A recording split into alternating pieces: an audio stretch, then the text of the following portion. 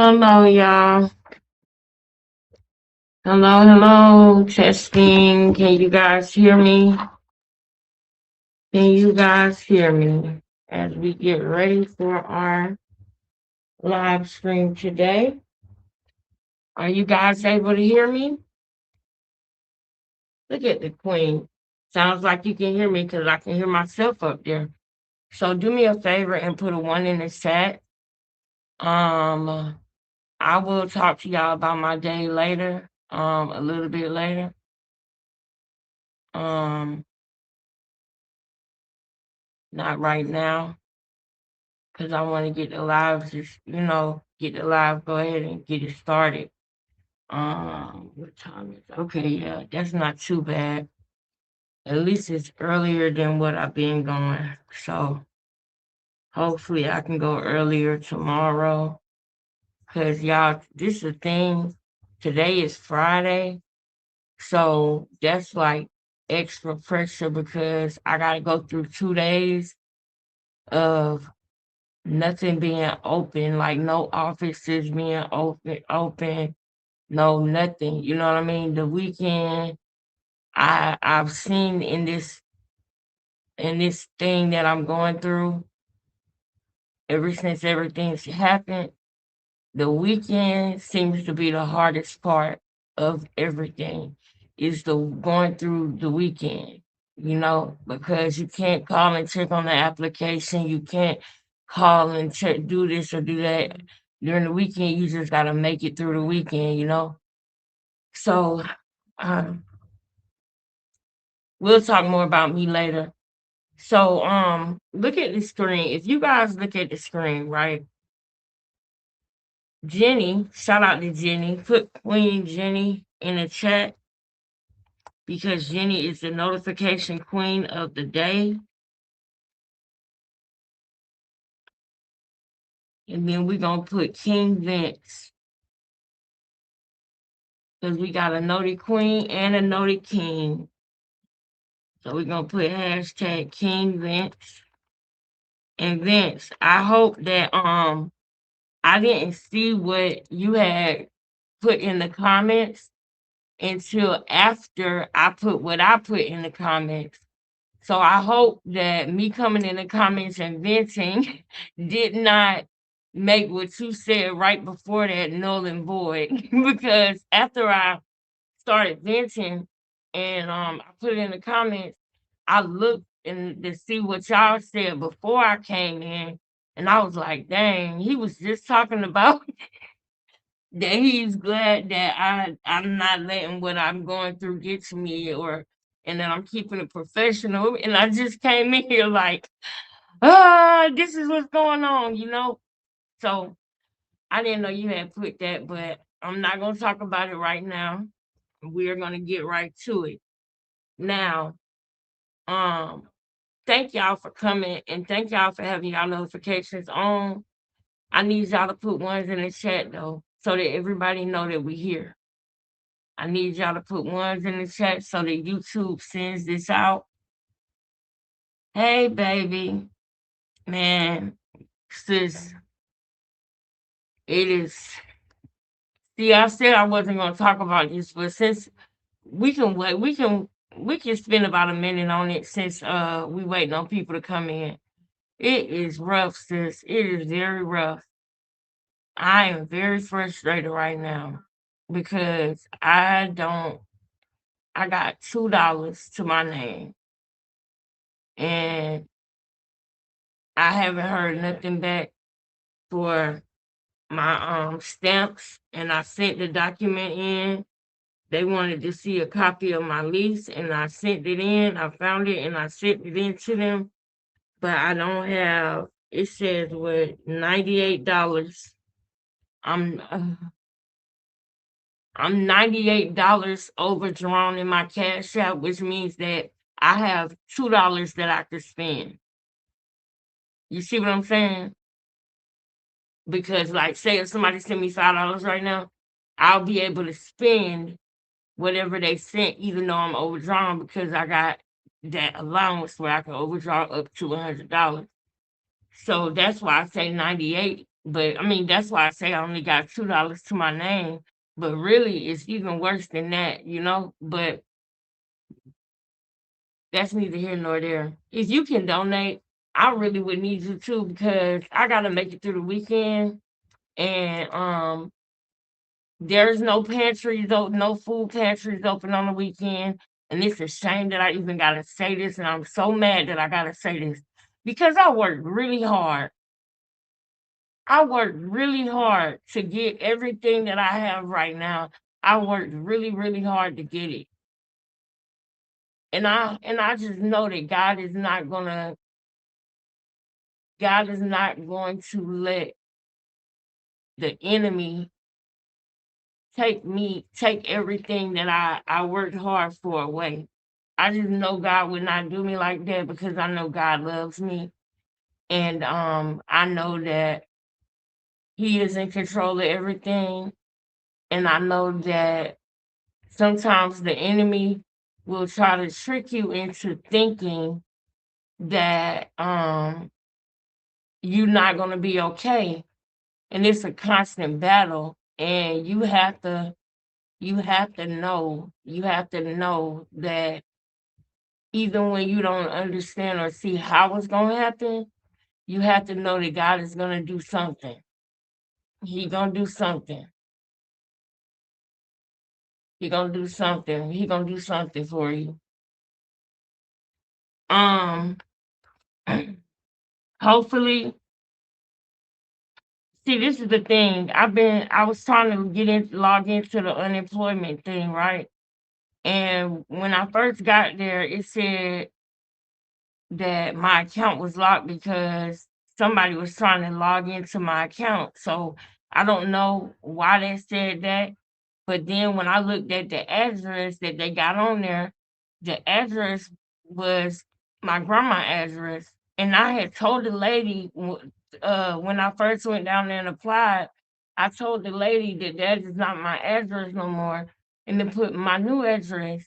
And I thought that she did.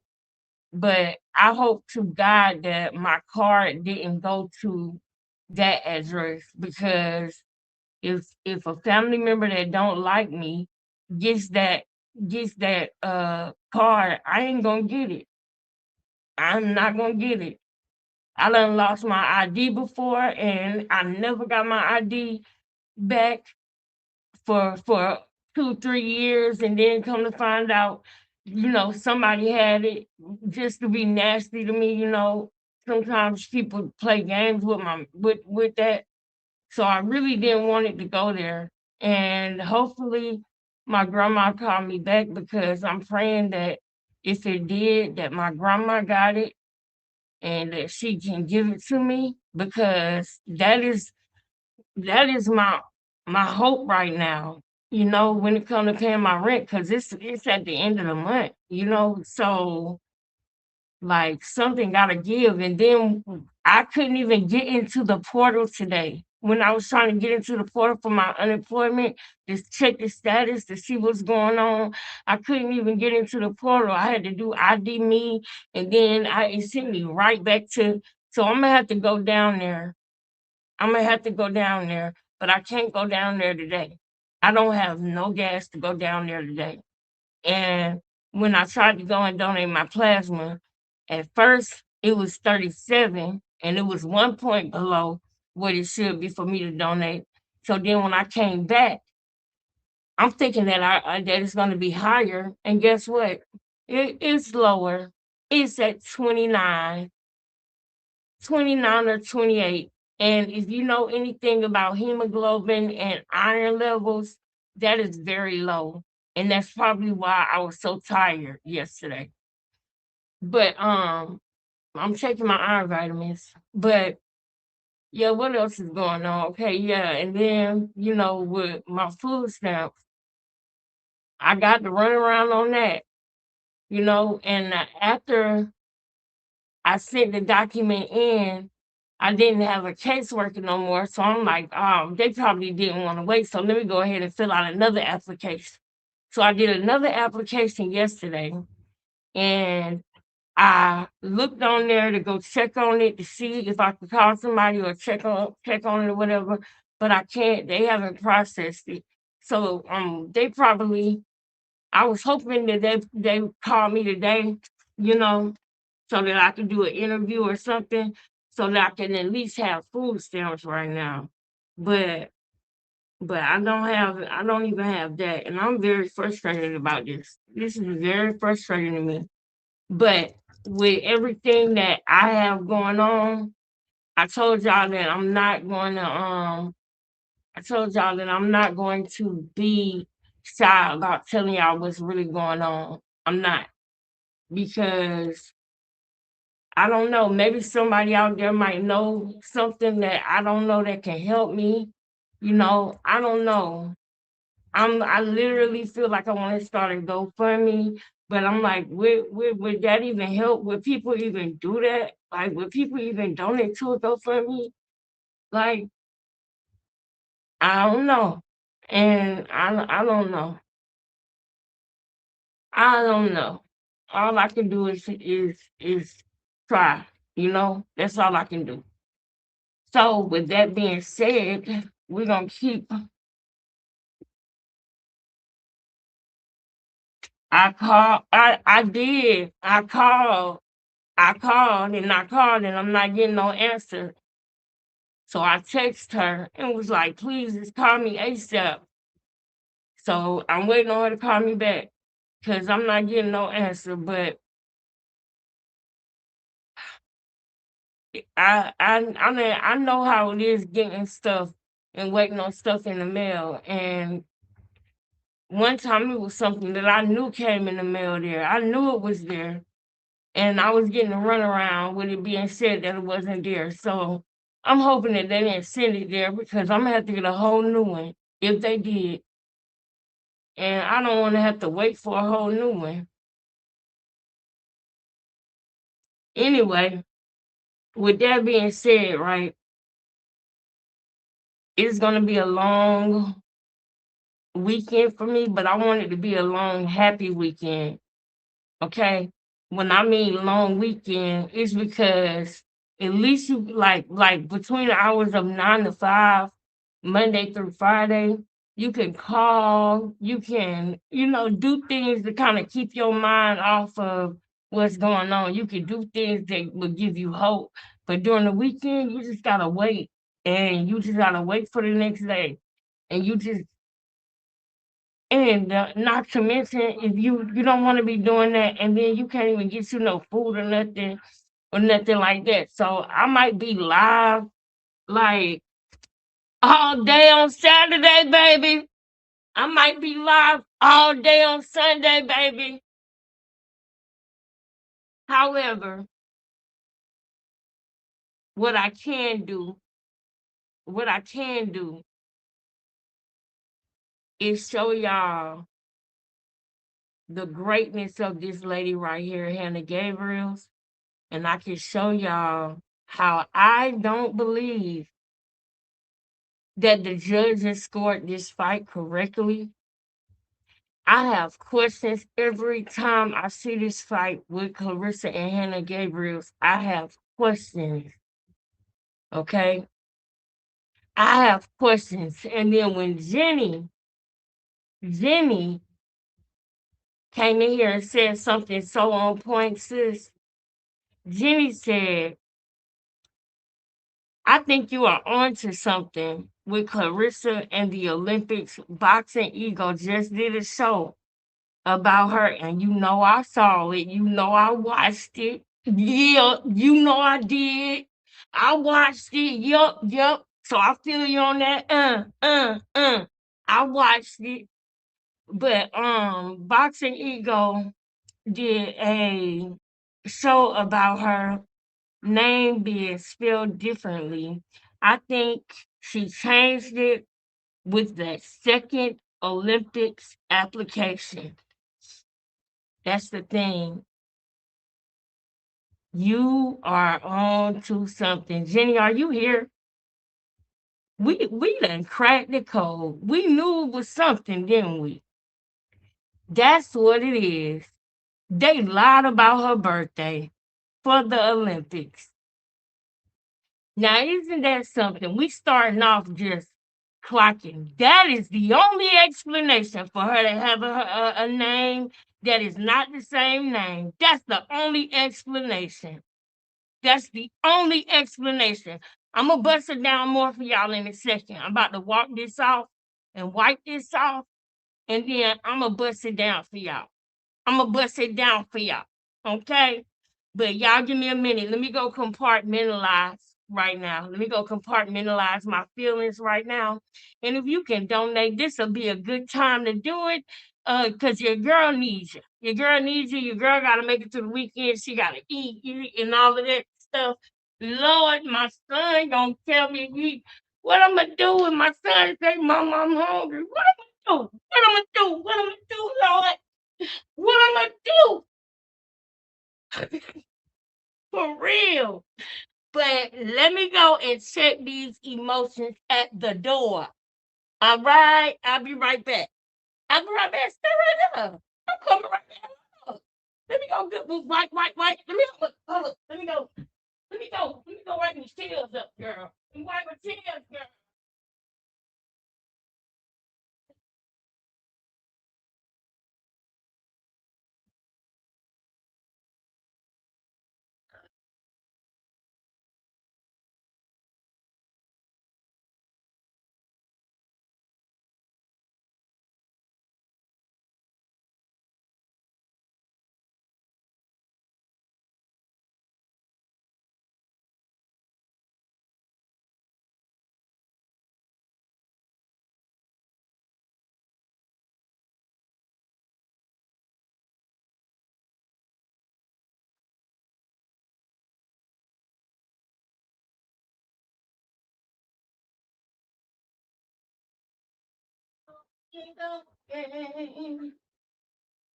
Okay.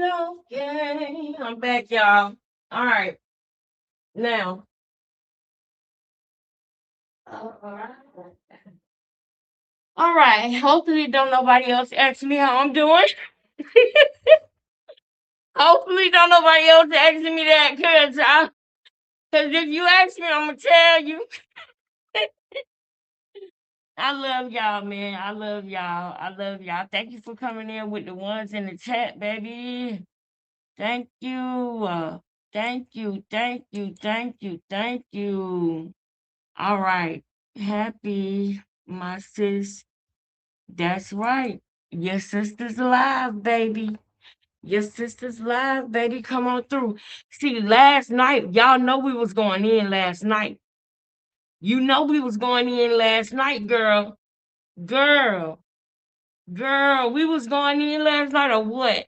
If you was in here last night, you knew we was about to turn it on up. And guess what? We back. Just like that, we back. We back and we with the same BS. We gonna run it back. You remember we gonna run it all the way back to the neck. We gonna run it back to the neck to when Auntie was scratching her neck. Auntie Ann, what you say, Auntie Ann? Because I want y'all to tell me, is this correct? Did Clarissa say that she was going back up to 175 after she fight this girl, the OnlyFans girl? Did she say she's going back up to 175? Because I think that she finally realizing that it ain't legit until you fight the queen. It ain't legit until you fight the queen. Now you want to call yourself a Mayweather. Mayweather fought Madonna twice. Mayweather fought Pacquiao. Mayweather Pacquiao nigga, we still at it. Get up and get at it just like a beat at it. Boom. Boom, boom. I still bought a cup of this needed some money, but I love it, baby. Yeah, you remember? Remember? Mayweather Pacquiao. Yeah, yeah. So why is it that you running from the queen? Why was you running from the queen when she tried to do that Mayweather roll on you? Why was you running from the queen? Cause you ain't know that the queen was still like that. Y'all, we're gonna watch the fight again too. Yep. Yep. We just gonna watch it on mute. Okay? We're gonna watch it on mute. My sister Nadi, she told me what I gotta do to be able to play that other video that we was playing, the Angela Yee. Yeah, yeah, Angela Yee snatching wigs with the snatching wigs. Angela Yee. Girl, you know what? You know what, Angela? We ain't fucking with you no more. We ain't fucking with you no more, Angela Yee. Angela Yee, you can get it going with all that. Get out of here with that. Get out of here with that shit, man. Get out of here. Get out of here with that. All I know how to do is laugh, even through trials and tribulations. I laugh and I say, Lord, I don't know what you're doing, but I know that you're working for me and not against me. I know you love me. I know you know my life, and I know you know I don't deserve this stuff for my entire life. So I know that you got happiness and peace for me. I know that I have a season I am due, and I know that I can claim it. And that is what I am doing. I am claiming it. I am claiming the victory. And I believe that. And I'm going to continue on. I'm going to continue on. I'm not going to let the enemy take my joy. See, I'm not going to let the enemy take my joy. And I mean that from the bottom of my heart. Watch. Now, we're doing some philanthropy. We're doing activism, okay? Look at the thing on my channel. It says activism and nonprofits. That's what it says on my channel. Because we believe in fighting for what's right. We believe in on standing for something so we don't fall for anything. Okay? Okay? Now, y'all ready for a good show? I mean a great one. I mean a great one. Let me go ahead and share my screen. Let's go ahead and get it started off proper. Let's start this thing off proper. Oh, and another thing, one more thing. I don't want to forget this. I do not want to forget this. Sean Two Miles called in to boxing, not boxing ego, but hood champ.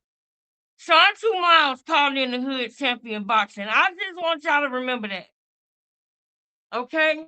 I just want y'all to remember that Sean Two Miles called in.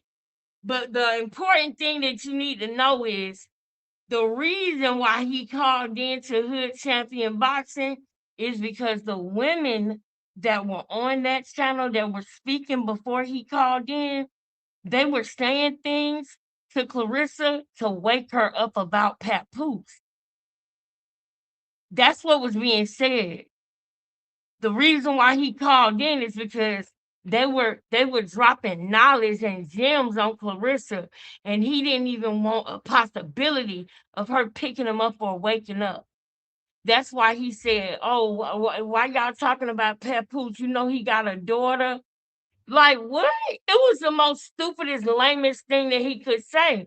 But I believe that the reason why he called in was because people, if you was at on Hood Champ Live that day, you know it was women that was coming in, calling in, talking about how Papoose ruined her career, talking about how she can get away from Papoose, talking about everything have changed, how everything changed ever since Papoose was in her life. They were literally dropping gems on her. And boom, a phone call comes in, and it's somebody talking about Papoose and on Papoose, you know, on Papoose. Yeah. Sean Two Miles. Yeah. Why do you and Clarissa think y'all can call into people's lives and stuff? Why? You know another reason why I know that was Sean Two Miles, y'all? Because Clarissa said that Papoose be showing her YouTubers and saying, who is this? What this person saying? Papoose probably was mad at you about saying that, girl. You letting people see that he really is emotional. Like his wife said, emotional. He really is emotional. Like Remy Ma said he was. We know you watch us, but you mean to tell me you and Papoose be watching us? Girl. Girl, well, Papoose, I'm gonna let you know some things about your girlfriend. Maybe you didn't know. We're gonna start off light, y'all. We're gonna start off light. Before we get into the Hannah Gabriel stuff, y'all wanna laugh? Do y'all wanna laugh before we get into the Hannah Gabriel stuff?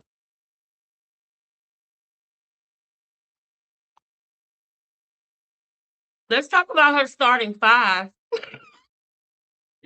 Yo, let's talk about her starting five before we talk about the legacy of the beautiful Hannah Gabriel. Y'all remember me showing y'all the video of Lou Young, right? And y'all remember me showing y'all the video of Lou Young and how he got flued out. Come over here with me real quick. Y'all remember that? I need to see who in the building.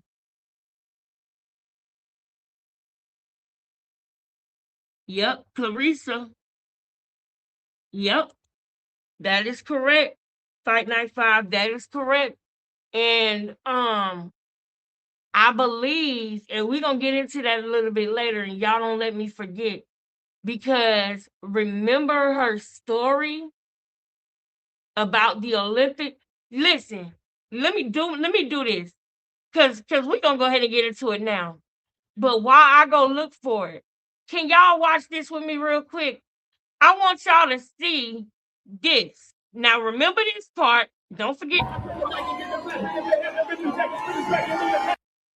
this part. I'm gonna let y'all see this part first, and then I'm gonna show y'all this other part. Remember the dude Lou Young, remember? All right, here we go. Watch. Yeah. You want me to show Clarissa? Do you want me to show Clarissa? That's what she just said.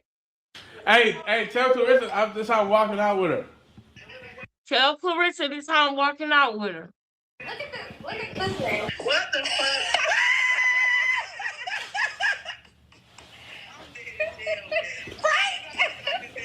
Frank's motherfucking Lucas. I feel like a little. You going viral tonight? We going viral tonight. Oh, you right. No, I'm doing mine. You knock that girl out. I'm bringing Blue Magic out tonight. Remember when we said, what is blue magic? What? I don't care if you call it blue dogs. Just don't let me catch you doing this again. I guarantee it.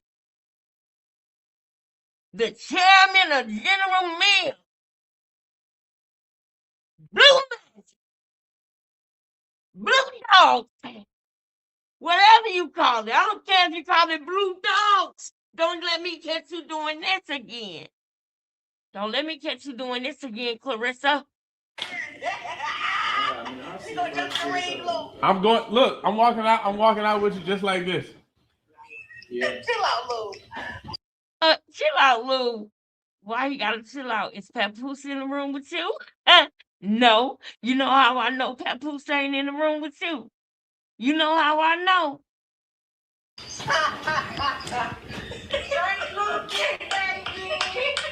Right, you baby.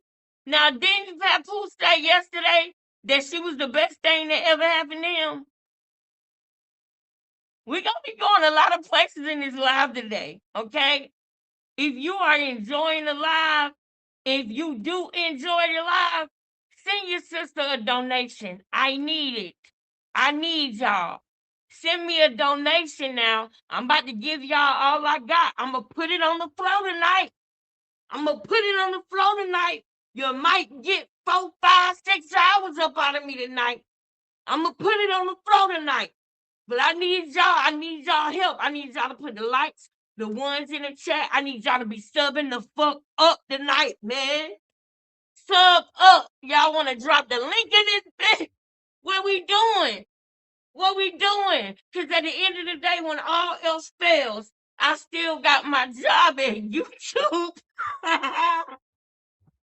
When all else fails, I still got this job. Y'all ain't fired me yet. Y'all ain't fired me. Y'all love me. So I'm going to put it on the floor. I'm going to give it all I got tonight. You might get a full shift out of me. You hear me? But I need y'all to donate. No, I'm saying it in a joking way. But I'm begging you.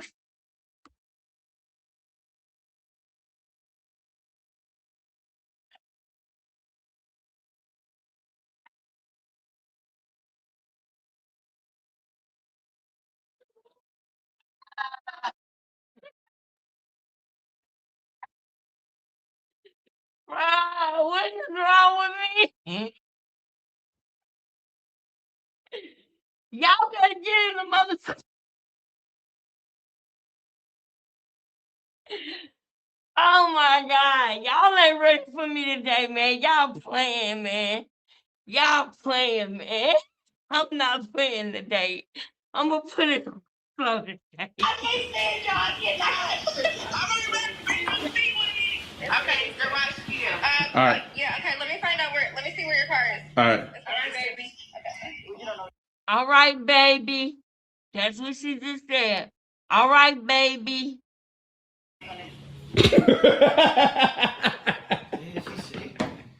What the fuck she said? What she say? Hey, you heard what the said, dude?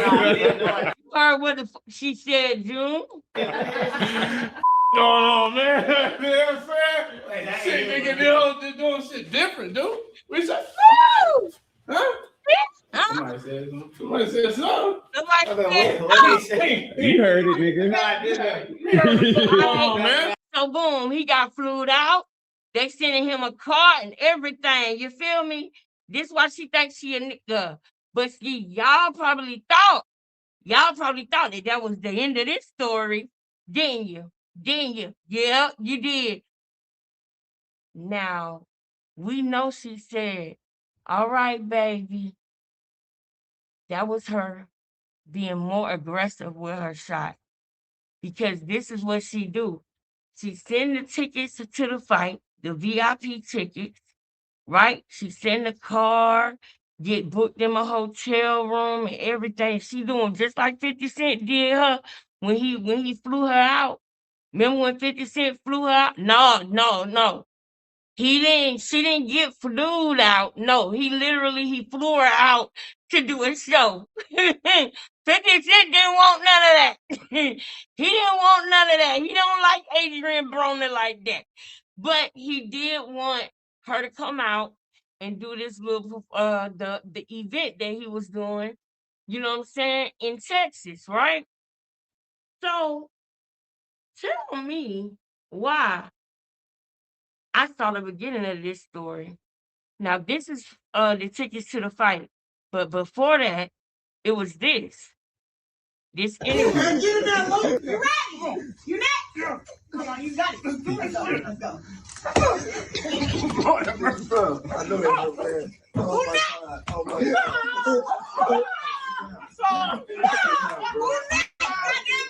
Oh, before we get into the interview that they're about to show, before we get into that, Hannah, did you see that? Is that some type of steroid rage that she doing? What you think, sis?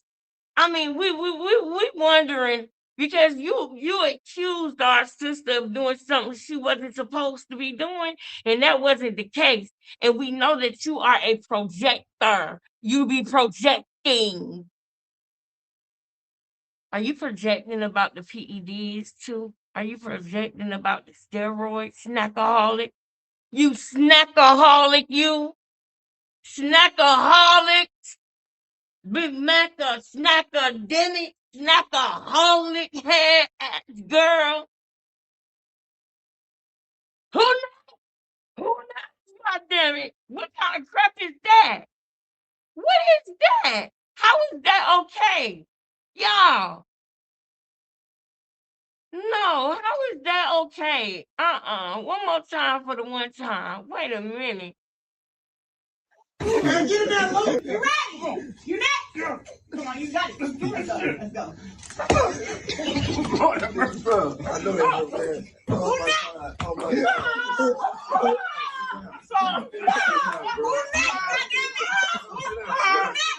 Hey, look. Woo! You see that man? Like, hold up. Go somewhere with all that.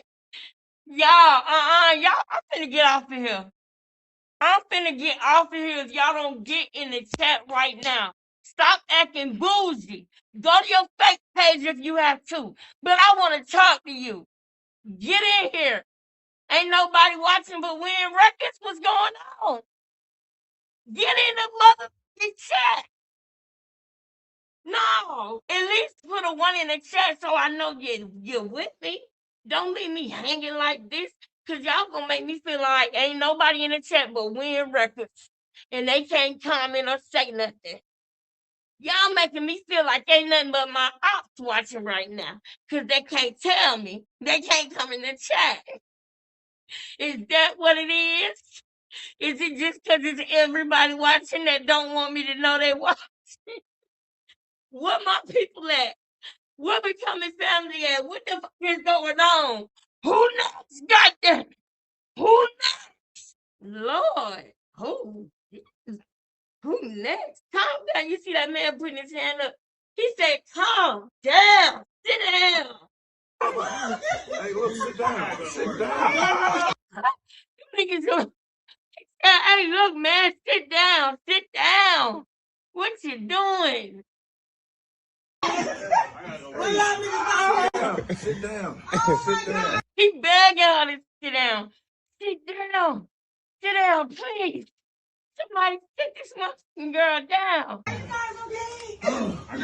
Cortisone. Sit down. He said cortisone.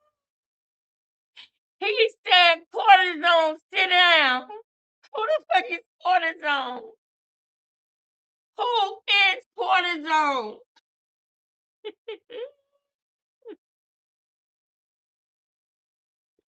Hey, baby. I'm glad. Yes, that's right. That's right. We in here. That's right. We in here. Shout out to I'm Just a Subscriber 36. Thank you. Love you.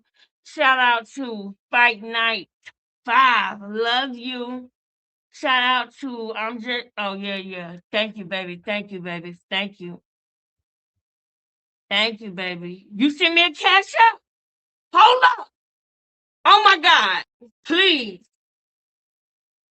You send me a cash app, I'm about to lose it. Not lose it, but like I'm about to be so happy right now. I'm not about to lose nothing in Jesus' name. I'm about to be happy though.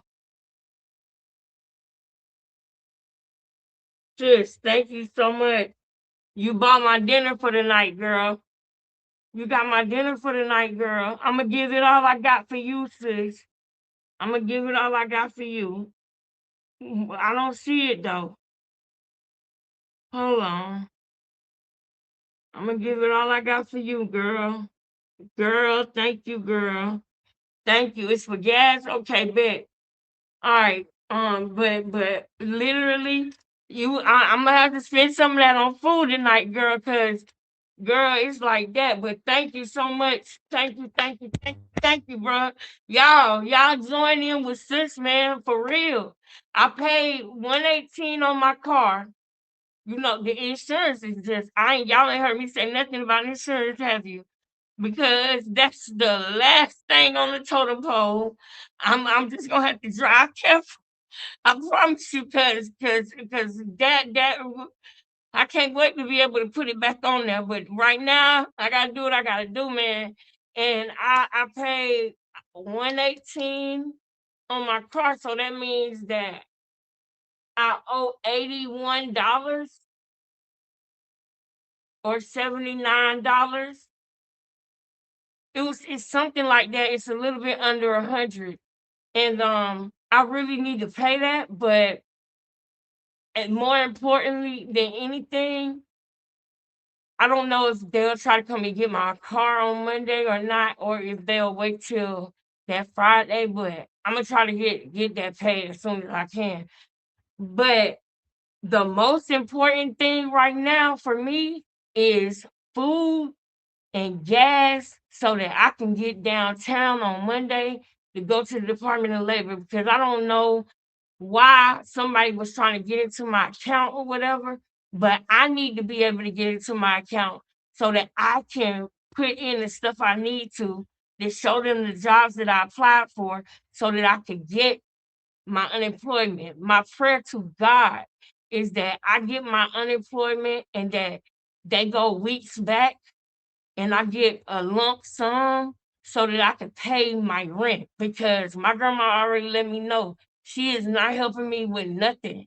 She was like, "No, that's I can't do nothing for you. I can't help you with nothing."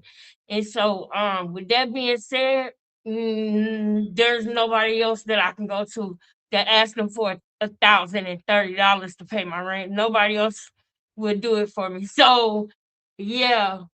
See, I'm getting back in my head again about it. Thank you for the $20. We're gonna focus on right here, right now, today. And right here, right now, today, at this time, there's nothing else that I can do as far as Department of Labor, as far as food stamps. I have to wait till Monday at this point. So you know what I'm gonna do? I'm gonna compartmentalize that stuff until Sunday night where I can plan it out. Right now, I want to make sure that I can eat and I'll be able to take my son something to eat and I'll be able to uh uh survive and keep my sanity for throughout the weekend and Monday get back out there. Now, that's all I gotta say. I'm just letting you know where my mind is at because I told you I'm gonna be transparent with y'all, as transparent as I can possibly be. You know, even if it's embarrassing, I'm gonna be transparent before anything because I really want you to know how you're helping me. So thank you so much. And I know that I'm long-winded. I know I'm long. Hey sis, I love you, girl. I love you. I know I'm long-winded, y'all. I'm about to get back in it. I'm about to get back in it. Thank you though, man. Thank you so much. Thank you so much. And I don't give a fuck about what nobody gotta say. You hear me? I don't care about what nobody gotta say about me and about my situation. Because one thing I can promise you is that there is somebody going in your family that's going through the same thing I'm going through. There is somebody because I'm looking at the unemployment rate, the rate of people who are homeless and everything like that is skyrocketing. Let me tell you something. I don't want to be in that number. I don't want to be in that number. I don't want to be in that number. No. But that's right. We all go through it sometimes. That's right. And I just want to get through it. I want to persevere. I want to have the victory. I really do. And I love y'all so much. What y'all think about this though? What do y'all think about her and her steroid rage punching somebody in the stomach and saying, "Who next? Who next? God damn it!" That was kind of real. I think you got a little bit too comfortable, Clarissa. This is not even the part though. So I showed y'all her calling Lou Young baby, right? Now watch this with me. What's your nickname? Why did they call her cortisone? They meant to say Clarenzo, but it was just so funny because he said cortisone. What is cortisone? That sounds like the name of a steroid to me. I don't know why it sounds like the name of a steroid or PED of some sort.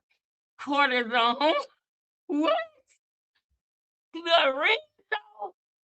Now look, y'all. Look at her interview with Lou. Watch this. Clarenzo. See Clarenzo right now. They can't fuck with you. Let me telling her to sit down. She like, oh snap, did I do too much? Yeah, you did. Go ahead and come back to. Dang, y'all good? Facial That was a reaction. good. Okay, let me go ahead and come back to what? Reality? What did that do for you? She said, let me go ahead and come back to reality. What did that do for you? Now listen, we gotta do this one more time. I don't know, girl. But sis, now that you in here, watch this real quick. Now, the whole reason why I'm playing this video is not because of this. I want y'all to see how she feel about Lou Young. I want Papoose to see how she feel about Lou Young. Papoose, she making a fool out of you, boy. She making a fool out of you, Papoose. Did you know about Lou? And I don't care how she try to dress it up and make you think that's her friend. She said, okay, baby. She called him baby when she flew him out to go to her fight. But that is not it. That's not the only thing, Pap. So Papoose, after we laugh about her acting like the Iron Man in this room right here, after we laugh about that, there's something else we gotta go to, Pap. You're gonna wanna see this, Papoose. Isn't she the greatest thing that ever happened to you? The greatest lick you ever got? Huh? Huh? Papoose? Huh? Auntie Rodriguez did another video. We gotta hear what Auntie said. But y'all, look at this. Get in there, Lou. You ready? You next? Yeah. Come on, you got it. Let's go. Let's go. I know that, man. Oh my God. Oh my God. Whoa, she loves this type of stuff, y'all. She said, who? Whoa. No, hey, look. Hey, look, sit down. Sit down. Sit down. Sit down. They begging her. He said, cortisone. Sit down. He said, cortisone, sit down. Oh my God. Wait a minute. Is that Tony? That's Tony right there, ain't it? Ain't that Tony right there? Oh, this is real funny now. Y'all, look. Is that Tony? Wait till I show y'all this.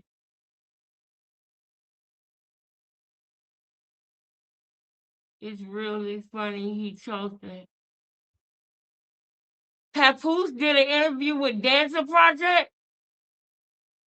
They are in Florida. They are in Florida.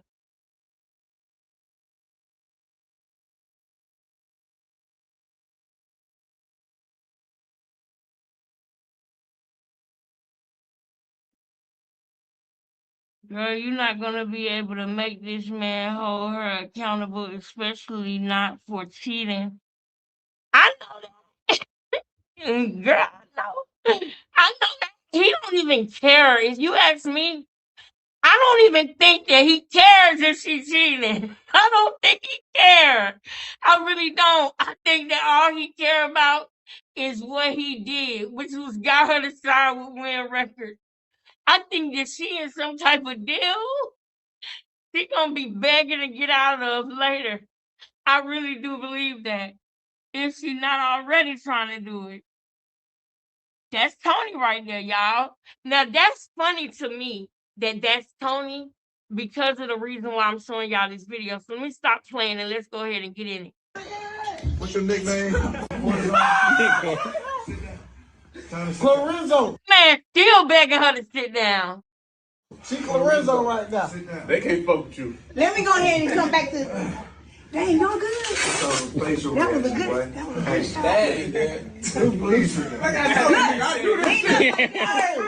shot. Yeah, that's Tony.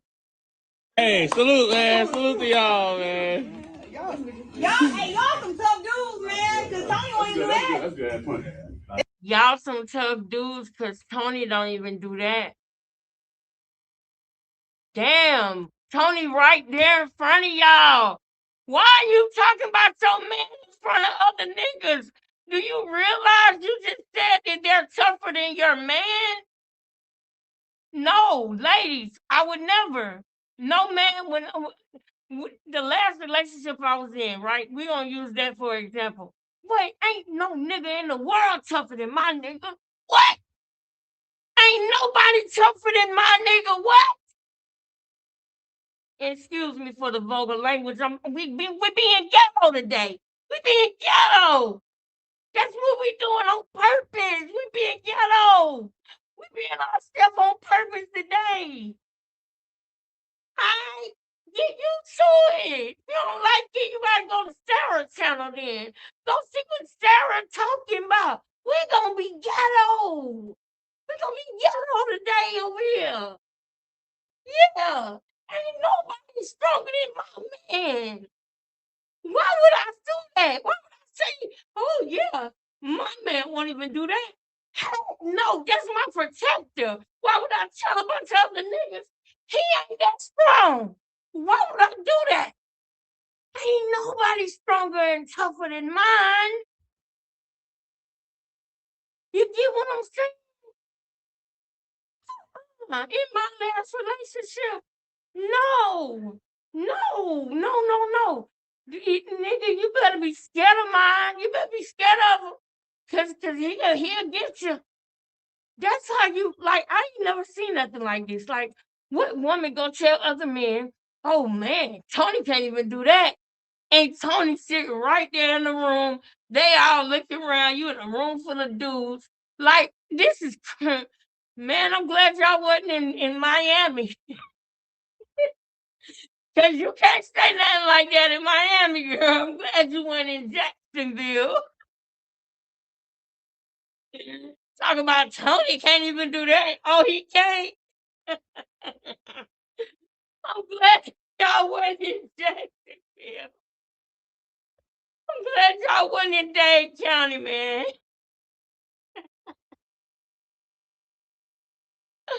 All right, so here go the reason why we watching this. Here it goes. They was talking about, I ain't gonna punch power. You got crazy. All right, here we go.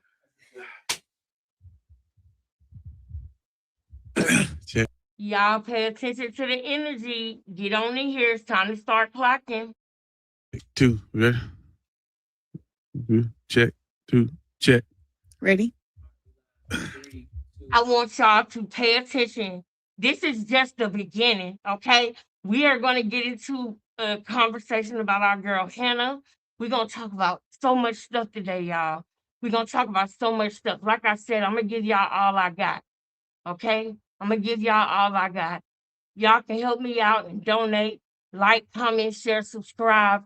I would greatly appreciate that. And I'm going to put it on the floor tonight.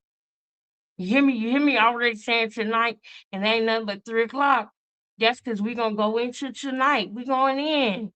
We're going in. Now, let me start wasting time. Y'all pay attention to the way she behaving. Watch. Compared to any of her other interviews. Watch how she act with Lou. Yeah, Gwo. Yeah, coming up. Come on, man. Look at what she just trying to do. We finna cut up. Y'all know we finna cut up. Y'all know she's still trying to do she's still trying to do it, y'all. Lord, what the hell was this? You can't even do it right. No, we clocking. Who want to come up here on the panel? We clocking tonight. No, what was that, Clarissa? We clocking from the first frame. We clocking. From frame 1, we clocking. They was talking about, I ain't gonna punch power. You got crazy.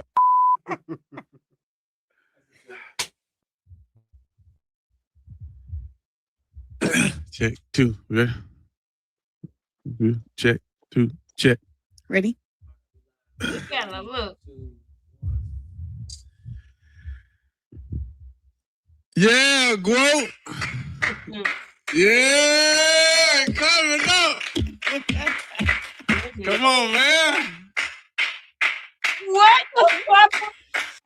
Where is that? I'm starting off, I'm on bulls all night. What was that? What the was that? What was this? What was that? What was that? What you doing? Oh, what is you doing? Yeah, gotta remember. What is you doing? Not what are you doing? What is you doing? Gotta bring it down so you understand me. I gotta bring it down so you understand what I'm saying. What was this? I, a doopy doopy. What was this? What was this? Huh? What was it? I don't like it. I don't like it. Yeah, GWOT. One more time. Huh? 2 gold medals. It's barely 17. Oh my God, you like him so much. Papoose. Papoose. They was talking about, I ain't gonna punch the power. You got crazy. Y'all, please watch this. Please. One more time. Check 2. Ready? Check 2. Check. Ready? What? What is that? Why did she say ready? Y'all, she like her some little girl. This girl hot. She thinks she hiding it, but girl, that thing jump for Lou girl. She she like Lou girl. All his aura, and let's keep it real, y'all. Let's keep it real, right? We can tell by the way that she act, the way that she behave, that she ain't really been around that energy. You know what I'm saying? That aura. Y'all know what I'm talking about. Y'all know that aura. Y'all know that aura I'm talking about. When you dealing with a real player, you feel me? Like player. You feel me? Like that aura, that energy. You feel me? From a man. You feel me? That energy from a man, you feel me? You know what I'm saying? Yeah. She never was around that. Y'all know that energy is heavy. I'm talking about a real man. I ain't talking about no. I'm talking about that one. You know what I'm saying? That one. That one. I'm talking about him. Yeah, when you around him, you know what I'm talking about. You know what I'm talking about, baby. When you in your 20s, you know what I'm saying? Your 20, 19, 20, 21, 22, 23, 24. You know that energy. You feel me? She ain't never been around that before. And I think that she is overtaken by his player aura, his energy field. She just overtaken by it. This girl got a heavy crush on Lou. Watch. Now I'm gonna take the slow motion off because I'm tired of clowning her for this, but it's just so crazy. It's my last time. Yeah, GWOT. Yeah, coming up.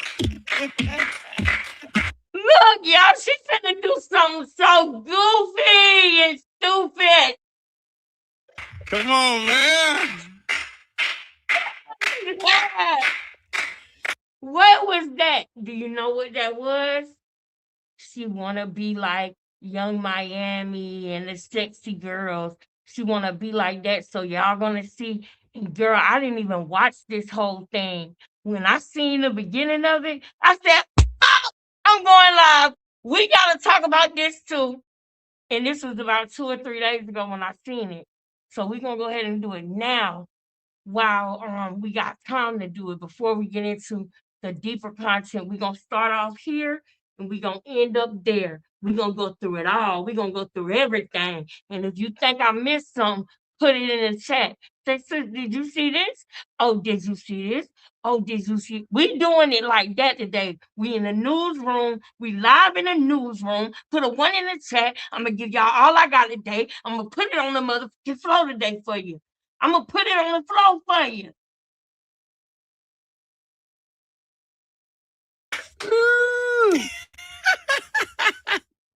We got boxing royalty on the couch here. Ooh, we got a good guest today. Y'all just know right now, it sounds like Pastor Jamal Bryant when he said that. Thank you, Lou. He said we got a good guest today.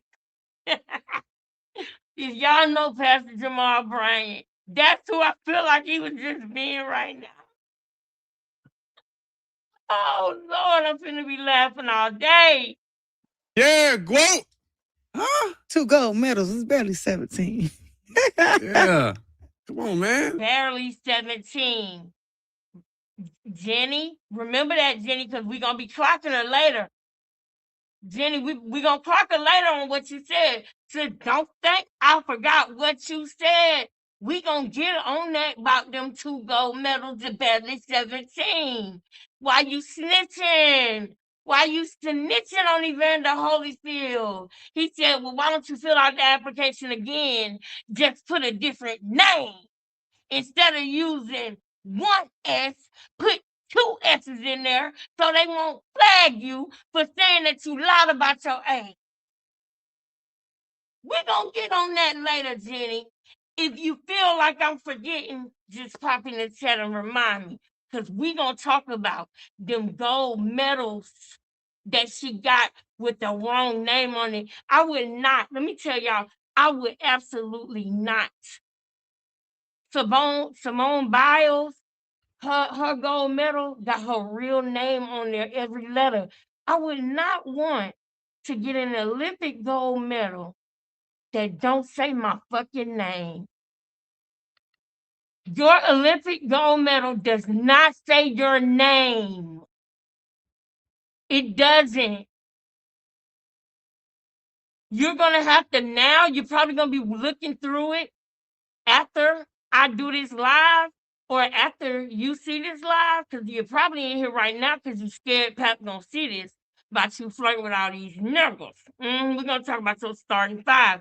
But yeah, Clarissa, we know now you're gonna be trying to, after, especially after Boxing Ego just dropped that thunder he dropped today. You're gonna be now trying to change their name. But what if we wouldn't have said that? What if we wouldn't be saying this right now? What if we never brought this out? You would be going through your life with a gold medal that don't have your name on it. We are the ones that's helping you. Yeah, you want to know how to fill up a Staples Center? You get a good fighter, a great fighter. That's how you do it. You don't go get just anybody from OnlyFans or whatever. And I'm not down to K Scott or anything like that. You know, I don't know how she fights. I'll see how she fights, I guess, in one of the little shorts or something like that, because the damn show ain't gonna be up close and personal because I'm not going to that fight. It ain't worth it. But if you were to fight Hannah Gabriels, I'll be up in there. If you was to fight Hannah Gabriels, I will be up in there. I will be going to that fight. And many more people will be going to that fight. You big dope. Anyway, let me get back to you flirting with Lou. Fresh off was that TKO? KO. KO. KO. KO. Look at how What was her name? Vanessa. Vanessa. Listen Shout out to her. Vanessa. Heavyweight champion. Former. Gotta be soft. Former heavyweight champion. Former, yeah. Right. How you feeling? I feel good. Feel good, you know. Yeah. Sold it out. That was the hometown, Little Caesars? Yep. But that's the MGM, no, right? Little Caesars Arena. That's where the Pistons play. Right. It ain't the MGM. Right, okay. I stayed at the MGM at Detroit. Okay, got you. So I fought there before. It hold 4,000 people, but Little Caesars hold 19,000. Talk that shit. It's a little You different. see, that's I did that so you can pop that shit. Okay. See what I'm saying? Yeah. Today's workout session, prize picks. Surprise, surprise. Spend your first $5.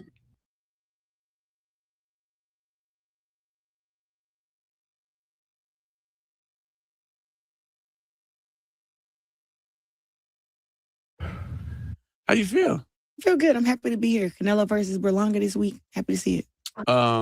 What are you looking forward to as far as fight week? Yeah, I see looking at it. I love everything about fight week. I love Vegas. Right. I love Vegas. So Vegas, the GOAT come down here and have a great time. You ain't gonna see the GOAT have no great time nowhere else but Vegas. I love fight week, the weigh-ins, the press conferences, the fights, the after party fights. Right. GOAT be in the house. I be seeing you. I saw you.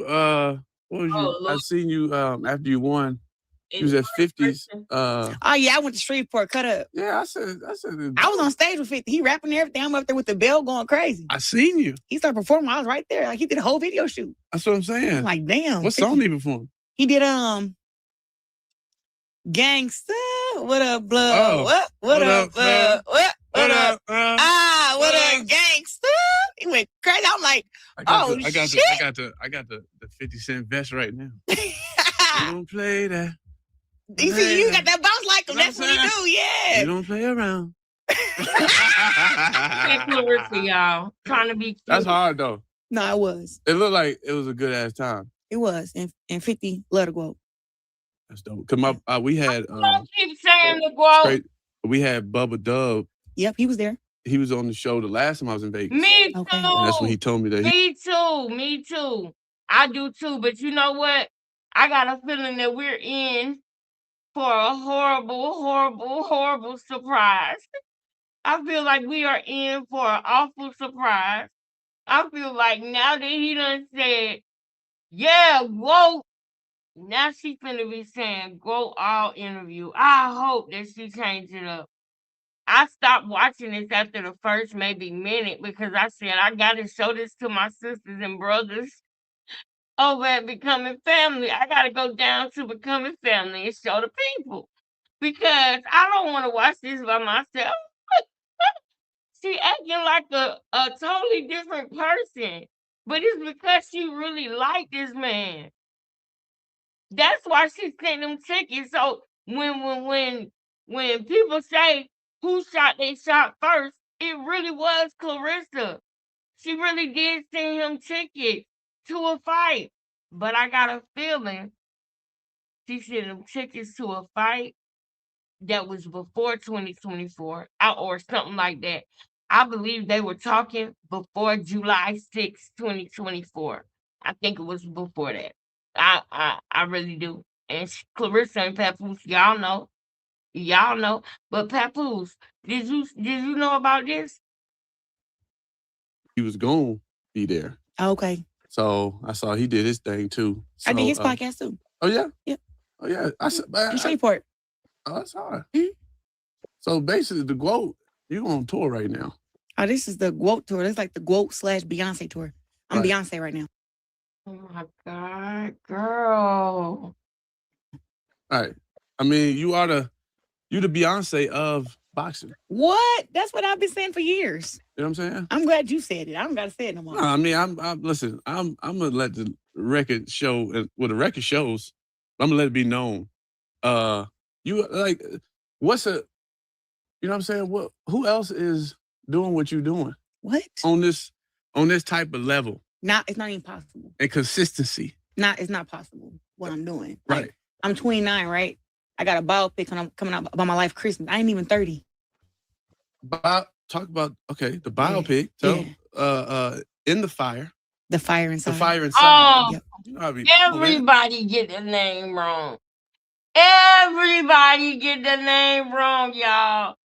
Everybody. The fire within, the fire inside, the burning house, the burning tree, the burning fire, the burning wig, the burning everything. The fire within, the fire outside. Put the fire out. Put the fire out. It's okay. What? Y'all know sometimes I get some medical thing. SSI. I get it. My words get twisted. The fire inside. SSI. Ryan Destiny Wait a will minute. be portraying you. Whoa! Did she say SSI? Hold up. Talk about the biopic. In the fire. The fire inside. The fire inside. Yep. You know, come on, man. It's okay. What? Y'all know sometimes I get some medical thing. SSI. I get. She said SSI. I know. I get it. I'm done with y'all. I know this girl did all that.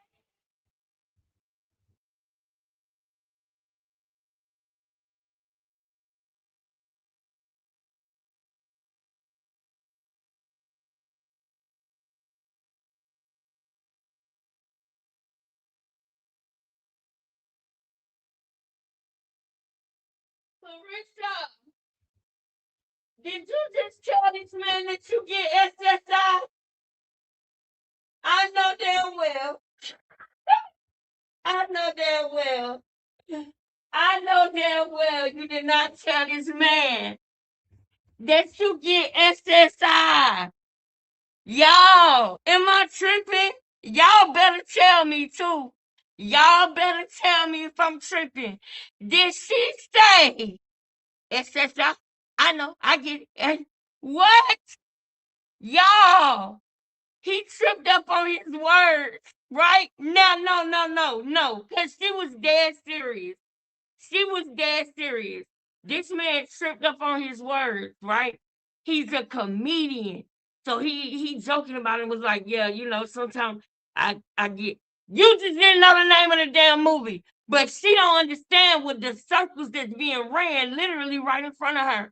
She don't even understand the BS that's being played right in front of her. He not being malicious about it. He just quick with it. He quick with it. He quick with it. So people like us, we can catch stuff like that. But this girl, serious. He said, oh yeah, you know, it's medical. She like, yeah, SSI. I know, I get it. What? What? Oh God, what? Carissa. Oh my goodness. What? You get SSI? You better not still be getting SSI. You got all that 8 million. You better not still be getting SSI. You the reason why they want to cut it off. They're trying to take it from everybody. And you the reason. Talk about the biopic. In the fire. The fire inside. The fire inside. Yep. You know, come on, man. It's okay. What? Y'all know sometimes I get some medical thing. SSI. My words. She said SSI. I know. I get it. I'm done. Get twisted. The fire inside. Ryan Destiny. Yes. Will be portraying you. Huh? Yes. She did great. Like, how did that come about? Like, what was the process? From start to get to, I guess a final production now to put out to the world.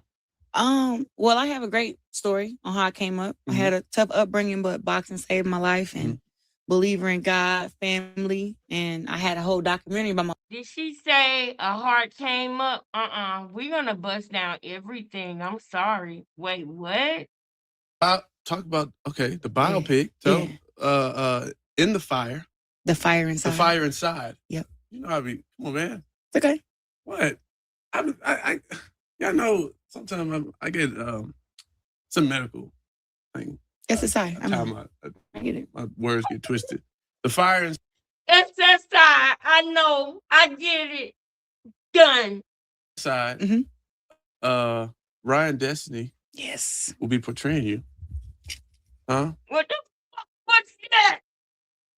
You're trying to be cute in front of this man's Carissa. It is so funny. It is hilarious. Yes. She did great. Like, how did that come about? Like, what was the process? From start to get to, I guess a final production now to put out to the world? Well, I have a great story on how I came up. I had a Okay. tough upbringing, but boxing saved my life and believer in God, family, and I had a whole documentary about my life where they followed me for 3 years. But the camera's getting on my damn nerves. Right. For 3 years. What year? Like what years? You know you love the camera. The camera will get on your damn nerves, girl. Stop lying. 2011 till 2013. Okay. 14, maybe. Okay. But they followed me throughout all those years. Wherever I went, cameras were with me. Even at school, at school programs, boxing practice, fights out the country. They were there. Most of my life has been caught on camera. Like, how old were you when the camera started following you? 16. And then they stopped when I was like 19. So I guess you adjusted to the spotlight, so to speak, at an early age. Yeah, I don't even know what having a private life is. I'm learning that now. I'm getting older. It's like, okay, I want to be a little more private and not put this on the internet, not put that on the internet. But I used to be like, put everything on there. Well, we can't put everything. Well, I used to. Uncle Shay Shay. Yeah, Uncle Shay Shay, you do too much, man. We can't go live. Michelle. Put it in the thigh, Michelle's. Yeah. Ooh, there you go. Yes. Y'all, he talking about Shay Shay. He talking about Shannon Sharp. I gotta show y'all something real quick. I gotta show y'all. Well, listen, remember the timestamp, sis. We at 7:41. Somebody put 7:41 in the timestamp real quick. I just gotta show y'all this short real quick. Let me see. Okay, hey baby. That girl, even though she's slow, but we really not supposed to laugh at her or at least her, but everybody do. I'm sorry. Do you know why? We all laugh at that girl, even though she's slow. But we really not supposed to laugh at her or tease her, but everybody do. You know why? You know why? 'Cause she evil. That's why. That is why. You see this lady right here? We're going to talk about that later on today. We're going to talk about what she did to this queen right here, her and her team of people. As a matter of fact, the thing about it is she's slow, but she doesn't realize that not only can we see that she is slow, we can see the evil plots and plans and schemes that she has for people. When I tell you this girl is so, I don't want to use the word diabolical. I hate when the internet gets special words that I've been using all my life. I hate when the internet do that. Not the internet, the internet. I hate when the internet do that. I told y'all we're going to be ghetto today. No, but seriously, I hate when the internet. So listen, it's called the internet. But I hate when they have a word that they're using for the year, like narcissist, gaslighting, and now it's diabolical. And it's words that I've been using all my life, but now I don't want to use it because everybody else is saying it. Yes, baby, she evil. Thank you for that 741. Yes, baby, she is super evil. And I hope you stick around because I want you to see I want you to have a really, really, really in-depth and know why people do that to her. I want you to know why. Because one thing about me is I don't pick on nobody. I don't believe in bullying nobody, period. But like Auntie Rodriguez said, I love to bully a bully though. Oh, most definitely I love to bully. I most definitely love to bully a bully. I have no problem with that. But I want y'all to see this real quick. And then we're gonna get back to the show. But I really, because they mentioned Shay Shay. Y'all gotta see this real quick. And then we're gonna go back to the show. Y'all got this man right here is a funny motherfucker boy. This motherfucker funny boy. Oh, this motherfucker funny. Hold up.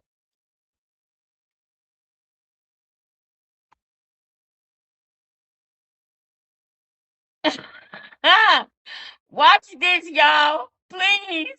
Look. Here's the final stop of the day. Total wines. See the line started over there. My last stop of the day. We got up early, had a late night. We don't do excuses here. We just get the job done. Because this one we signed up for. Watch this, y'all. Watch this, y'all.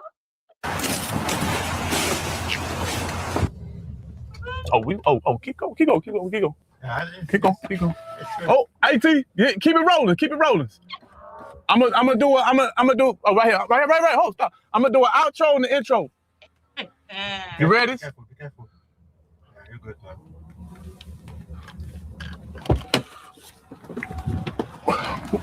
Ooh.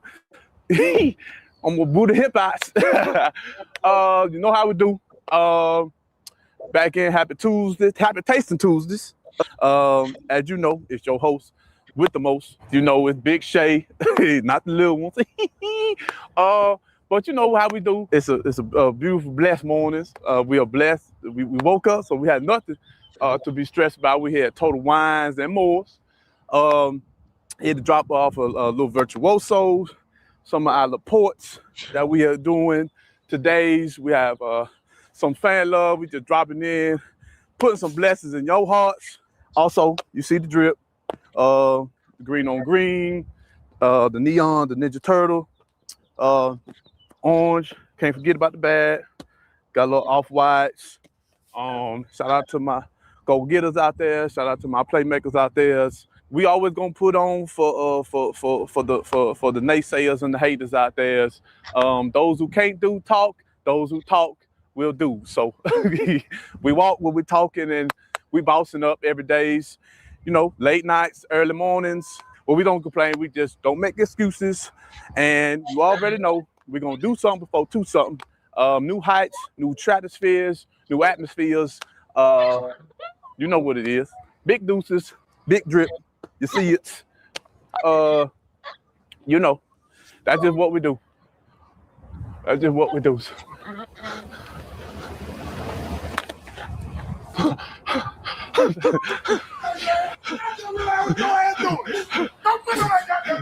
How you doing?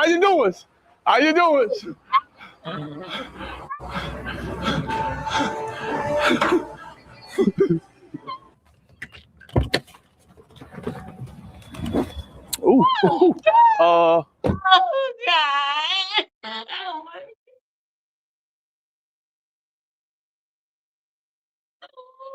What?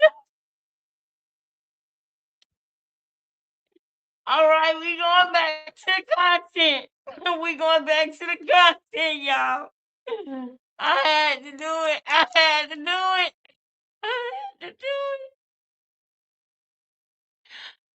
Oh, Lord. Let me get back to the show. Family, and I had a whole doc. I don't even know what having a private life is. I'm learning that now. I'm getting older. It's like, okay, I want to be a little more private and not put this on the internet, not put that on the internet. But I used to be like, put everything on there. Well, we can't put everything. Well, I used to. You know, Uncle Shay Shay. Yeah, Uncle Shay Shay. He do too much, man. You know, we can't go live. Michelle. Put it inside Michelle's. Yeah. Ooh, there you go. Yes. Yeah. But talk about that though, because you have to kind of have a private life from, you know, you kind of have a private life away from. It's about what you're comfortable with. And since I was only accustomed to everything always being out there in the spotlight or being on the internet, because I come up in the internet era, I didn't care. Yeah. Now I'm like, hold on. These people got too much access. Right. They know too much. Right. And you see, and now down. Everybody want to go viral. Everybody want to clickbait. Yeah. You know what I'm saying? So I'm viral almost every other week. I off of mean, stuff I try to go viral off of and stuff I don't. Really. what's the craziest thing you went viral for? I mean, besides knockouts, Right. I think MMA, the fights in MMA definitely drove people crazy. Like, Now, what, that's when I knew that, we both get checked. your hands. Okay. Oh, and we both need to get checked too. Okay. But your hands is lethal. Well, I found out that your hands was lethal in Atlanta. Yeah, I don't know why y'all did that. Yeah. You know what I'm saying? But you know what? Y'all prepared me for what I was about to give Vanessa. That's where I was So trying give to say. yourself credit, though. Oh, clap it up. Yeah. Clap it up, man. Not only am I an entertainer, a sports commentator, podcaster, father, and everything, I'm also a trainer. And this is one of my products right here. Wow. I'm a little upset that y'all didn't cast me as your trainer for the movie. You know what I mean? I saw, was it Brandon Tyree? Brian Tyree. Brian Tyree? Yeah. All right. Yes, he do. I believe was Ice Cube could have been. Originally, Ice Cube was the coach playing my coach Jason Crutchfield. Yeah. Then COVID happened. Right. So yeah. And COVID happened. Everybody wasn't taking the COVID shots, and it strikes and all this crazy stuff happened. I mean, my movie went from Universal having it to MGM picking it up to actually finish the cast and get the movie actually done. So it was shot during. It was I guess starting to shoot during COVID. It was before COVID, but then COVID happened. Right, and then shut down. Shut down, and also if you was an actor or actress and you didn't take the COVID shot, they didn't want you around. Right. So Ice Cube stood on his morals, and he didn't shoot in a whole lot of movies. Right. Because of that. So was that like okay? So how long after COVID did y'all get back to shooting? I think they got back to shoot maybe about 2 years. Oh wow! So this has been like. And Ryan was training. Wow. For my part. Like she had to really get in shape. What? I mean, I know. How else you gonna portray me if you what? Nah, not facts. Yeah. I mean, you got to see the movie Christmas. You're gonna be like, whoa. It's coming out Christmas. Christmas Day. Oh man, come on, man! Christmas, hey, clap it out! Merry Christmas and a Happy New Year. Yeah, that's gonna be a good Christmas present. I mean, you take your daughters and stuff. Take your daughter's sons. I got a daughter, one. Nieces, nephews.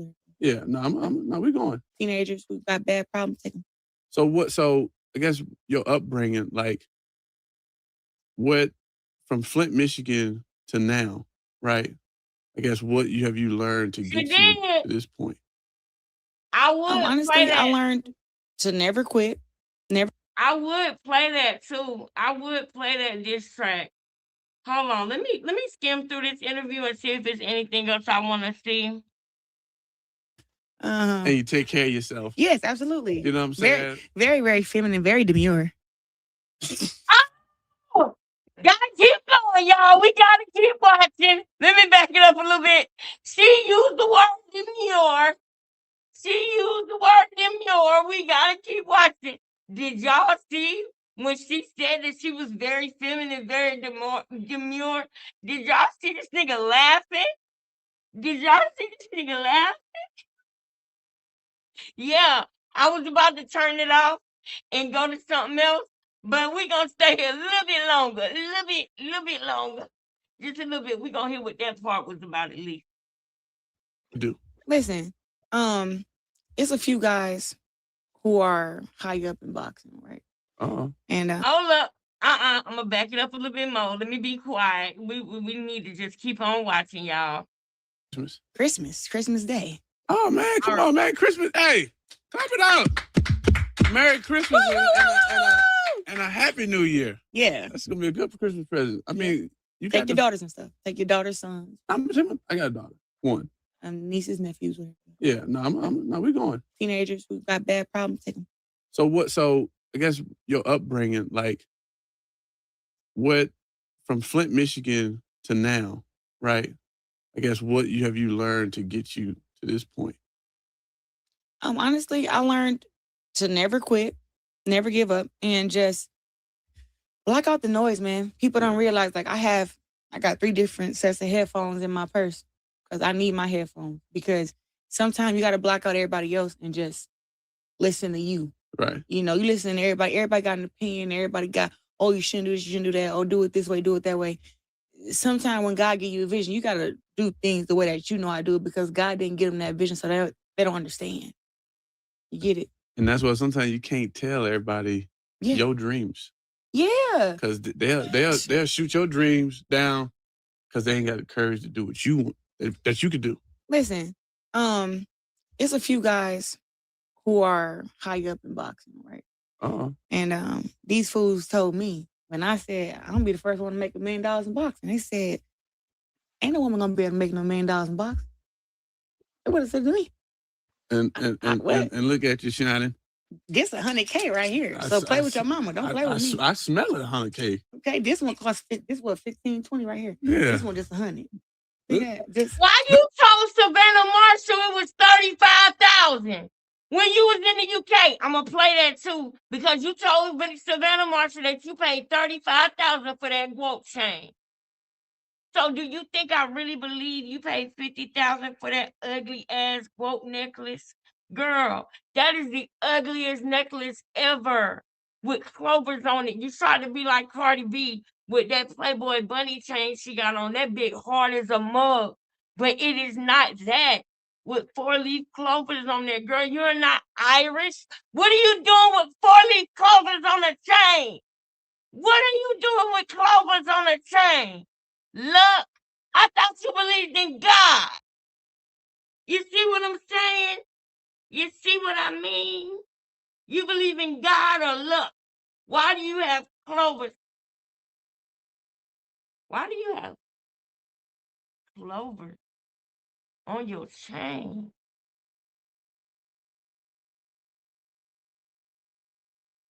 Oh my God. She believes in luck.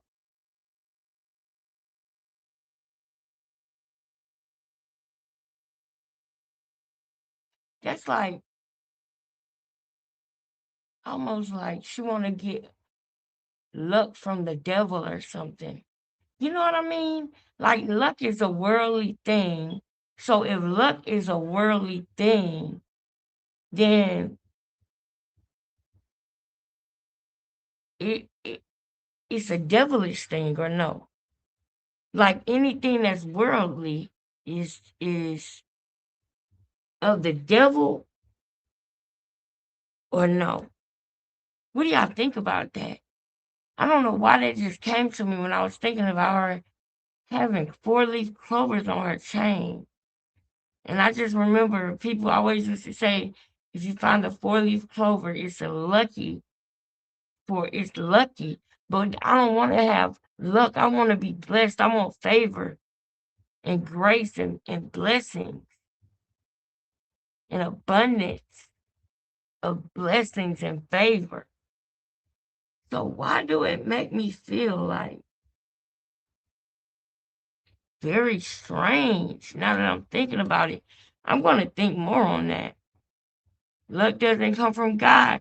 That's what I'm saying. Thank you. I didn't want to be the only one to say it. I'm like, wait a minute. I know this might sound a little crazy to some people, but to me, luck is not from God. And anything that's not from God is from who? You see what I mean? You see what I'm saying? But let's get to that part we want to get to. This is a salary right here. Nigga. Where's the salary cap? So, you know what I mean? But with that, if you let what people got to say to you, you let it sink in. I done made $1 million for 3 fights now. And they said I'd never make $1 million. Women's boxing is the dead sport. Don't nobody care about no women's boxing or about no Clarissa Shields. Now I got $1 million paydays, a biopic. I'm fine as hell too. You can't even tell that I box. Look at this face. I've been trying to tell you. Lord have mercy. No, ain't no BBL, but the butt and the body is teeth. He said, Lord have mercy. He said, Lord have mercy. Dead sport. Don't nobody care about no women's boxing or about no Clarissa Shields. Now I got $1 million paydays, a biopic. I'm fine as hell too. You can't even tell that I box. Look at this face. I've been trying to tell you.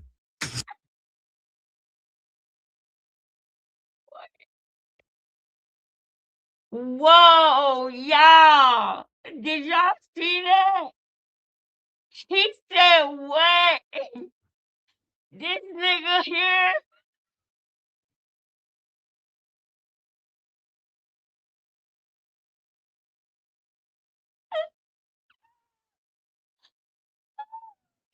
Lord have mercy. No, ain't no BBL, God, Lord have mercy. no BBL, but the butt and the body is T.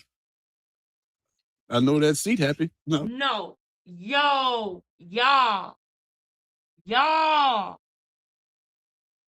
Look at the way she say it.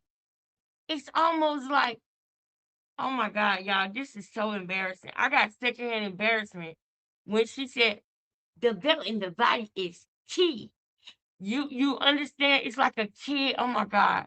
Just it's like she's hearing these things online and she hearing people say them. So now she know that the type of girls that she think he like would do these things and say these things. So she's saying them, but they're not natural. She has not mastered them yet. And I say yet because she said a little bit better now, but it's still weird and awkward.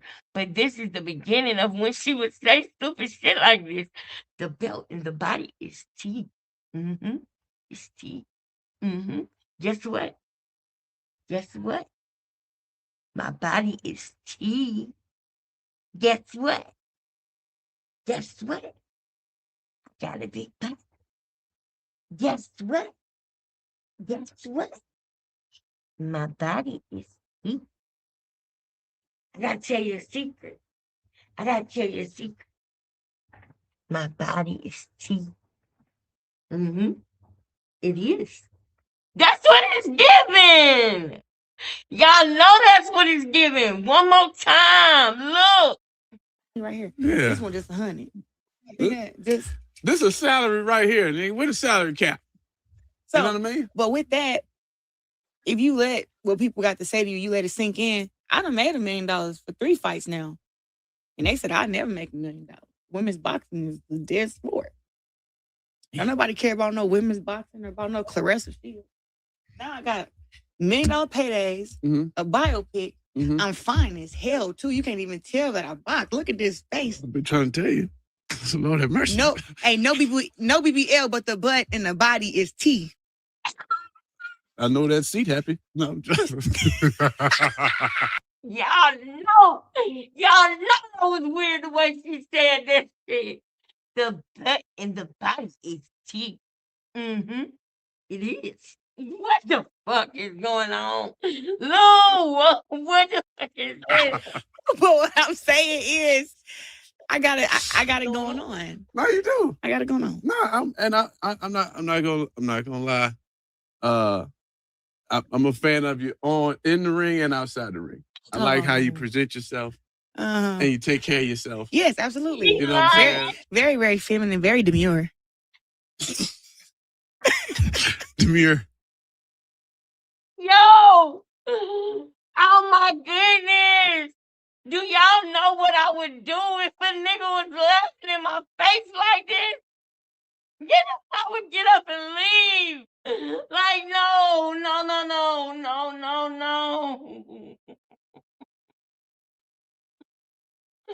Yeah, she got the mind of a teen tomboy that decided that they want to start being girly, but they don't know how. Like, that's what it's giving.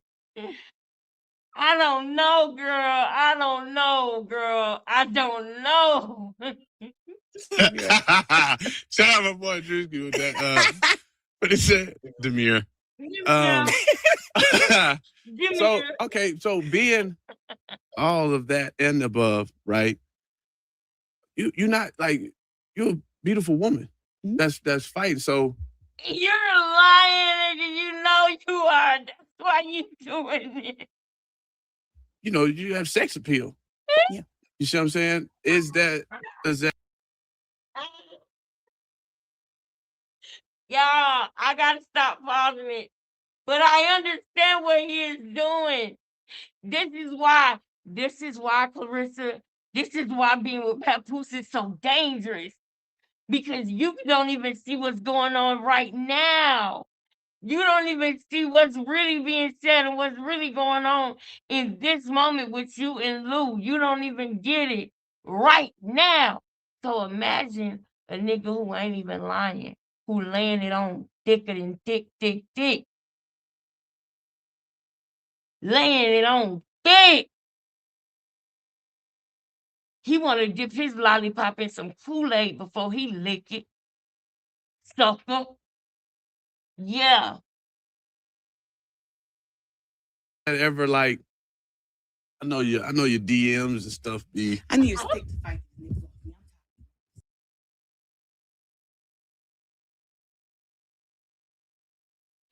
No.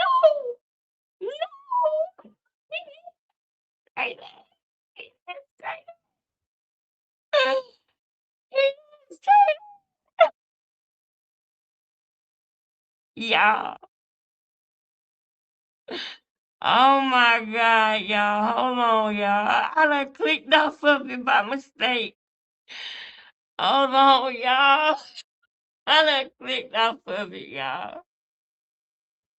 Wait. Oh my God. He said your DMs be.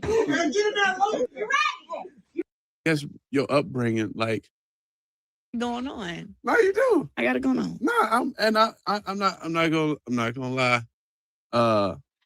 I'm a fan of you in the ring and outside the ring. I like how you present yourself and you take care of yourself. Yes, absolutely. You know what I'm saying? Very, very feminine, very demure.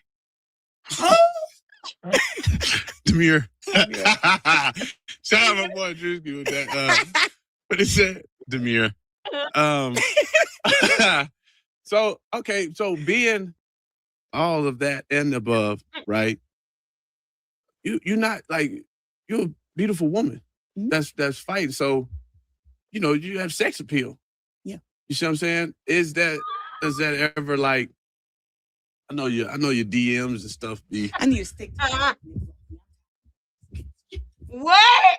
They going crazy. What? They going crazy in the DM. Is it? It's ridiculous. What's like the wildest? I can't even. The wildest thing in my DM? Come on, man. Come on. They all over the place, man. What? I can only imagine. They be saying some crazy stuff in there, man. I'm like, I can't believe y'all got the courage to even write this stuff.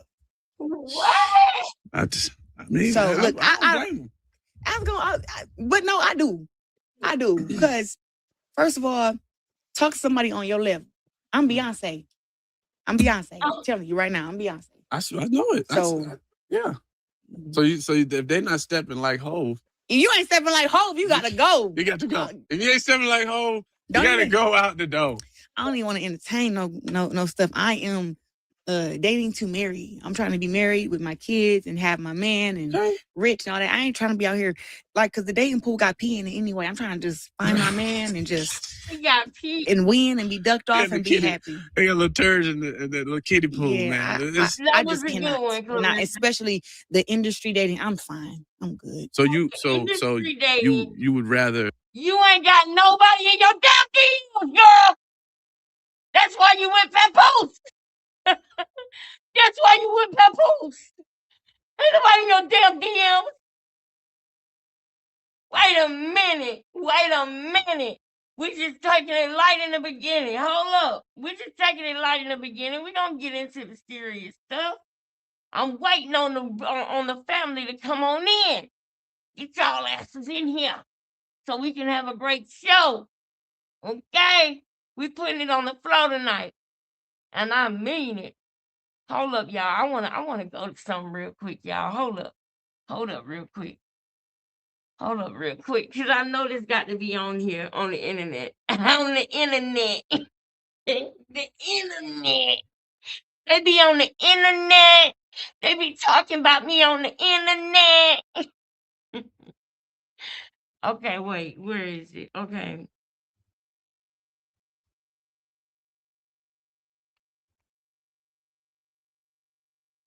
Hold up. Let me put it like this.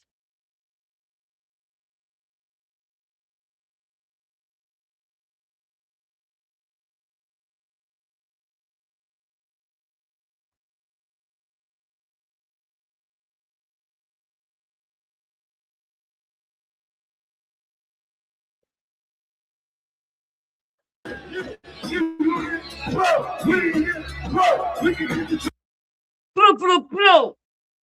Blow. Blow. Blow. Blow. Blow. Look at this, y'all. Hold up. She trying to dance on 50 Cent. He ain't trying to hear it. He ain't trying to hear it. Who is this standing behind her?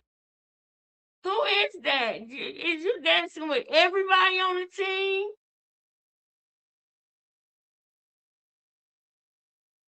What is going on? Isn't that what you say, Clarissa? Don't you say, what's going on? What is going on? Hold up, it's another video. It's another video where she got curved.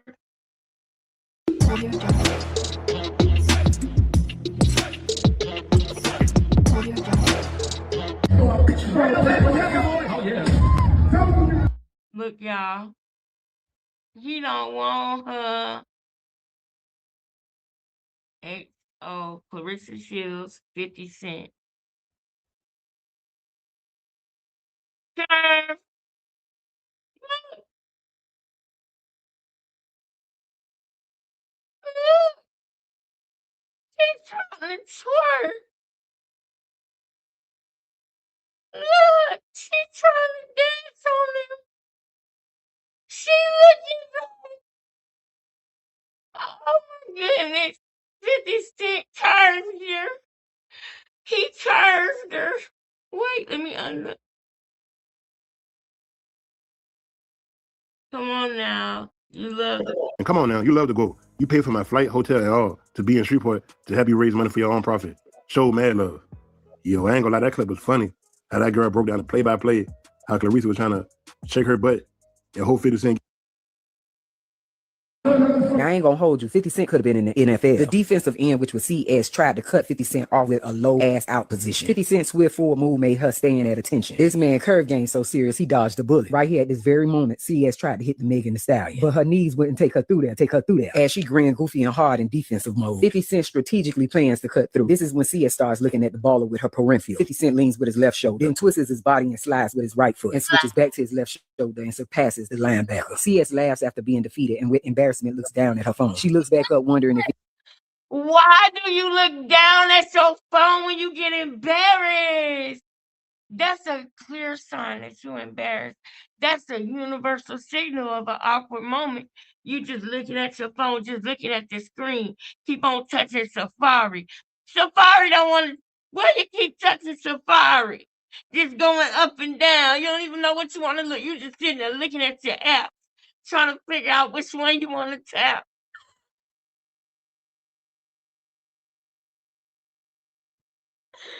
I can't do this. Yes, I can. I'm going to do it. I'm going to do it.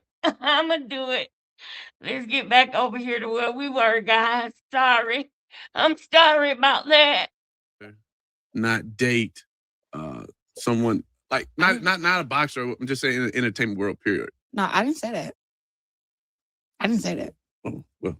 I said I would like to date someone who's on my level. Your level. On my level. Right. And I'm at a very high level. Like, I mean, I'm at the highest level. I'm number one in the world at what I do. Mm-hmm. How many folks number one in the world at what they do in this world? It's not many. So I'm saying you gotta just act accordingly. Come accordingly. Like, don't be talking about, hey, boo, what up? Let me take you out to eat. That ain't what I'm looking for. What's that? Okay. So you looking for maybe I'm not even looking. Maybe I shouldn't. I'm not looking. Maybe I misspoke. Well, I mean, it's I mean, I don't even think you need to. You don't even have to look. Yeah, cause they looking. You know what I'm saying? Now I know that the male boxers is looking at you and critiquing you. Yeah. You know what I'm saying? They be hating. Let's just call it what it is. They be hating a little bit. What's the? Well, I guess what's the reason these guys are kind of? I don't even know how to explain it, but why they feel threatened by your growth? I would say is you know, I think it's a little threat. It's like, you know, after you think about everything you just explained, then you knocking women out, you get rough in there, then you shower, come out like that, right? So bam, right? I feel like, why do you think they threaten? I think they threaten because I get better with time. I'm like wine. Like back then, they didn't want me. Now I'm hot. You know.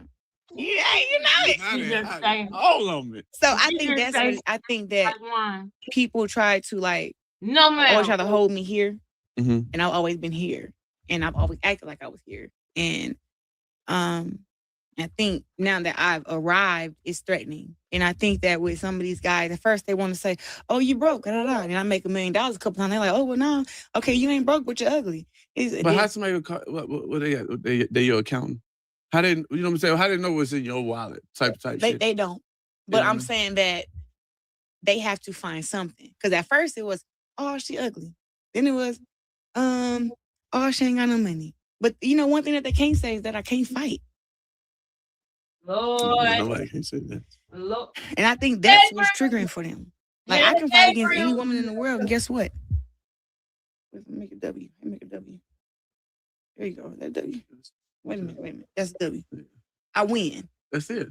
And I think that that's threatening. But a lot of these guys too, like they can't out-talk me. You know, when it comes to the tweeting and I'm gonna say something that's gonna hit you in the jugular. Yeah. You're gonna want to fight me for real. Cause you don't want to come with me for what? No, I be seeing you. I see you. Yeah, I'm gonna go ahead and listen. I am a mental, first of all, when it comes to boxing, I'm very lethal inside the ring with my hands. Perfect. Right.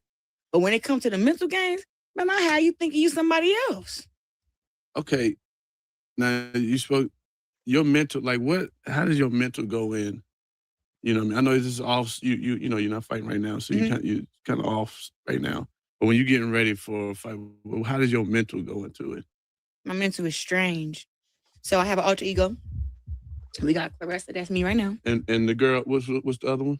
And then when I get ready to fight, Lorenzo. Lorenzo, that's who hit me. Yep. That's who hit, right. You know, I don't even think Lorenzo hit you for real because No, I was Lorenzo. trying not to transform. I was like, my mind was like, it was clicking back and forth like Clarissa, Clarissa. And I was like, he wanted me to hit him. And then my mind was like, but then it went back to Clarissa. And I'm like, y'all give me a glove. Because I would hit you without the glove. You probably would have had a broken rib. So I went back to Clarissa. I'm like, oh, Clarissa, don't break the So then I put the glove on. I said, now I can go back to being Clarissa now. So it was kind of, y'all had me going like this. First I hit, what's Thad. Thad first. I hit Thad first. You took it easy on Thad. He was smaller than you. Yeah, you took the yeah. But then you jumped up. You were so happy. You was like, because I kind of got I got turned on when because listen, I'm not even trying to be, you know, this ain't no freaky show. We don't do all that. Understood. But when I don't know, it's just something. I said, God damn, ooh. And that's what. And so I didn't know where you came from. I reacted off emotion. I didn't think about it. It was a reaction. It was emotion. That's all it was. So charge it to my mind, not my heart. Absolutely. You see what I'm saying? Absolutely. And I think I got you with a good shot. You did. And that was Clorenzo. Okay. But it was like, I don't really go to any place and they be like, hey, hit me. So I was excited to do that. So when you step into Clorenzo, yeah, right? Where does she take you? Well, honestly, I think Clorenzo is kind of one in those eras, like, what do I identify as? I don't think Clorenzo is like a girl, and I don't think Clorenzo is a boy. I don't know what Clorenzo is. Clorenzo is just, it's just a something. Right. I don't want to get off into like, you know, because they identify as so many different things now. It's a lot. I'm just saying that. Almost like an action figure. Yeah, maybe I just don't have anything, maybe. Right. An action figure without a part. Okay. So, Clorenzo is that. And when I'm getting ready to prepare for sparring or going to the gym, it's just nothing but complete focus. I focus on one thing. I don't let nothing come in between boxing, my training, my mental, my diet. Everything is just very, very strict. And Clorenzo also too is very like protective of my feelings. So Clorenzo will bite you. Clorenzo will tell you to get the hell out. Clorenzo the one that'll grab you out the dressing room and throw you out. And that's not me. You know what I'm saying? I have an assistant that when we're doing camp, I have to apologize to her so many times because it's not me. So sometimes Clarissa will be sweet, Yes. but sometimes Clarissa might cuss you out. Yeah, Clarenzo was like, just got him. You know why? You know why she has to apologize during camp? Because she goes through a steroid rage and she be clicking out on people. That's why. Just like she was about to snap on that lady at that beach. You're not coachable. Carrizo is the one that's on the road because it's a hormone. You're taking some type of hormone. You're taking some type of hormone that women take when they're probably transitioning into being a man. That is why. That is why. That is why, Lorenzo. When you in camp, and this is the third time I heard it, so I know that I'm not tripping. This is the third time that I done heard about how you are when you in camp. And how mean you are and how people want to get away from you. Now, why is that? Now, let's sit on this point, okay? Let's sit on this point right quick. Let's sit on this point right quick, and let's go to Alicia Baumgartner, right? Is that my baby? Oh, no, you've been here. You've been here. Y'all, please like, comment, share, subscribe, and donate. I see that it's just us in here right now. I see that it's just us. It's probably a big dog that's live, you know what I'm saying? But when they get off, the people will come back. They'll come in. Don't worry about it. We're going to be here for a minute. But no, y'all, let's sit on that for a minute, okay? About the steroids, right? Let's sit on that. Let me go. Yeah, let me go over here.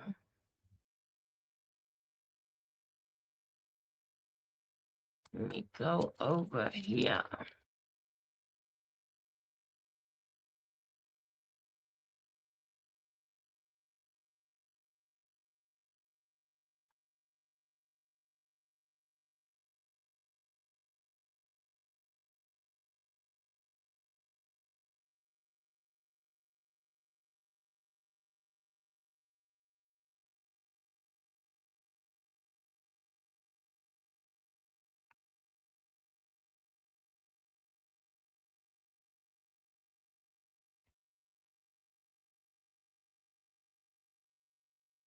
Hold on.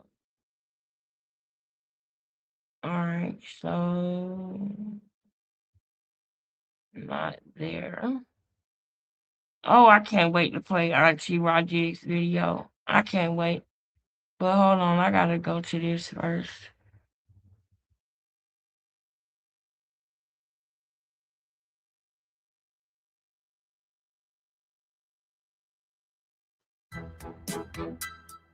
Alicia Baumgartner. I'm not overthinking this situation. I know me and stand 10 toes down.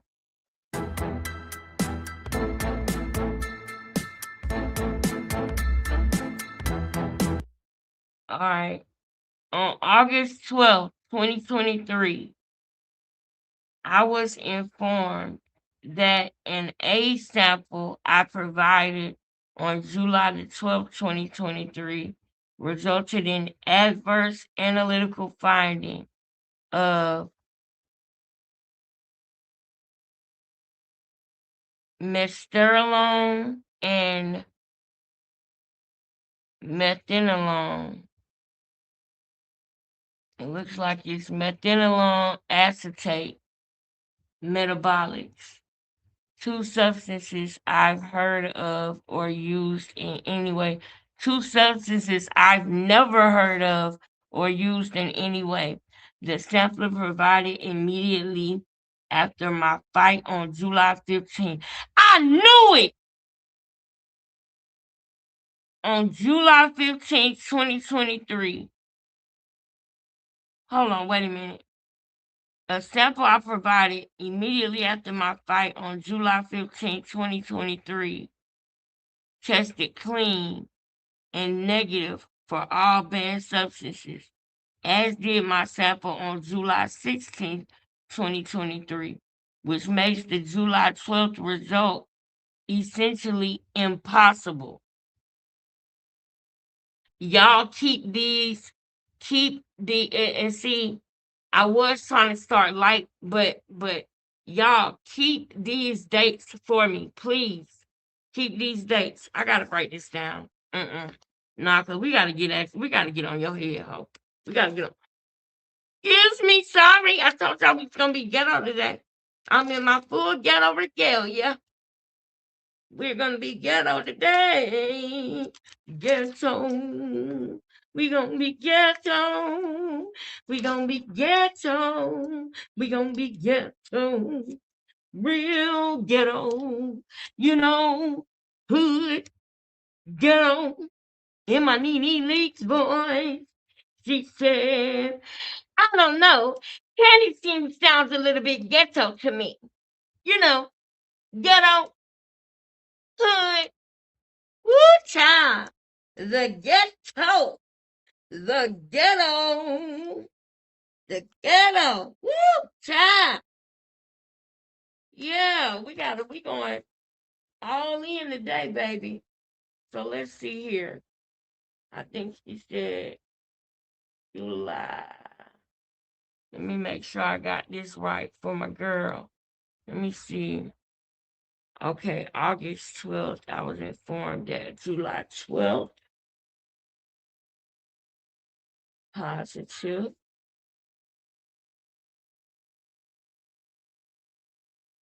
July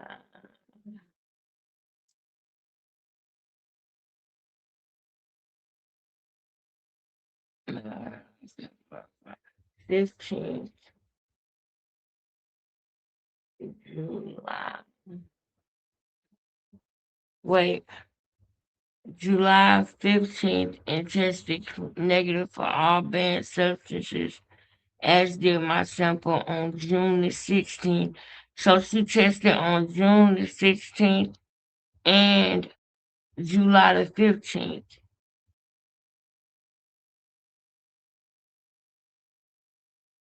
Negative and negative. All right, I need to keep that because that's gonna be for further. And this is all in 2023.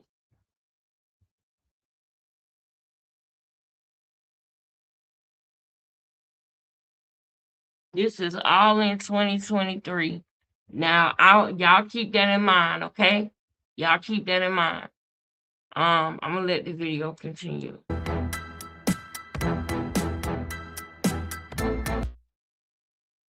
Miss Undisputed speaks. I truly believe her. Now listen, this is what she said when Alicia Baumgartner originally tested positive. And I believe that this is another reason why Alicia don't fool with her, because she probably has something to do with it for the reason why she going through this in the first place. But she got the nerve to get on here like she's standing for Alicia. So I want y'all to hear this and see this. All right? Miss Undisputed speaks. I truly believe her and will wait for the facts. You didn't say that about Hannah Gabriel. I remember when Gabriel's tested positive, and first person I talked to was Baumgartner. And she said, I got to make sure I get me and my next opponent signed up for testing. That's a clean athlete talking.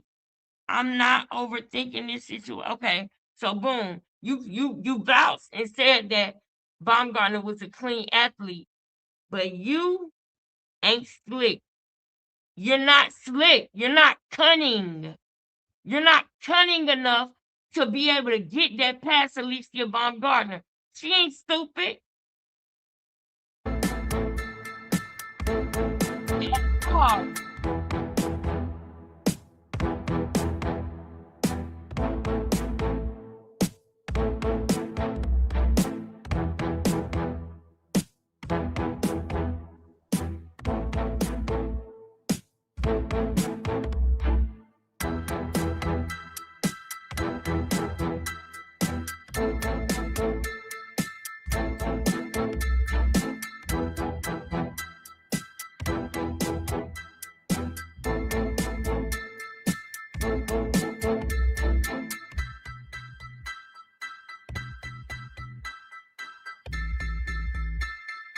Wait, hold up.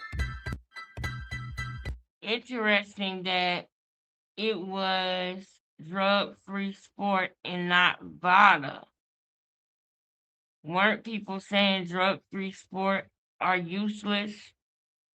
I asked for VADA. They said no. Wow.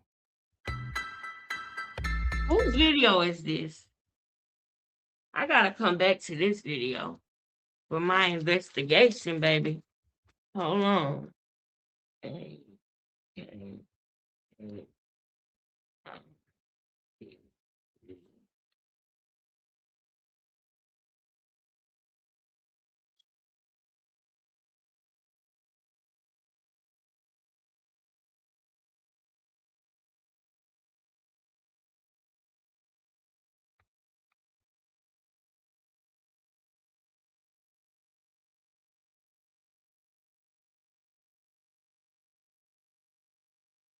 I gotta make sure I come back to this one.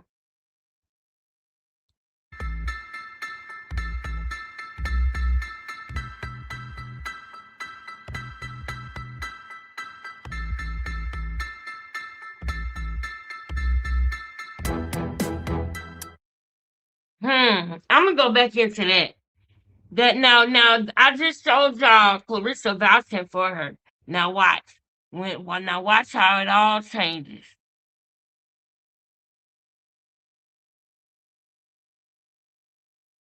I hope that no, that ain't gonna play it.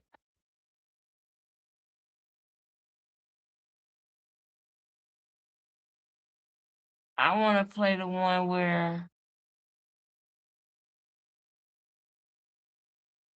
I wanna play the one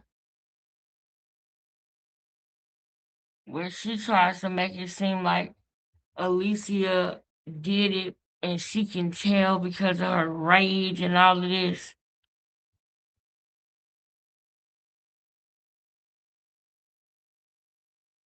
New video, Clarissa Shields.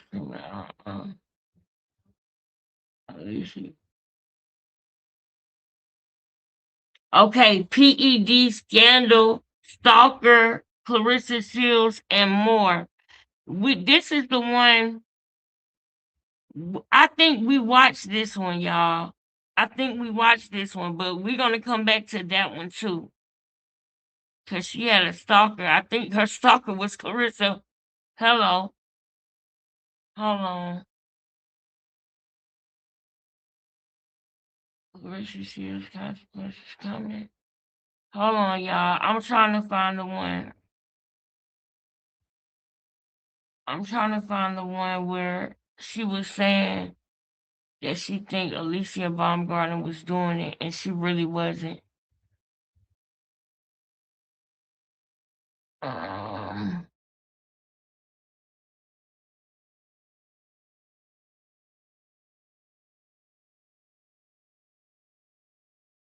hold on.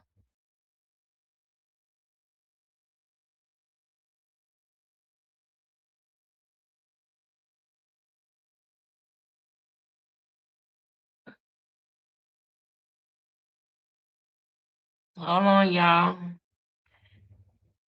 I'm gonna type it in again. Matter of fact, I'm gonna let y'all watch this while I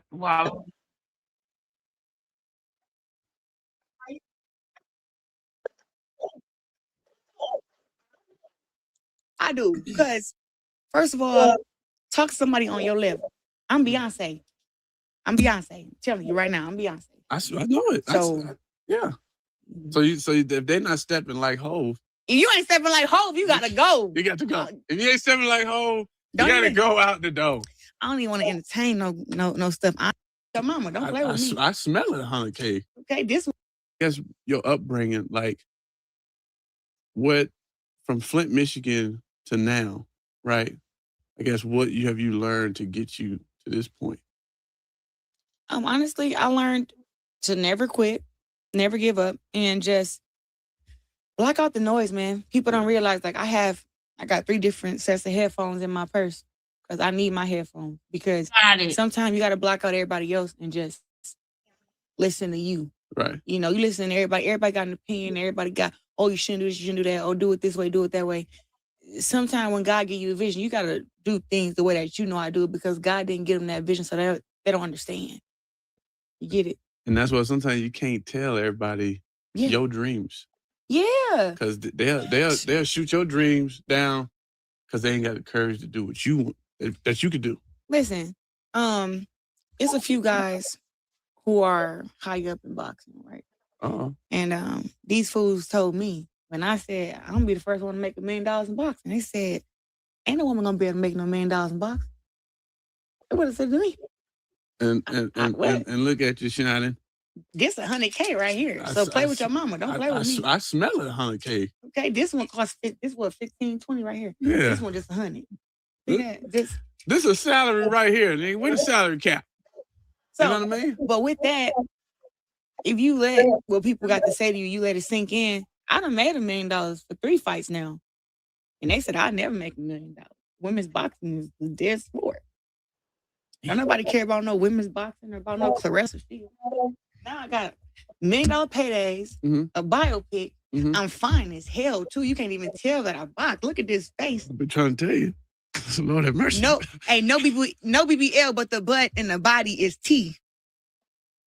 I know that seat happy. No, I'm just But what I'm saying is, I got it going on. No, you do. I got it going on. No, I'm not gonna lie. I'm a fan of you in the ring and outside the ring. I like how you present yourself and you take care of yourself. Yes, absolutely. You know what I'm saying? Very, very feminine, very demure. Demure. Shout out my boy Drewski with that. But it said demure. So being all of that and above, right? You're not like, you're a beautiful woman. That's fighting. So, you know, you have sex appeal. Yeah. You see what I'm saying? Does that ever like, I know your DMs and stuff be. I need to stick to fight.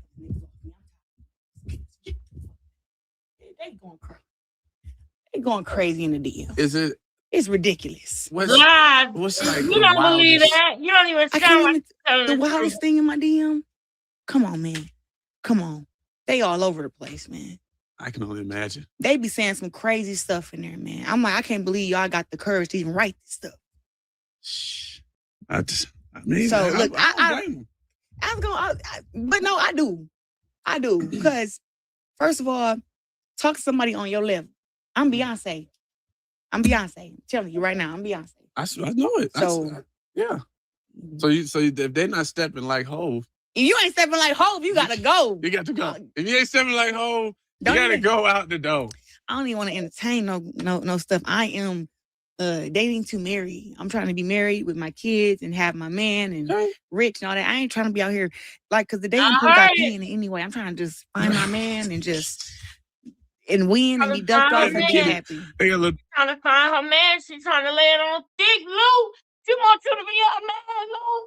She want to find her man and have kids and everything. Why do it look like she got a gut through them pants right there? Why do I see a gut? Why? The turds and the little kiddie pool, man. I just cannot. Not especially the industry dating. I'm fine. I'm good. So you would rather not date you sleeping with someone like not a boxer. I'm just saying in the entertainment world. Period. No, I didn't say that. Oh, well. I said I would like to date someone who's on my level. Your level. On my level. Right. And I'm at a very high level. Like, I mean, I'm at the highest level. I'm number one in the world at what I do. Mm-hmm. How many folks are number one in the world at what they do in this world? It's not many. So I'm saying you gotta just act accordingly. Come accordingly. Like, don't be talking about, hey, boo, what up? Let me take you out to eat. That ain't what I'm looking for. What's that? Okay. So you looking for maybe I'm not even looking. Maybe I shouldn't. I'm not looking. Maybe I misspoke. Well, I mean, I don't even think you don't even have to look. Yeah, cause they looking. You see what I'm saying? Now, I know that, the male boxers is looking at you Oh my and God. critiquing you. Yeah. You know what I'm saying? They be hating. Let's just call it what it is. They be hating a little bit. What's the? Well, I guess what's the reason these guys are kind of? I don't even know how to explain it, but why they feel threatened by your growth? I would say is I think it's a little threat. It's like, after you think about everything you just explained, then you knocking women out, you get rough in there, then you shower, come out like that. Period. Right? Mm-hmm. Kabam. Right? I feel like, why do you think they threaten? I think they're threatened because I get better with time. I'm like wine. Like, back then, they didn't want me. Now I'm hot. Yeah, you know it. Oh my God. All of it. So I think I think that people try to always try to hold me here. Mm-hmm. And I've always been here. And I've always acted like I was here. And I think now that I've arrived, it's threatening. And I think that with some of these guys, at first they want to say, oh, you broke, da, da, da. And I make $1 million a couple times. They're like, oh, well, no. Okay, you ain't broke, but you're ugly. But how somebody what they got? They your accountant. How didn't, you know what I'm saying? How did they know what's in your wallet type shit? They don't. But I'm saying that they have to find something. Because at first it was, oh, she ugly. Then it was, oh, she ain't got no money. But one thing that they can't say is that I can't fight. Nobody can say that. And I think that's what's triggering for them. Like, I can fight against any woman in the world, and guess what? Make a W. Make a W. There you go. That W. Wait a minute. That's a W. I win. That's it. And I think that that's threatening. But a lot of these guys, too, like, they can't out-talk me. When it comes to the tweeting and I'm gonna say something that's gonna hit you in the jugular. Yeah. You're gonna want to fight me for real. Because you don't want to come with me for what? Nah, I be seeing you. I see you. Yeah, I'm gonna go ahead and listen. I am a mental. First of all, when it comes to boxing, I'm very lethal inside the ring with my hands. Perfect. Right. But when it comes to the mental games, man, I have you thinking you somebody else. Okay. Now you spoke your mental. Like what? How does your mental go in? You know what I mean? I know this is off. You know you're not fighting right now, so Mm-hmm. you kind of off right now. But when you're getting ready for a fight, well, how does your mental go into it? My mental is strange. So I have an alter ego. We got Clarissa, that's me right now. And the girl, what's the other one? And then when I get ready to fight, Lorenzo. Clarenzo. That's who hit me. Yeah. That's who hit me. Right. I don't even think Lorenzo hit you for real because No, I was Clarenzo. trying not to transform. I was like, my mind was like, it was clicking back and forth like Clarissa, Clarissa. And I was like, he wanted me to hit him. And then my mind was like, but then it went back to Clarissa. And I'm like, y'all give me a glove. Because I would hit you without the glove. You probably would have had a broken rib. So I went back to Clarissa, like, oh, Clarissa, don't break in here. So then I put the glove on. And I said, now I can go back to being Clarissa now. So it was kind of, y'all had me going like this. First I hit, what's Thad. Thad first. I hit Thad first. You took it easy on Thad. He was smaller than you. Yeah, you took the yeah. But then you jumped up. You were so happy. You was like, because I kind of I got turned on when because listen, no, I'm not even trying to be, this ain't no freaky show. We don't do all that. Understood. But when I don't know, it's just something. I said, God damn, woo. And that's what. And so I didn't know where you came from. I reacted off emotion. I didn't think about it. It was a reaction. It was emotion. That's all it was. So charge it to my mind, not my heart. Absolutely. You see what I'm saying? Absolutely. And I think I got you with a good shot. You did. And that was Clarenzo. Okay. But it was like, I don't really go to many places and they be like, hey, hit me. So I was excited to do that. So when you step into Clarenzo, yeah, right? Where does she take you? Well, honestly, I think Clarenzo is kind of one in those eras, like, what do I identify as? I don't think Clarenzo is like a girl, and I don't think Clarenzo is a boy. I don't know what Clarenzo is. Clarenzo is just, it's just a something. Right. I don't want to get off into because they identify as so many different things now. It's a lot. I'm just saying that. Almost like an action figure. Yeah, maybe I just don't have anything, maybe. Right. An action figure without a part. Okay. So, Clarenzo is that, and when I'm getting ready to prepare for sparring or going to the gym, it's just nothing but complete focus. I focus on one thing. I don't let nothing come in between boxing, my training, my mental, my diet, everything is just very, very strict. And Clarenzo also too is very like protective of my feelings. So Clarenzo will bite you. Clarenzo will tell you to get the hell out. Clarenzo the one that'll grab you out the dressing room and throw you out. And that's not me. You know what I'm saying? I have an assistant that when we're doing camp, I have to apologize to her so many times because it's not me. So sometimes Clarissa will be sweet. Yes. But sometimes Clarenzo might cuss you out. Yeah, Clarenzo was like just on edge, very, very fiery. Because you got to get into that mode to get into that ring. 15 minutes before the fight, I tell my assistant, hey, I need everybody to kind of shut up. All right. Everybody be quiet. She tell everybody be quiet. Everybody just sit there. I ain't telling nobody to get out. I say be quiet. I cut the music on, and then you can just see it. You can just see like my muscles start coming out, my neck and my everything like get bigger. And yeah, like what's that movie called? It's Switch. What's that movie when he transformed the auto? Was it Switch? Flip. What's the name of that movie? He had Split. Oh man. Yeah, so okay. That's a good ass movie. I transformed to the beast. And the thing is, once I come to the beast, it's okay because I'm inside the ring, but I would hate to come to the beast outside the ring. That's why I don't let myself get there. People get to pissing me off in real life. Right. I cut on some gospel music. I get to call people, hey, can you help me out? I'm about to crash out. Right. I'm about to. Do you get possessed? I mean, do you need an exorcism when you do that, Clarissa? You might not realize it or might not have been realizing it, but you have described when you're on steroids, in my opinion. In my opinion, y'all. In my opinion, hey, baby. In my opinion, yeah, we on the same page. In my opinion, you're describing when you're on steroids, baby. That's what you're describing. And not only that, y'all, let's come over here real quick. We're going to always come back to this, but let's come over here because we're doing research today. We're in the newsroom today. All right? Let's look at this real quick. I want us to understand the dynamic with her and Alicia Baumgartner and with her and Hannah Gabriels. I want us to look at the time frames that this stuff happened.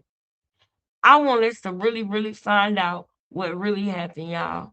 We're on the search for the truth. Is it true that she set them up?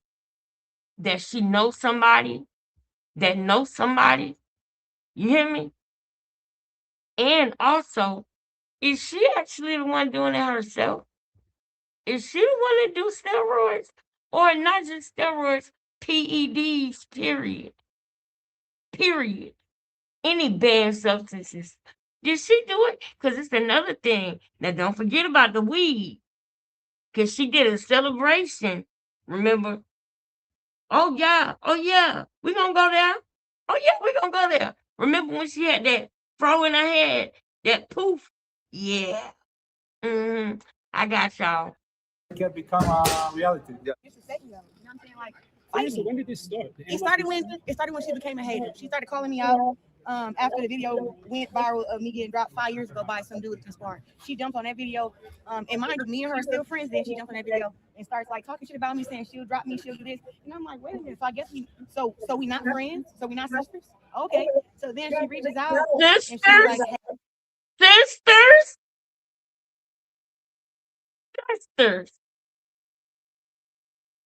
Hey, it's just business. I'm like, what do you mean it's just business? Like, what are you talking about? Like, if you want to fight, we can fight. And I was actually considering 147. But when I seen all the disrespectful stuff that she was saying, I was like, man, I'm not gonna, I look like dropping 30 for a girl that dropped dirty, bro. Like, no, I'm gonna go ahead and just, if you want to fight me, come to 154. Wow. Come to 60, or you fight me at 68. But I'm not gonna come to a weight class that benefits you because you're too small to even be, what does she call it? Barking up my tree. Like you're too little. And we saw that today. If I would have took my heels off, I still would have been a giant over her. She's like, look at you. Yes, look at me. I got a 45-inch waist on the ass. I'm a 32 on the waist. What? What are you talking about? Who said anything about your flat butt? It's wide. Come you down here in Georgia. We all got butts down here. We all got them down here. Yours is nothing to see here. As a matter of fact, people would have picked on you about your butt. Would have picked on you. They would have picked on you. They would have picked on you. They would have. Oh Lord, some of my family. Oh, I got a cousin named Windsor. You can sit a cup on that ass. Literally. You really can. And this was before the BBLs. This was before the BBLs came out. I used to be like, I ain't never seen nobody with a booty that big. But it's down here. And everybody down here that got booty, some of us didn't get no BBL. Some of us just got a butt. And some of us got what they called it, a booty do. No, that's what she got, a booty do.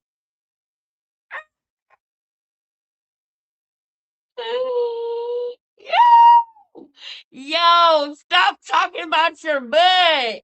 It's not that serious.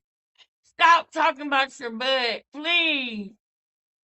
That's the only reason why I'm mentioning it. You keep bringing attention to it. So since you want to talk about it, let me just tell you right now, it ain't all that. It ain't that spectacular. I don't know what you think you got going on.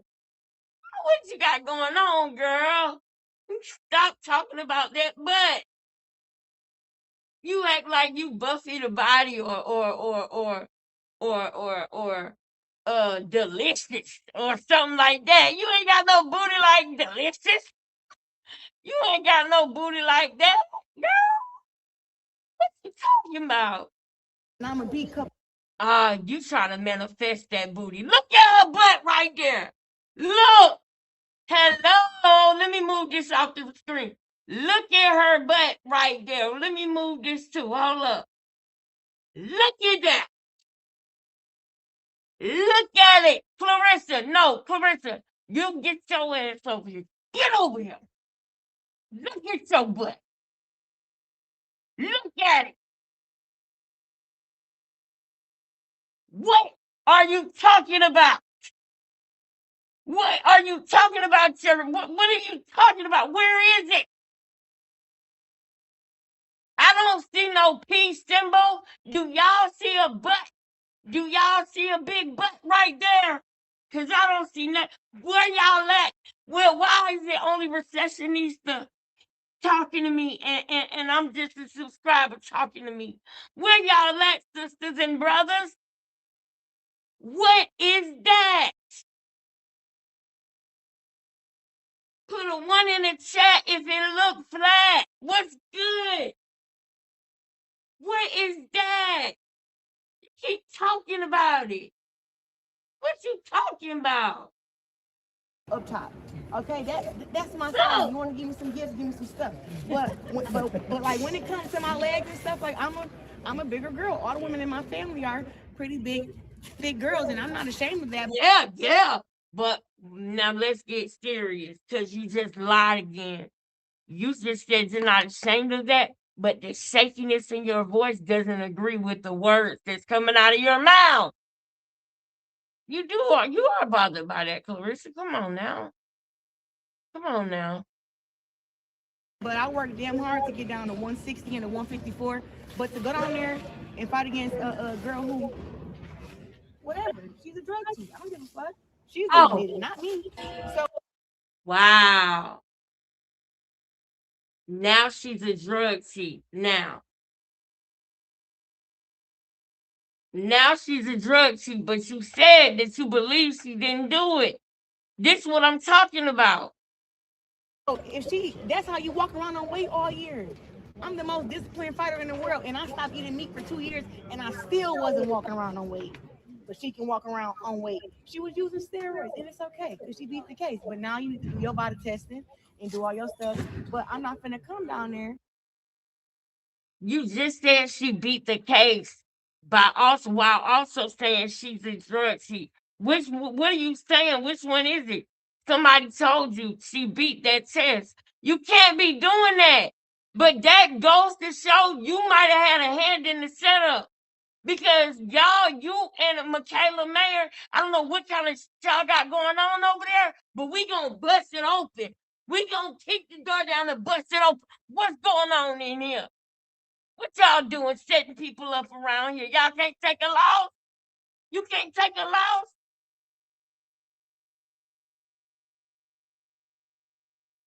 If somebody better than you, they better than you. That is what it is.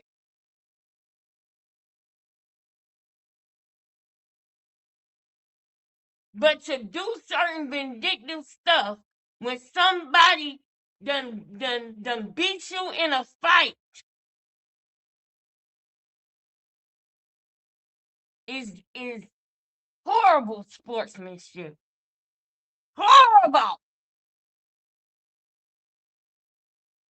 We still going. We ain't nowhere near done. I'm gonna put it on the floor for y'all today. I just need y'all to do me a favor and support this channel any way that you can, anything that you can. Please like, comment, share, subscribe. I gotta get through the weekend. It's us. It's just us, nigga. It's just us, nigga. It's just us. This weekend we gonna kick your leg slap, and we gonna be ghetto and hood all weekend. We gonna be talking on the porch. We gonna be on the porch, on the stoop, on the step, 227 with it. We gonna be going in all weekend. I just need y'all to buy my dinner for the weekend. Just give me something to eat tonight and tomorrow and Sunday. I'm laughing because it sounds so fucked up, but it's for real. I'm serious. Oh, Lord, why? And then you be secretly using it again because you can cycle on and off. We all know that. So with Alicia, she's just been hating. She wanted to be number one for a long time, and she's always been number 2 or 3 or 4 or 5 or 6. And I think that number 2 or 3 or 4 or 5 or 6. What? What are you talking about, Clarissa? She's got a little taste of what it may feel like to be number 1, and she got a little taste of what it may feel like to be number 1. I want y'all to hear this because this is the motivation behind what they did to her. This is the motivation right here. Her winning and getting all them belts from Michaela Mayer. This is the motivation. This is what motivated them. It's called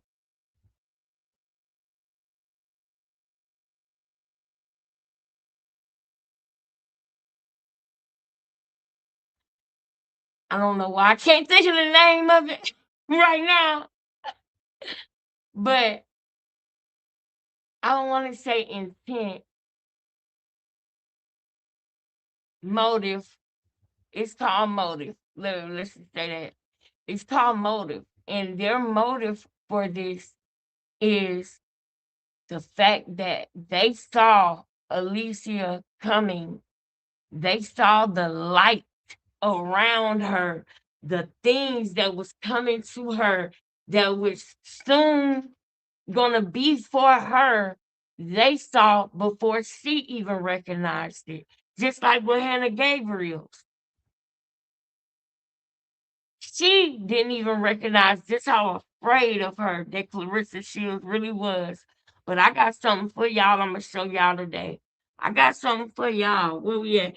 It's fine. Okay, we still going strong. We ain't going nowhere right now. To like take my place, and now she's saying all this stuff about looks. It's like, look, Alicia, I don't know where the fuck you got the I was ugly from, but God not too fond of cute. No, God not too fond of cute, and He don't care about ugly. So it's like, what? God is not too fond of cute, and He don't care about ugly. What? What? What is she saying? Y'all tell me what she's saying before I go. Man, what you saying? This what it's giving right here. This what it's giving, Clarissa. This what it's giving. This is what it's giving, Clarissa. I ain't had no noodles in about 20 years. Do they still taste good? I don't know. I'm about to find out.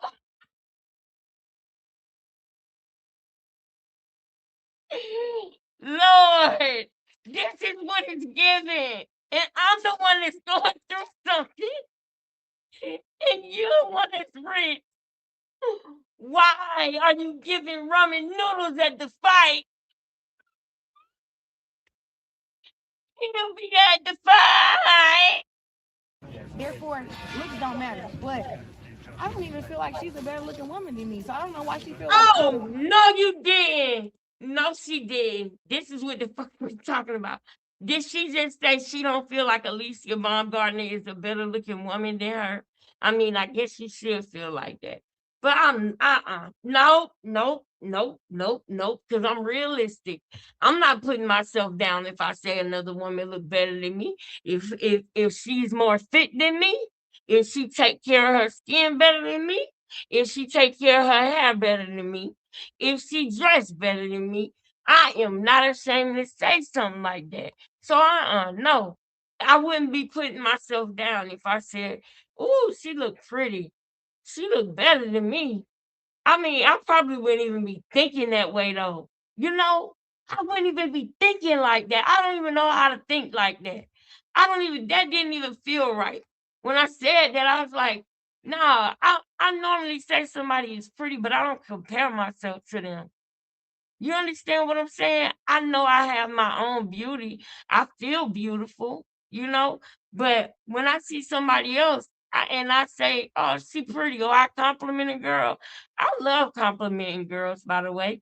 But when I do that, I don't compare them to myself I don't think about myself when I think about them. I don't picture like, do she look better than me? That's not even my thought. So I don't even know how to conceptualize this stuff that she's saying. I'm gonna be real with y'all. I don't know. intimidated by something that God Look gave at that man right there smiling at her. was all equal. Like I'm supposed to be mad because God gave you a nice looking face. Oh, thank you. You know what I'm saying? That's Like, the nicest thing you ever said to me. Well, You probably thought you didn't like him. I mean, look, we have our back and forth, but I definitely got the fight that I want. Look, he picked Savannah to beat me, and I ain't like nobody who picked that. Yeah, But I was well wrong. Country boy. no, I get it, but still though, he still should have paid me the money that I wanted to. I end up getting I didn't it. do that fight. No, but I didn't do the but fight. you had the control to do it because it was offered to you first. Yeah, but I didn't do it. I know you didn't do it because you didn't want to pay my money. So I got your money. Yeah, I got it. But I'm saying, like, I would rather get it from you. No, I understand, but look, I actually. I'm over that part. Now let's go to this. You want to say she was doing this and doing that and taking this and taking that. Okay. Okay, Clarissa. We know what you're going to say. We know you're going to say that.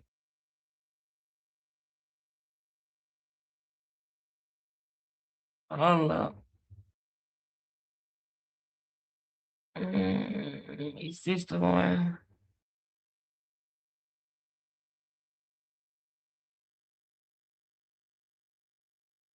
Not that one. Is it this one?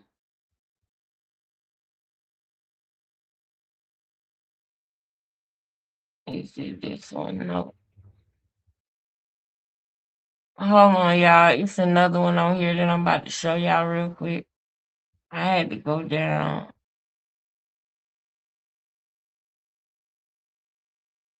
Wait, is it this one? The links is in the description box. If not, that's cool. The like button is, that's right, y'all. The like button is free.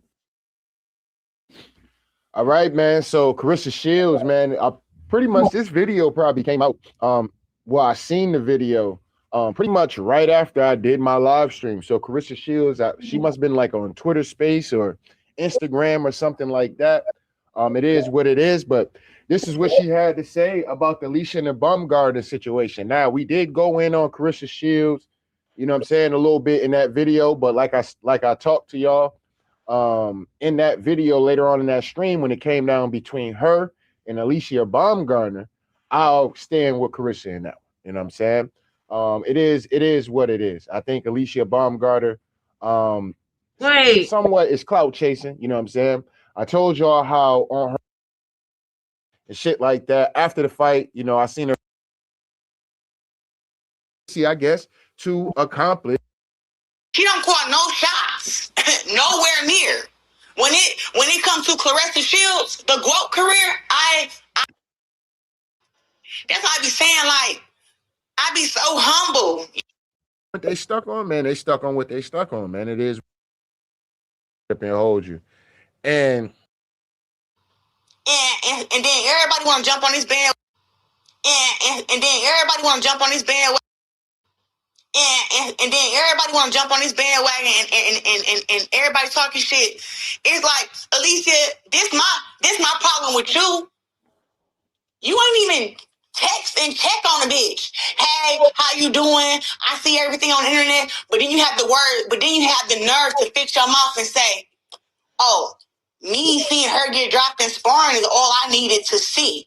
That's how. Now think about that. This is somebody that you think is your friend, okay? This is how you think this is your friend. And Carissa Shields has definitely always had Alicia Baumgartner's back. Oh, I'm done. Y'all blind. Y'all are blind. Y'all are blind if y'all think that. Y'all blind. Hold on, y'all.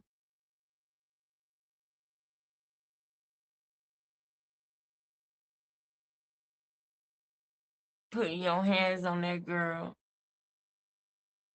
For what? Hold on, y'all. It's a video where that I saw where wait.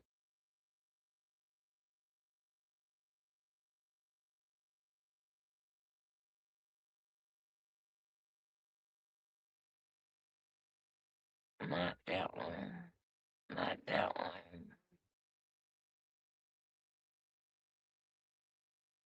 Not that one.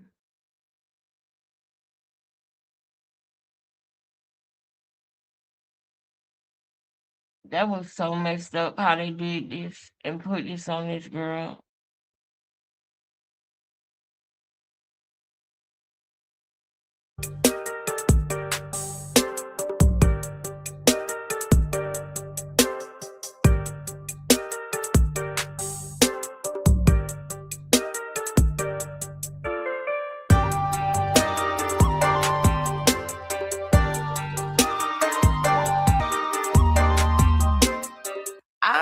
I have no problem with beating Alicia Baumgartner ass. I have no problem doing that. It would have to be at 154. I'm not going to 147. Why? Because I don't have to. That's why. 154. She don't want to call me.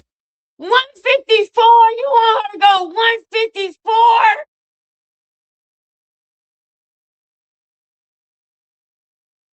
$154?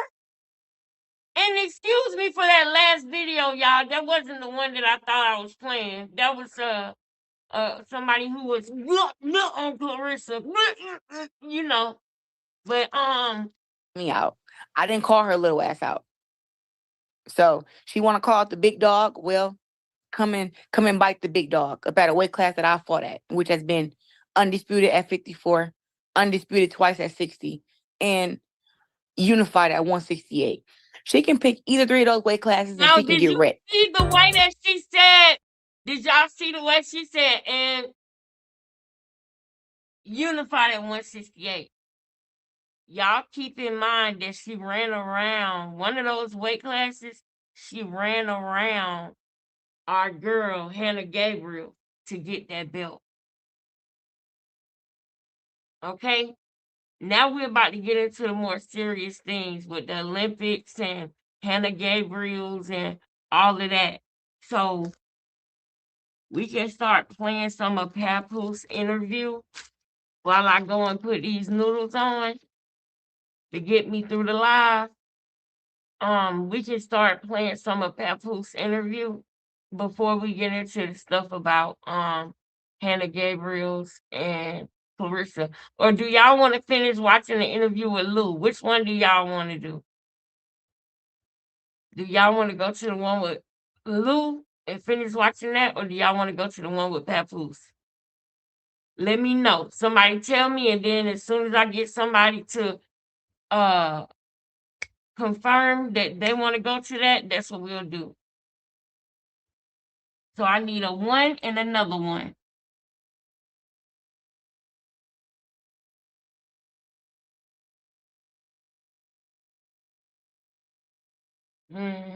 That's right, sis. I don't know who.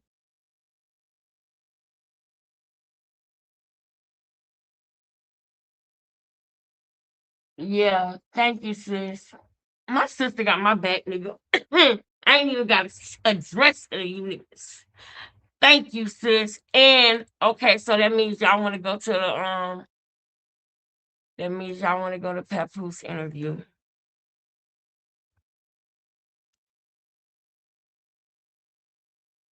Let's do it. Let's do it.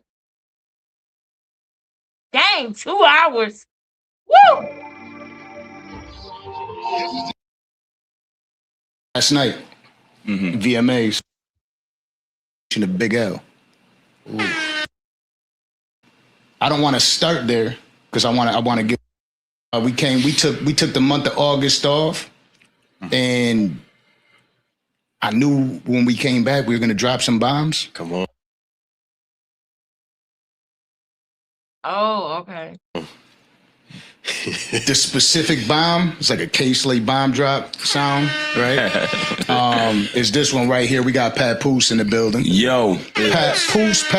What's going on? The Danza Project, man. Let's get it. The Nasarima Dream. So I was telling a story, right? To make this happen, first off, we messaged them for about 6 months. Hold on, it was you? No, my guy Fred. Oh, Fred. okay. Always busy PR. So we were messaging you for a minute, and then I had today I looked at, because I went to send you a message on IG because I knew you were on the plane, so I wanted to see if it went through. In order for me to keep this transformative and everything like that, y'all, I gotta speed up the playback just a little bit. I'm not gonna do it too much, but I gotta speed it up a little bit. It's gotta be altered. And in that, it was December last year. And I was telling you, I had made a story post. I was like, yo, somebody tell Papoose he needs to come up here. I don't want to talk about none of that bullshit that's going on. I just want to talk to Papoose about up here, that mental health. Yeah. And I don't want to start there because I want to give him the story of why Papoose is here and why it means so much for me to have this specific show. First time I went to New York City. I was like not an adult, but old enough to like go and venture off on my own a little bit. I'm walking around Times Square. Okay. Got them CDs out there in the corners, you know what I'm saying? Buying CDs, bootleg CDs, my bad. And I grabbed a couple Papoose albums. And since way back when, the story that I've made up, and a lot of people made up back then, was this is the reincarnation of Big L. Ooh. That's a hell of a compliment, man. And that's what it was. Like that was like the narrative around for a lot of people. And I'm talking to my guy Fred Money. Shout out Fred Money. I was talking to him earlier, and he's like, "Yo, that's crazy," because that's what I felt too. It's crazy. You know what I'm saying? Because that's the only other person that with your style that you could compare it to, with the bars and just going crazy. And this is from way back when. Right. So it's just dope to have you here. No doubt. It's an honor to be here. I gotta say that for sure. Appreciate that. So how you feeling? I feel good, man. Like I said, First thing I want to say right now, why do his designer shirts always gotta have the big G's all over it, the big LV all over it? Why can he never wear a Gucci shirt that don't got the name on it? You understand what I'm saying? Why can he never wear something designer without the name being put all over the shirt or all over the thing? He always got to have the print on it to make sure we know it's Gucci. Or or it's fake. And you always be buying that fake stuff because that fake stuff be having a print on it way more than the real stuff be doing. Because people who wear the real stuff, that shit is tacky. They always gotta have the big G's on everything. You gotta have the big LVs on everything. Every now and then it's okay to have the print on there. But for you to have the print on every time, on everything, it's corny. You gotta make sure we know. It's corny. You don't gotta wear the big print on everything every time. Carissa, take that shit back. It's ridiculous. He always gotta have the print on there. Okay, sister. Yes, y'all, please donate. I really appreciate it if y'all do. We're gonna go tonight, y'all. We're gonna go probably until Boxing Ego go live or until about 9:30, I'm thinking. I want to do a shift, but I need y'all to please donate. All right, and I'll do a shift. I'll do an 8-hour shift tomorrow, or I'll say a 6-hour shift. You know what I'm saying? I'll do a 6-hour shift tomorrow and Sunday, and it could be viewer's choice to make sure that we watching the things that y'all want to watch. But y'all, I need y'all. I need y'all, man. I need y'all. I really do. And I'm gonna give y'all all I got. I'm gonna put it on the floor. I'm gonna have a show ready for you, and you're gonna enjoy it. Okay? In between this, because this is a 2-hour interview, we're gonna be playing certain things in between this as well. All right? Now let me go ahead and put my noodles on. Let me go put my noodles on so I can make it through the live, girl, because I'm hungry as hell. It's a privilege to be here. I did my research. And also, when you first said the name, it rang a bell. You know what I mean? Like when you said the name of the show, the Danza Project, it rang a bell. So y'all getting it done. Y'all doing your job. You know what I mean? But then I went to look at it, like, I said, oh, shit, these niggas, they active. You know what I'm saying? So definitely honored to be here as well. Dope, I appreciate that. Last night, VMAs. Yeah, man. Crazy. Yeah. Man, first and foremost, congratulations to my brother Busta Rhymes, man. You know what I'm saying? Just a legend in the game, man. Visionary golden opportunity, man, to share the stage with him. Everybody on that stage, Glorilla, Jordan Lucas, you know what I'm saying? My brother Split Star. Busta Rhymes is just one of those guys, man. He never hesitates to give nobody their flowers, man. Absolutely. And I actually got a record coming out September 12th featuring Busta Rhymes. Hello. And Khadijah, you know what I'm saying? So it just was the perfect timing, man. He gave me that call. You know what I mean? And he brought me out at the VMAs, man. We shook the ground up, man. I think you made a caption. It said, last time I got a call from Busta, there was $1 million contract behind that. That's a fact. You know, so just as a memento to how important he was into your career, I'm sure it was an honor to see him get that award last night, the Visionary Award. Definitely, man. To be there to honor and perform is like, we all here, you know? Yeah, man. Seeing him get that award and seeing him get his flowers, because Busta is a guy, if y'all ever met Busta, anybody met Busta before? Yeah. Okay. Busta is a guy who, he never hesitates to give nobody their flowers. He don't care where you at. I curse on here, right? Yeah. He don't give where you at, who you in front of. Like, you know, in the industry, a lot of dudes don't like to give it up. You know what I'm saying? Pause. If they see a dude, pause, you know what I'm saying? If they see a dude, just see somebody who's good at what they do, they hesitate to give them their flowers. But Busta not one of them guys. He'll always stop anyway. If he respect your craft, he'll tell you that in front of whomever. You know what I'm saying? So to see him get his flowers is just a privilege, man. Real happy for him, man. Great energy. Family, man. You know what I'm saying? He walking the carpet with his kids. Just like the way he moving is just priceless, man. So the fact that he even gave me the opportunity to share that VMA stage is something else you don't see happening in the music business. Cats don't like to share their limelight with nobody. But that's my brother. You know what I'm saying? It's bigger than music. And like you said, man, just happy to see him, you know what I'm saying, get what he deserved. Straight him down. Yeah, they asked you about his career. Yeah. And they asked you to summarize it. And Papoose, like exactly like you would think that Papoose would do it. He did it. And you brought it full circle. You brought it to the cipher. You know what I'm saying? Yeah. Shout out to my brother Torre. You know what I'm saying? He actually got a show on Rock the Bells along with myself. And he asked me, I think he asked me, like, what does Busta Rhymes mean to hip hop? And that shit just hit me like, damn, that nigga asked me some shit like that. Busta Rhymes, like, you know, sometimes we take people for granted until they pass away. But if you really take a second to just stop and you say, damn, this Busta been doing this shit since I could remember even being in it. Consistently since I was a kid, I remember Busta Rhymes, Busta nigga destroying on records. Let me be pausely correct. You know what I'm saying? This shit's rampant out here now. I remember Busta going crazy on tracks. Man, I can't stand him no more.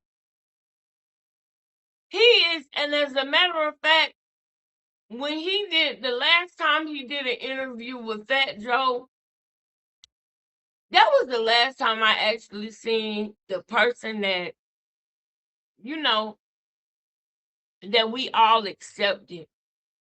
This man right here, this is the thing, y'all. Narcissists, with time, they only get worse. And he is literally proof of it.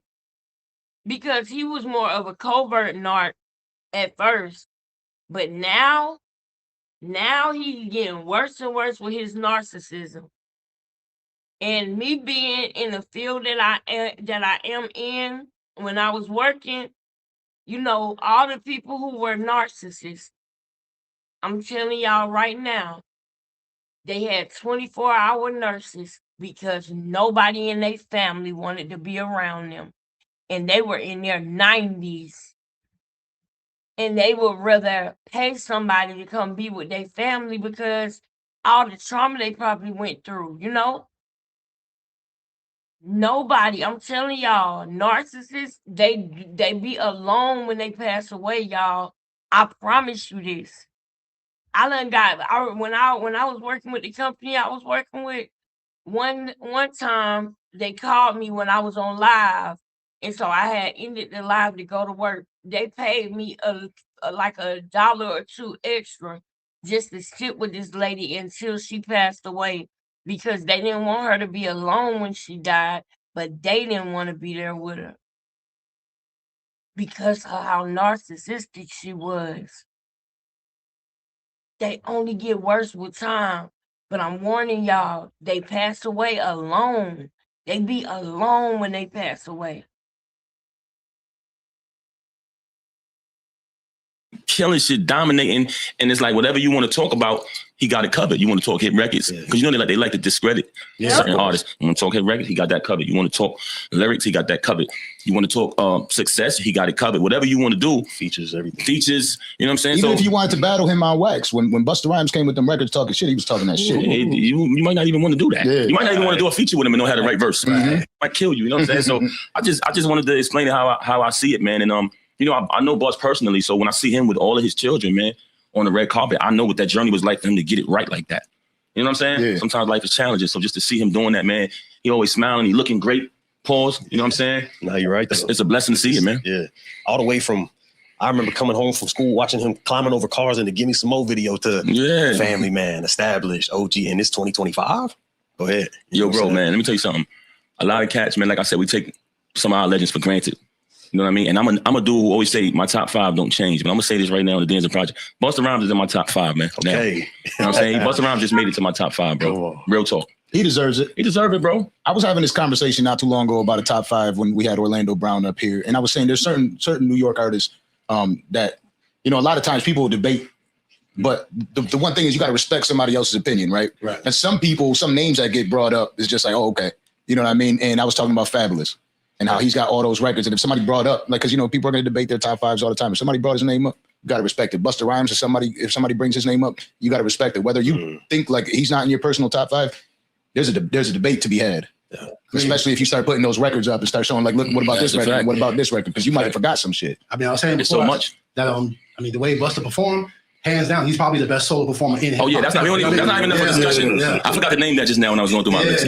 You don't even want to talk about that. You know, who's going to debate that? I was telling him a story one time that Busta, I seen him perform with like a child on his shoulders for like 3 songs, hype up, jumping up and down until his parents came and got him off the stage. Oh yeah, because you said that his parents were missing and they left the kid alone. Yeah, the kid got lost. He took the kid up on stage. He got lost in the crowd. He came up to the stage and Busta was like, "Well, you go rock with me until your parents find you. Anybody looking for him, come find him on stage." He was crying at first. He put him on the shoulders, and then like hype Busta songs, jumping up and down. 2 songs in, kid smiling. His parents came on stage, and then like it was a big moment, and that's something that only Busta Rhymes could have did. That's how Busta is, man. And shout out to Split Star, of course. Shout out to Split, man. Come on, bro. Come on. Every Batman need a motherfucking Split Star, Robin. You know what I'm saying? That's, me, we were just talking about that earlier. I'm saying me and the champ, me and my lady was just talking about what Spliff Star is to Busta Rhymes, man.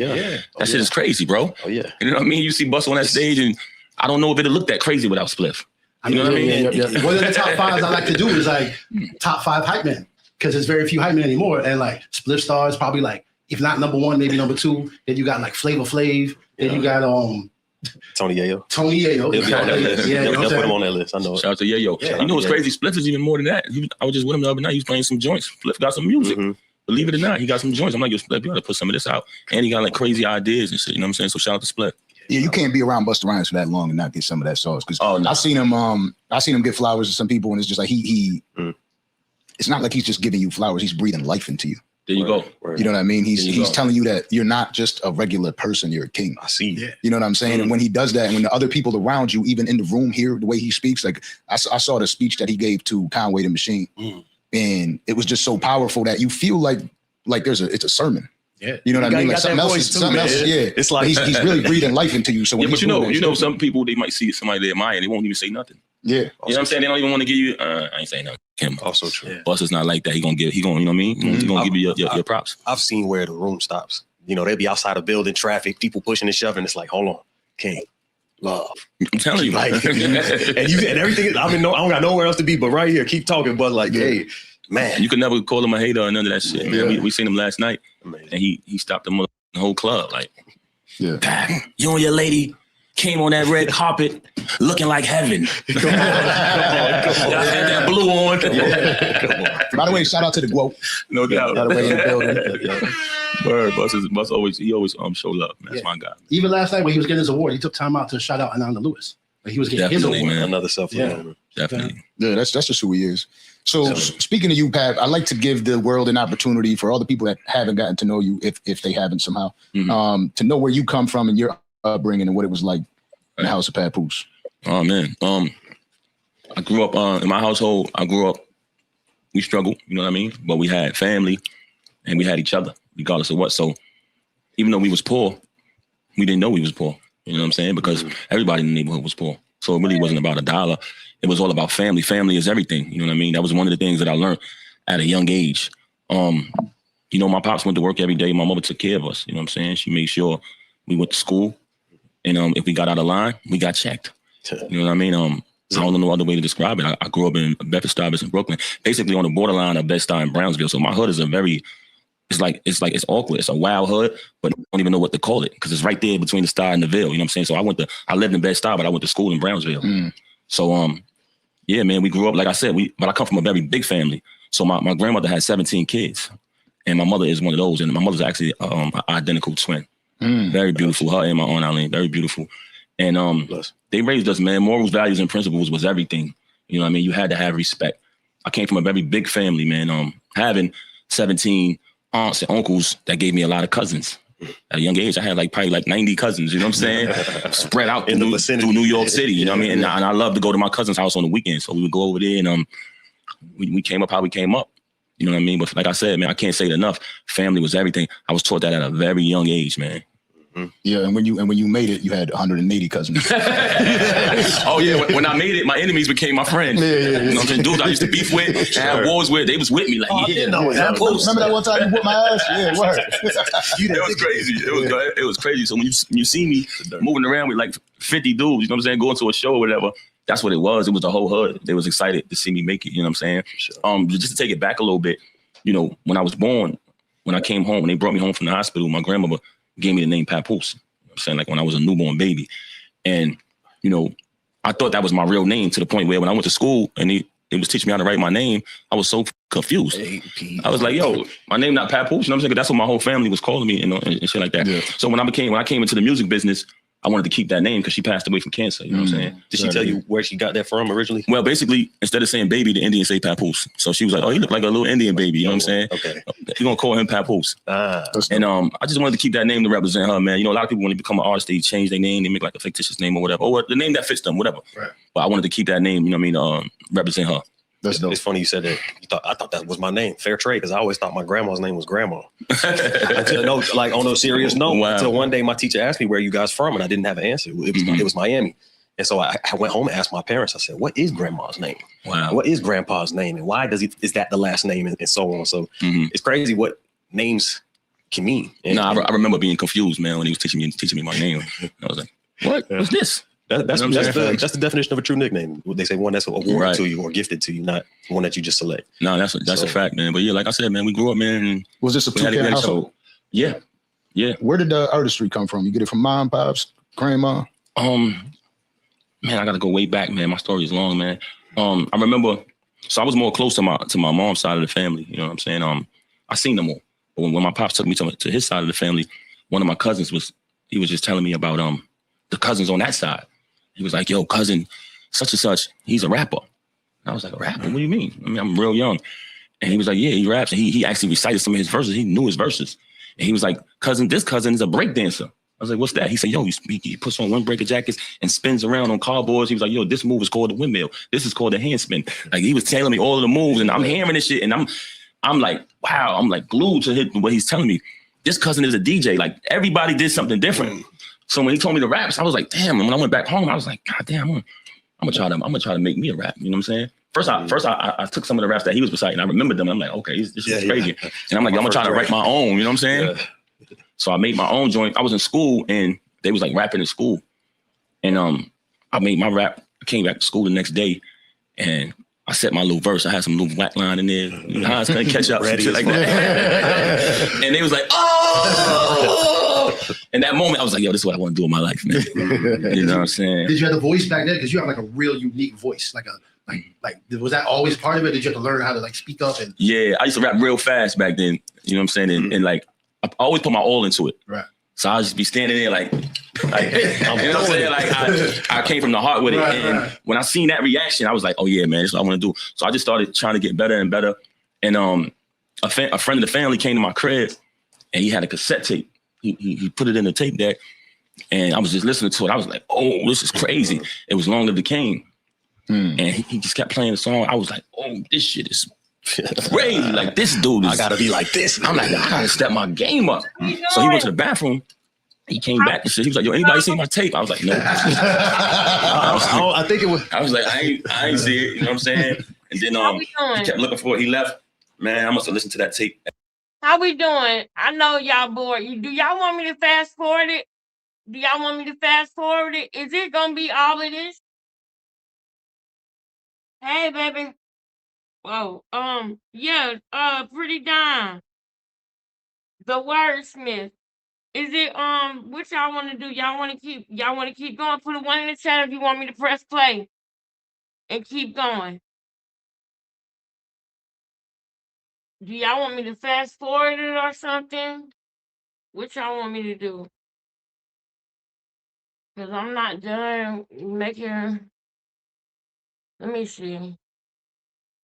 I'm gonna fast forward it just a little bit because I can't take all the BS. I'm sorry, y'all. I hope I don't miss nothing. Everybody don't make it out. You know that, right? So you playing that street game, just know that could be you that don't make it. All you and your crew, all y'all not gonna make it to tell the story about what happened. So that's what my regret coming at when I say I wish I never got involved in that, because, you know, my little cousin, who his mother and my mother are identical twins, he's no longer here. He got shot in his head. You know what I'm saying? And when I say Papoose, there's not just one person. It's a crew. It's a family. You know what I'm saying? And we all believed in Papoose. Like, one day this is gonna happen. It's gonna change our lives. But until that happened, we're gonna do the street shit. And if we never learned that and never took on that street mentality, he'd probably still be here. You know what I mean? So that's what my regret. Yeah. When did you know? Like, when did you know that? You know, obviously you said you wanted to do music, but when did you know that I'm gonna make it somewhere in the music industry? When you met Remy Ma, when you met Remy Ma, when you met Remy Ma, when you met Remy Ma, when you Remy, yeah, nigga, when you met Remy Ma, when you met Remy Ma, tell him what K Slay said. Tell him what K Slay said, pal. Tell him how K Slay said everybody can't be a rapper. Some niggas gotta be a fireman. Remember when K Slay told you that? Don't make me go to the thousand. I told you I was gonna be ghetto. By the way, y'all, it's my youngest son dad's birthday, okay? I only got 2 kids, okay? My baby daddy birthday is today. Please do me a favor and say happy birthday to him. say happy birthday to my baby daddy, because on my birthday, he give me money. And and we ain't together. And I ain't got no money to give him. I ain't got nothing to give him, and he don't never want nothing. But still, I still at least want to get a nigga a card or something. Y'all do me a favor and say happy birthday to him.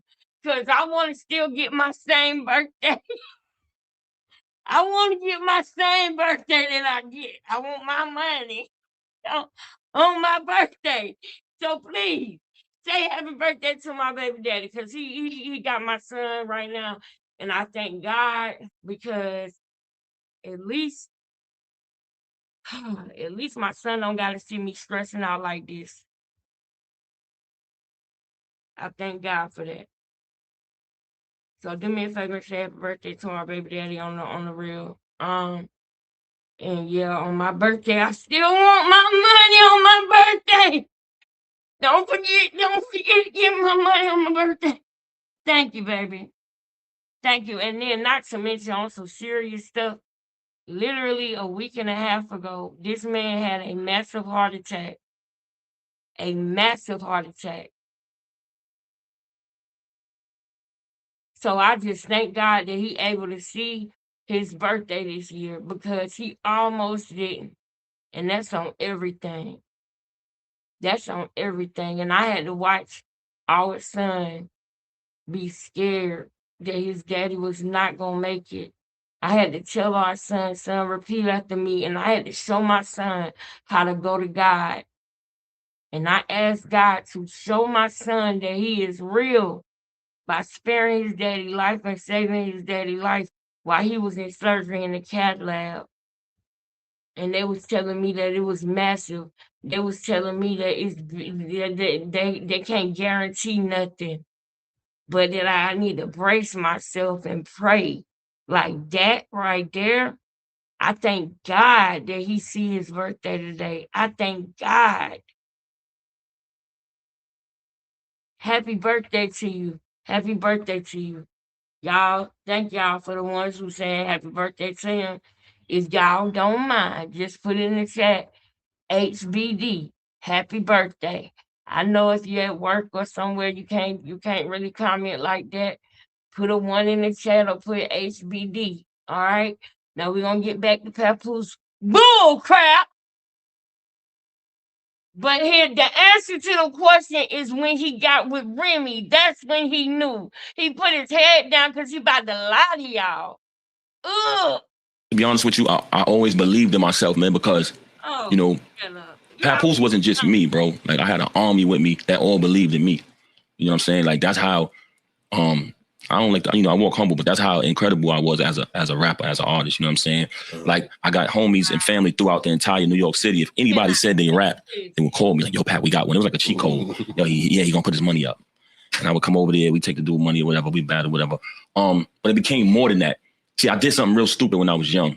I made a big mistake. That's why I always tell kids, man, you know, if you want to do music, put that second, but stay in school and then get a job. You know what I'm saying? Whatever you got to do. But you can do music, but, you know, focus on doing the right thing. So what I did was I told myself, I said, one day I'm going to be a rapper. This is as a kid. You know, you got a lot of dudes, oh, I'm not a rapper, I'm a gangster. You know what I mean? Me, I'm a rapper, bro. I'm not ashamed of it. You know what I mean? So I told myself at a young age, you know, one day I'm going to be successful, I'm going to be a big rapper and everything going to be okay. So what that caused me to do was, until my rap career take off, I'm just going to hustle. And that caused me to end up in the street, you know what I'm saying? Which is something I should have never did. And I started getting caught up in the street, started hustling, different things start transpiring. You know what I'm saying? So I wish I didn't do that. I wish I would have just, yeah, you can be an artist one day, but, you know, finish school, do the right thing, don't get in trouble. You know what I mean? So that was one of the mistakes I would say I made at a young age. When we hear stories like that, right, about the hustling, because even I took place in that when I was coming up, right?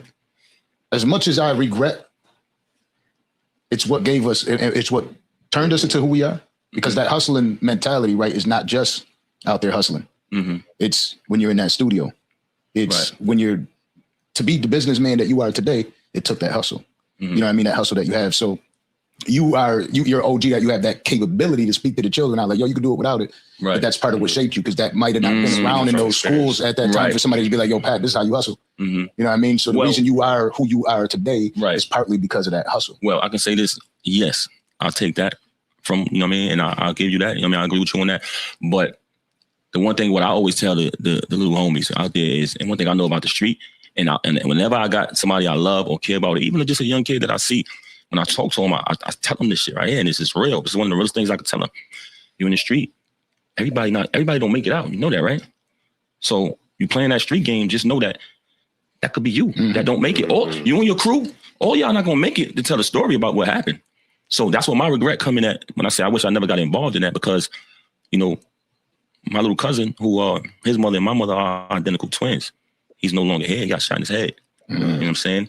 And when I say Papoose, there's not just one person. It's a crew. It's a family. You know what I'm saying? And we all believed in Papoose. Like, one day this is gonna happen. This is gonna change our lives. But until that happened, we're gonna do the street shit. And if we never learned that and never took on that street mentality, he'd probably still be here. You know what I mean? So that's what my regret. Yeah, what you said is 100% right. It builds character and it made us who we are today. But if we never take part in that, we never think like that, we never live like that, you know what I'm saying? And our lives might be different. You know what I mean? It's absolutely, yeah. You know, and that's kind of what I get at. It's not like it's a good thing. It's just these are the things that happen. Because at the end of the day, what you're doing in the industry, you're not. It ain't like, okay, well, Papoose got an album coming out. It's like, okay, Papoose is actually head of hip hop at right. I see what you're saying, real shit. You know what I mean? It's not like you got that mentality. It's like I'm not stopping here. You know what I mean? This is, I'm getting here. Right. And then from here. Now, I don't know if you throwing shade or if you being real and you don't realize what you're saying. Cause I know how you get down, Dancer. You like the key a little bit too, Dancer. So I don't know if you throwing shade right now with what you're saying, but I already see what you about to say a mile away about him having a motive and saying, yeah, I'm gonna be here, but I'm gonna use this to get me here. Yeah, nigga, I know what you're saying. Yeah, I know what you're really saying over there. You right about that part. He used people. That's what he do. He used people. I don't love you. I use you.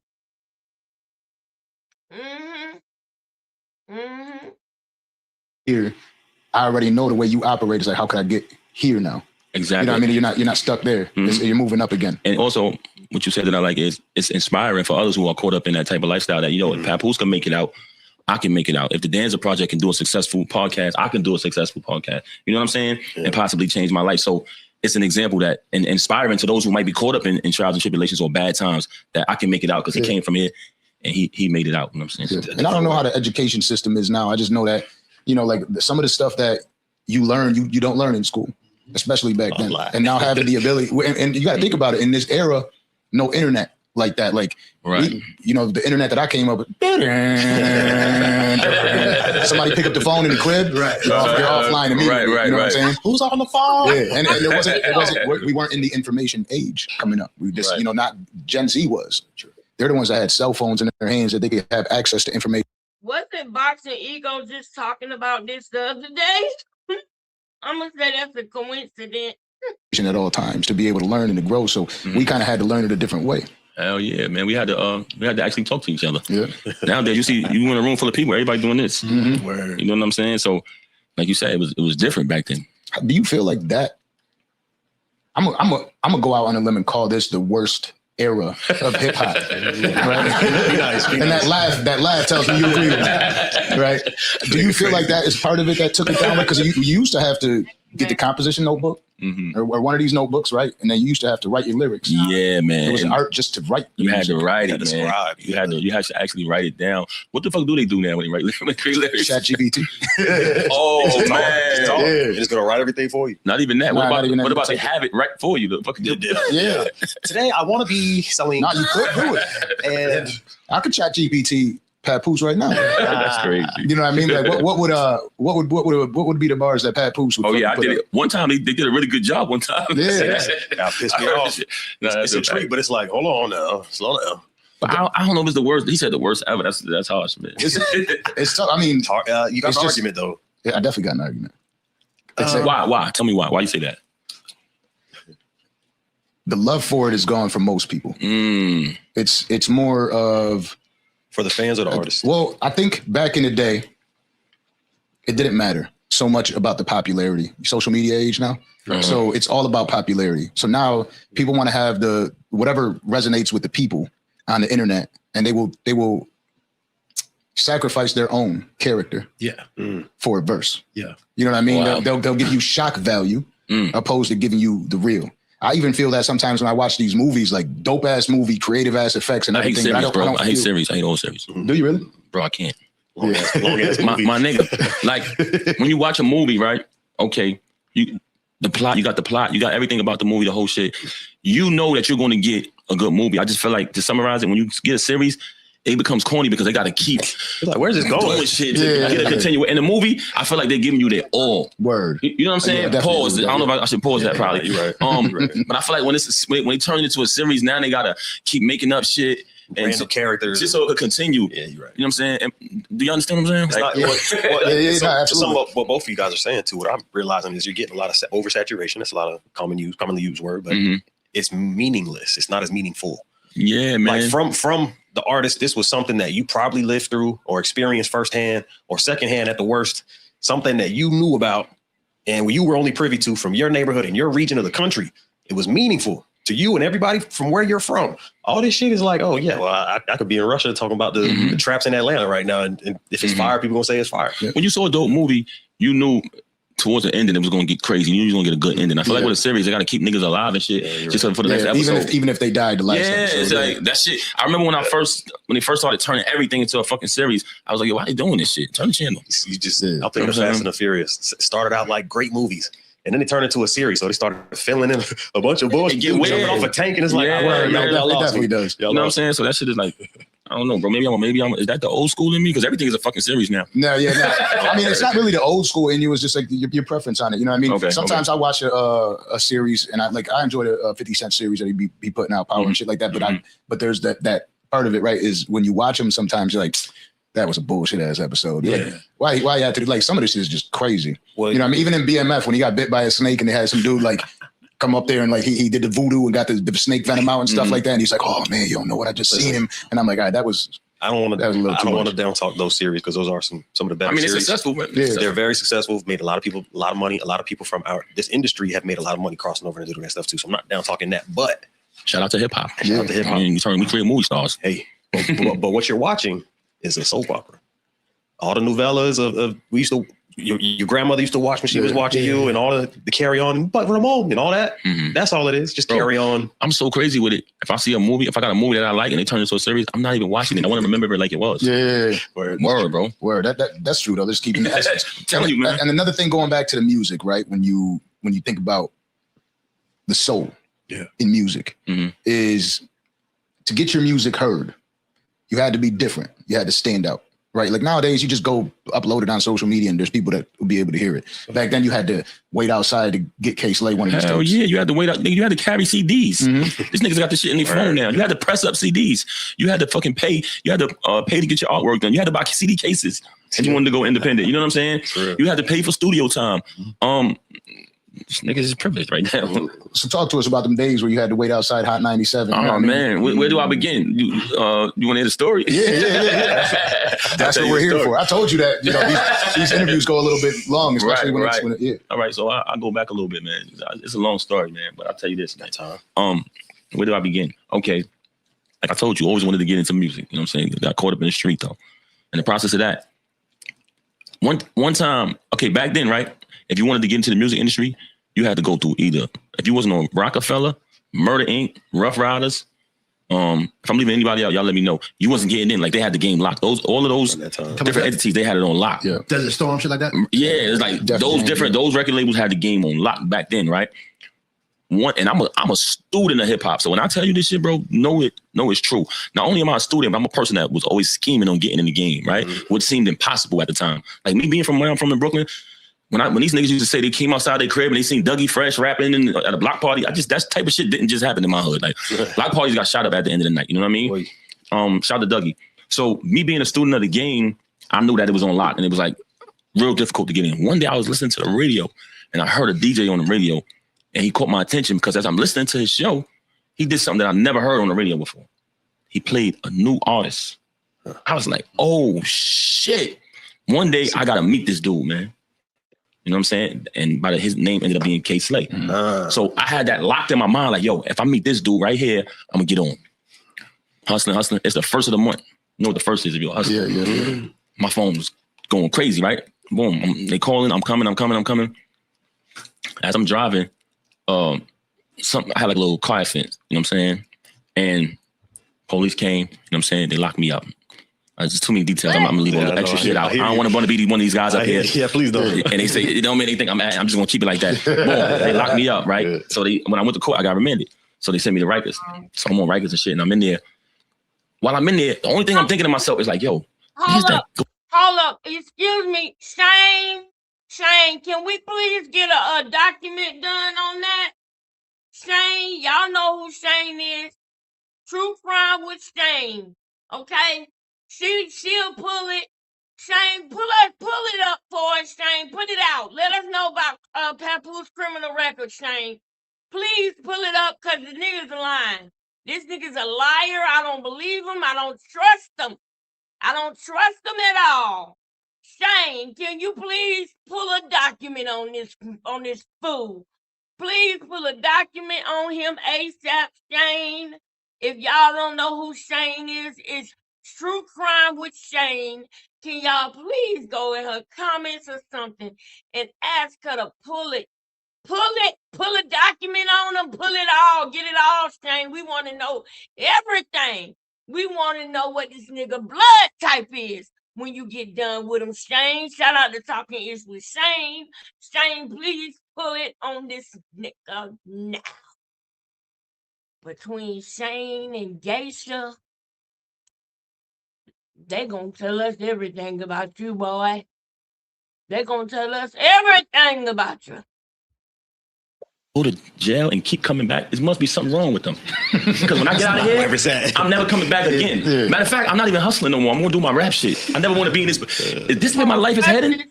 I don't want this. Yeah, facts. Like my whole shit flashing before my eyes. I'm in there. Yo, bro, I got a visit. Niggas is going to switch to put on the jumpers. This shit smells horrific. It's like the smell is close to. I went in the mall before. The smell was like that. How dare you? You don't need to be saying nothing about. What is that on your wrist?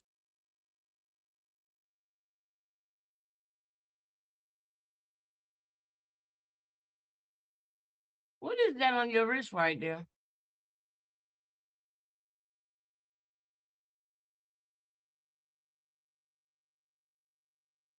You wearing Remy Van Cleef?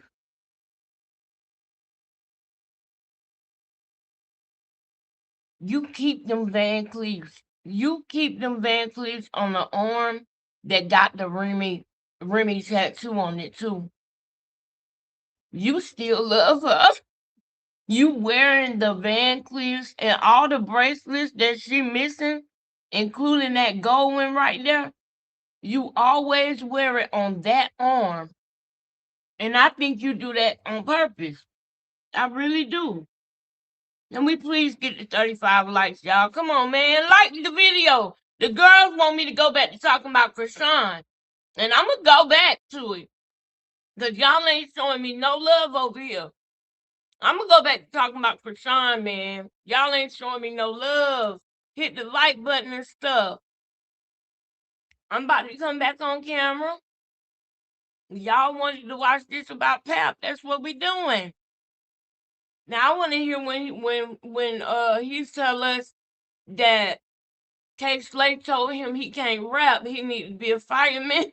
I'm like, yo, that's what I'm thinking. I remember sitting on my bed thinking like, yo, these niggas go back and forth to this shit. Yeah, it's like this shit. When I get out of here, I'm about to sell CDs, man. I'm not doing this street shit no more. I'm changing my life, man. Bro, I got out. Bro, guess what? These niggas do. How much time you did? I did 5 years, nigga. I did 8 years. Yeah. Guess how long I was in there? 2 weeks. I was like, yo, my nigga. I said, yo, when I get the fuck, I was in C95. I'll never forget it, bro. I said, yo, when I get out of here, I'm going to do this rap shit. That dude who I heard on the radio, I'm going to meet him. This nigga Slay was on my mind, nigga, on Rikers Island. Boom. They let me out. Pause. Big pause, thank you. Yeah. Boom. I gets out. I'll never forget it, bro. I go to the studio. The track you mentioned was on that CD. I did 7 tracks. I recorded 7 tracks. I took a picture. I had a gun in one hand. I had a mic in the other hand and a weird ass hat on. And I took the picture, pressed the CD up. Bro, I was telling all my people, yo, I'm not hustling no more. They said, what the fuck wrong with you? I said, bro, He's not doing it no more. I'm selling CDs. It's my new hustle. I had them 7 songs. I started selling them CDs. I put my number on the CD. At that time, I had a very good friend of mine, but he was also managing me. You know what I'm saying? He became kind of sick at the time, and he was like on his deathbed type shit. You know what I'm saying? But I said, yo, as I'm selling the CDs out the trunk of my car, niggas is loving this shit. They like, yo, Pat, that shit is fire. I need that CD. How much? $7. Boom, I'm selling. They starting to sell. I'm at the car wash. Like, it's people that got stories. Yo, Pat, who sold me a CD before at the car wash? They not lying. Boom, selling them. I'm like, all right, I gotta meet this guy.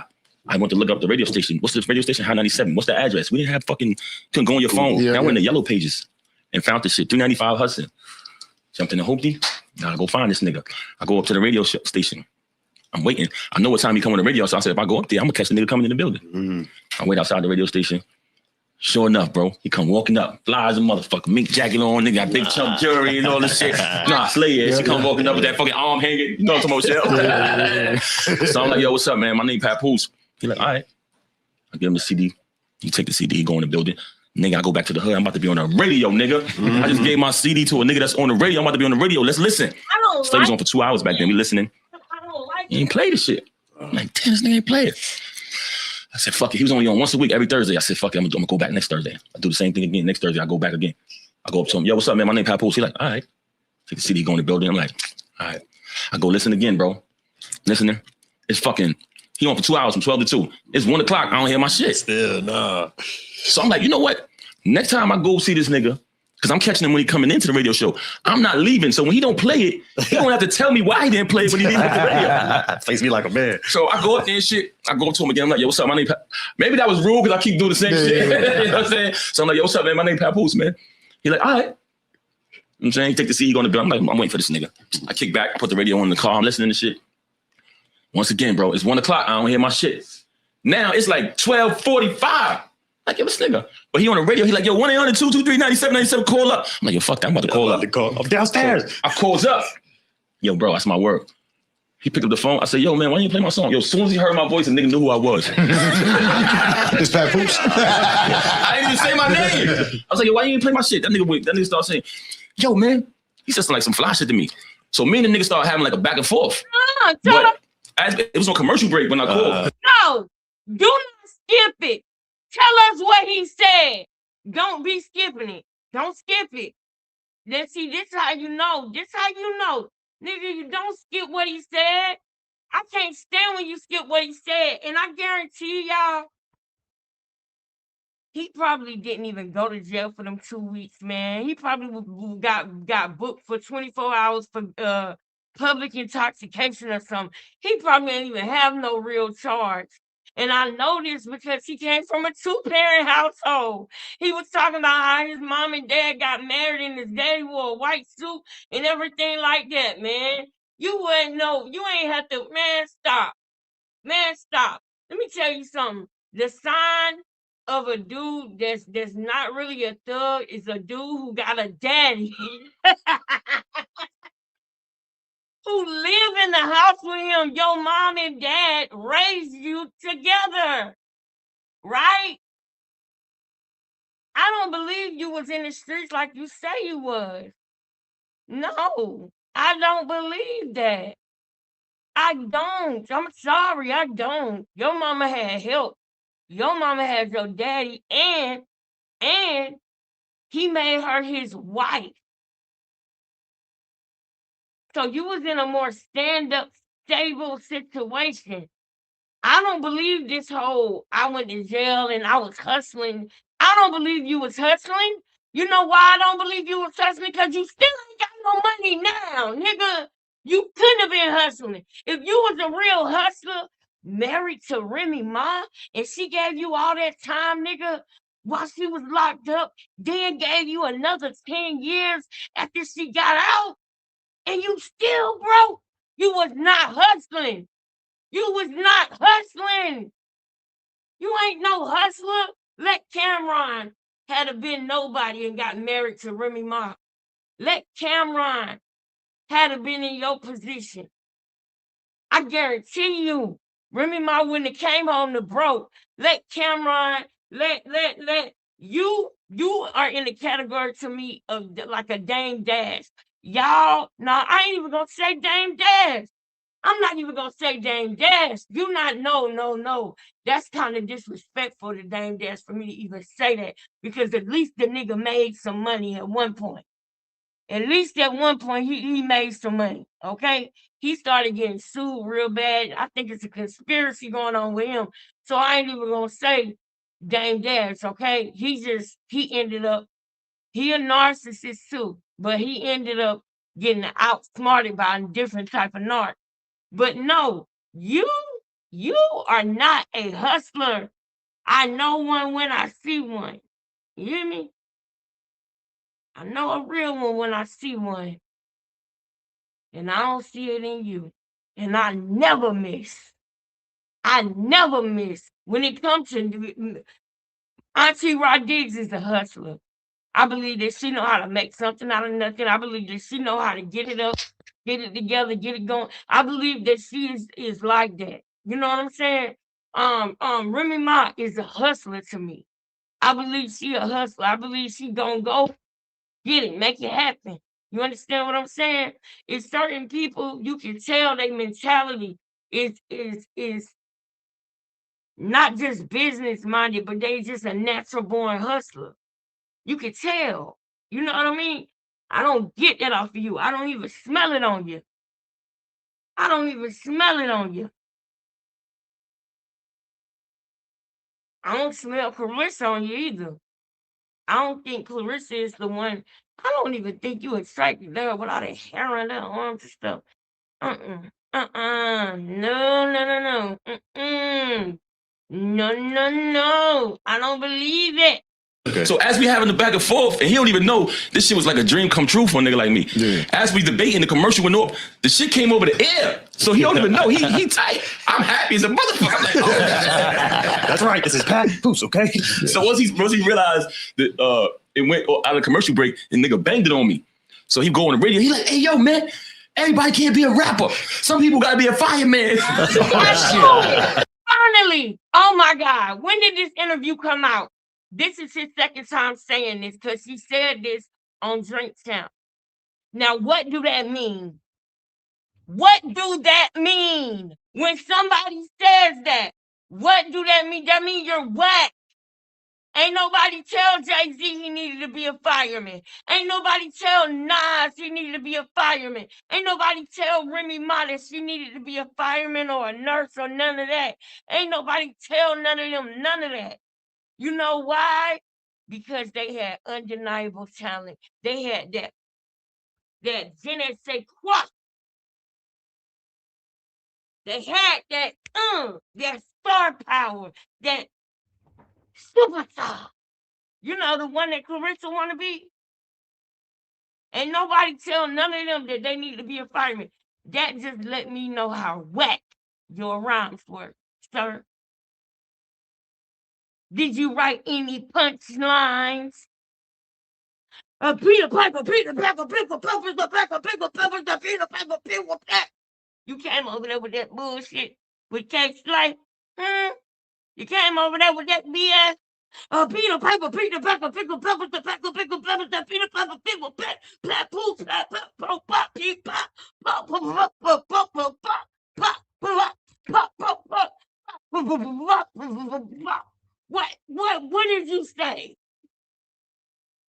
This is why I said he is the radio of rap. To me, he is the radio of the radio.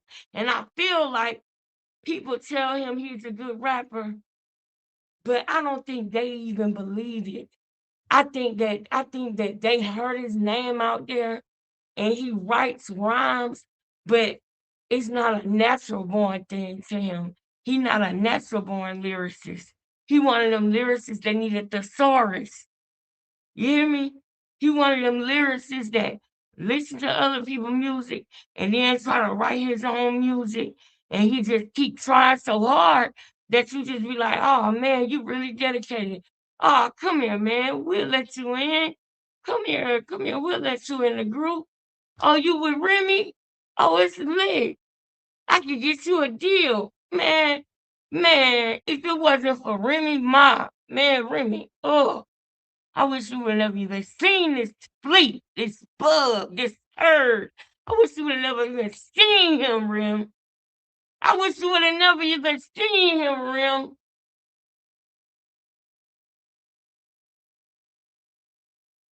Don't make me mad up here. Yeah, he said some people got to be a fireman because you was whack. They don't say that to rappers that got it. You take the CD, go in the building. Nigga, I go back to the hood. I'm about to be on the radio, nigga. I just gave my CD to a nigga that's on the radio. I'm about to be on the radio. Let's listen. Slave was on for 2 hours back then. We listening. He ain't play the shit. I'm like, damn, this nigga ain't play it. I said, fuck it. He was only on once a week, every Thursday. I said, fuck it. I'm gonna go back next Thursday. I do the same thing again. Next Thursday, I go back again. I go up to him. Yo, what's up, man? My name Papoose. He like, all right. Take the CD, go in the building. I'm like, all right. I go listen again, bro. Listening. It's fucking, he on for 2 hours from 12 to 2. It's 1 o'clock. I don't hear my shit. Still, nah. So I'm like, you know what? Next time I go see this nigga, because I'm catching him when he coming into the radio show, I'm not leaving. So when he don't play it, he don't have to tell me why he didn't play it when he leaves the radio. Face me like a man. So I go up there and shit. I go up to him again. I'm like, yo, what's up? My name Maybe that was rude because I keep doing the same shit. You know what I'm saying? So I'm like, yo, what's up, man? My name Papoose, man. He like, all right. The radio. I'm saying, take the CD on the bed. I'm like, I'm waiting for this nigga. I kick back. I put the radio on the car. I'm listening to shit. Once again, bro, it's 1 o'clock. I don't hear my shit. Now it's like 12:45. Like, yo, this nigga. But he on the radio. He like, yo, 1-800-223-9797. Call up. I'm like, yo, fuck that. I'm about to call up. I'm downstairs. So I calls up. Yo, bro, that's my word. He picked up the phone. I said, yo, man, why you play my song? Yo, as soon as he heard my voice, the nigga knew who I was. It's Papoose. I didn't even say my name. I was like, yo, why you ain't play my shit? That nigga started saying, yo, man, he's just like some fly shit to me. So me and the nigga started having like a back and forth. But it was on commercial break when I called. Okay. So as we having a back and forth, and he don't even know this shit was like a dream come true for a nigga like me. Yeah. As we debating, the commercial went up, the shit came over the air. So he don't even know. He tight. I'm happy as a motherfucker. Like, oh, that's right. This is Papoose, okay? So once he realized that it went out of commercial break, the nigga banged it on me. So he go on the radio. He like, hey, yo, man. Everybody can't be a rapper. Some people gotta be a fireman. Yeah. So I'm like, nah, this nigga violated. I said, yo, when a nigga come downstairs, it's up. You know what I'm saying? But we wasn't saying it's up back then. I probably said it's on. You know what I'm saying? Boom, he come down. I'm walking towards him. I'm heated. He walking towards me. You know what I'm saying? As soon as we get like right next to each other, he had a dude with him, and he came in between us. He was like, yo, I got you. But for some reason, I believed him. You know what I'm saying? I left, man. Yo, I was so discouraged, bro. It was like, that was like my last resort. And I feel like me and him clashed. So I'm like, yo, that's my last chance. I'm fucked. I did everything I could. And I'm saying this shit folded. So remember I told you earlier, I had an individual who was my man, may he rest in peace. He was my manager. He had, like we spoke about earlier, he had a studio in his crib. Right. I could go there and record. And he was one of the only people that believed in me.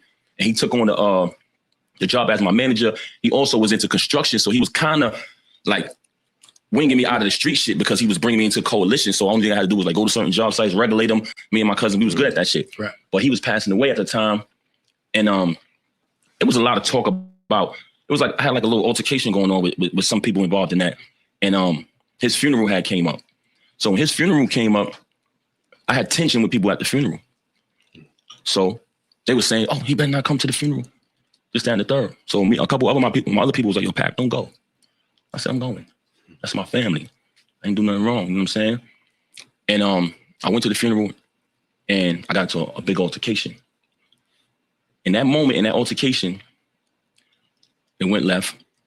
We jumped in the vehicle and I was just about to throw my whole life away, right? In that moment. It was so crazy. Wow, I jumped in the car after I almost threw my life away, and I swear to you, bro, my phone started ringing. I had a Sprint phone. I picked that shit up in the midst of action. It was K Slade. He said, yo, man, you on the radio next week. He said, yo, I listen to the CD, you on the radio next week. Yo, bro. Divine. Man, I was so fucking happy, man. I'll never forget that shit. And I was like, yo, I just almost threw my whole life away. You know what I'm saying? And that's one of them forks in the road where it was crazy. I went on the radio. I'll never forget. I went to 97 Prodigy, rest in peace, was there. And we rapped on the air live. Never forget it, man. From that moment, my life changed, bro. Man. So he didn't play the track. He said, no, I want you to come up. He let me come up on the radio. Nigga, do you know what type of dream come true that was to me, man? After sitting outside of it, calling them, playing it while I'm sitting downstairs trying to hand my shit.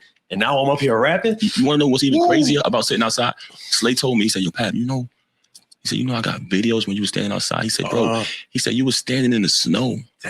He said, yo, it was snow this fucking high. You was standing out there in the snow, my nigga. He said, yo, I'm about to do my documentary. So I'm gonna put that shit on my documentary. That's why I was so mad when he, yeah, not just because of that, but just the plans that he had, like all this shit niggas be talking about where hip hop started and who started hip hop and who wasn't in it. I be watching that shit like, yo, these niggas is lucky Slay not here. Slay was a vote. He'll tell you who started beatboxing, who was the first beatboxer, who was the first female MC, who burnt her, who was the first, like, where it started at, what was their address, who was a fake, who was a fraud. Like, I be feeling like niggas just doing that shit because he not here no more. Facts, though. Because, you know, you could go back and you see Slay doing graffiti back then. He's in the movies, you know what I'm saying, early as a youngster. So he really knew his hip hop. And I used to be telling him, because he's like older than me, so I used to be like, yo, Slay, man, you gotta write some of this shit down, my nigga. Because I used to be telling him, like, yo, Slay, you a vote, my nigga. Like, some of this shit, people don't have this knowledge, you know what I'm saying? So, yeah, but that's how I got, like, really got from there, it was Christmas for these niggas, man. I ain't letting up. Like, that's why when you heard me, bro, you heard that hunger and you seen that consistency, because I was like, I ain't letting up. It was too rough getting here, you know what I'm saying? Yeah. But you seen it, though, that all came together, right? It was the hustle, locked up, went outside, the hustle. And then boom, because a normal motherfucker ain't walking up, ain't going to the radio station 3 fucking times. You know what I mean? Like, what the fuck is going on, man? Like, you know what I mean? I served you 3 different times. What's up, man? Get this record on the radio. You know what I mean? And it's super dope. But to think about how all that came together is amazing. And it's funny you mentioned earlier about you ain't want to say too much about the capping. I remember Benny the Butcher had said that he used to stand outside in the blizzards and hustle. They're like, ain't nobody was ever standing outside in that snow. If you ain't from somewhere where it snows like that, and you don't know. But sometimes you had to do shit like stand out in the snow. Hell yeah. I mean, I was already Slay, you probably know, but I was used to that. I used to stand on the corner and hustle. Yeah. In the snow. You know what I'm saying? Like, I grew up like that. That's what I'm saying. That's what they said. When Benny the Butcher said that, they were like, cat, don't nobody stand outside in no snow like that. And like, yeah, okay. Oh, hell yeah. Hell yeah. Like, even, I mean, honestly, when sometimes when I hear people talking about like hustling and shit like that, sometimes I'd be like, so what? They be like, oh, he was a real hustler, or I thought everybody was. Where I'm from, everybody had to hustle. That shit ain't what that mean? That don't make him better than nobody. Like, we had to hustle. I don't really get that. Yeah, good for him. What else? Like, and when I say hustle, I'm not talking, because hustling can mean many things. You know what I'm saying? I'm not talking about the everyday working man. Yeah. I'm not talking about people that's legit and taking care of their families. I'm talking about like that the negative shit. You know what I'm saying? I don't know what credit some dudes we went for that. I'd be a little confused. Facts. And K Slay obviously played a pivotal role in not only your music career, but your life. That's somebody that's my really brother. Considered a brother. Yeah. That's my brother. That became my brother. What was it about K Slay that separated him? Real, man. Authentic and stuck in his ways, man. Like he wasn't going to compromise or sacrifice who he was to fit in, or to, some people that are like, oh, you gotta keep up with the times. Slay was cool with that, but he not going to compromise who he was. He did what I said earlier, he preserved the culture like a motherfucker. Like no other. You know what I mean? You listen to K Slay show, you're going to hear, because sometimes the music industry only support the artists who are hot at that time. So a rapper know if they had a run and they fell off, you know what I'm saying, after they only showed love to them other DJs, when they cooled off and they wasn't hot no more, they could always go to K Slay and get some support and get their song played on the radio, get their song placed on the mixtape. You know what I'm saying? Yeah, true. He supports you if you was in a hot moment or not. The industry kind of throws artists away when they cool off a little bit. Slay wasn't that kind of guy, you know what I'm saying? And he would give everybody a shot. Now, what you do with that shot is up to you. You know what I mean? I was just one of those dudes he gave that shot to. I ran with it. But he felt like everybody get one shot. You know what I'm saying? Just a fair individual, man. Solid outside of the music, man. You know what I'm saying? He'll tell you the truth, man. Like if you come to Slay, yo, Slay, what you think about this? He'll tell you fucked up, bro. Ain't that person's fault. It's your fault. You know what I'm saying? Just straight up, bro. Genuine, sincere. A very great brother, man. For me, one of the saddest moments for me that really touched me was, I'll never forget. When COVID took place, Slay was real careful. Anybody who knows him knows he was extra careful. He made sure everything was clean. He stayed on point. Like, he took that shit serious. But I just remember towards the end of it, when it kind of like died down and everybody was back outside, he hit me one day. Me and him would talk every day. He said, yo, Pap, I'm in the hospital. And I was like, what happened? He said, I got COVID. I said, Slay, what the fuck you doing in the hospital? We said that shit happened. We ain't going to no hospital. Because, the hospital was doing the bullshit at that time. Yeah. People wasn't making it up out of there. Right. He was like, yo, man, he started telling me, but we was talking every day.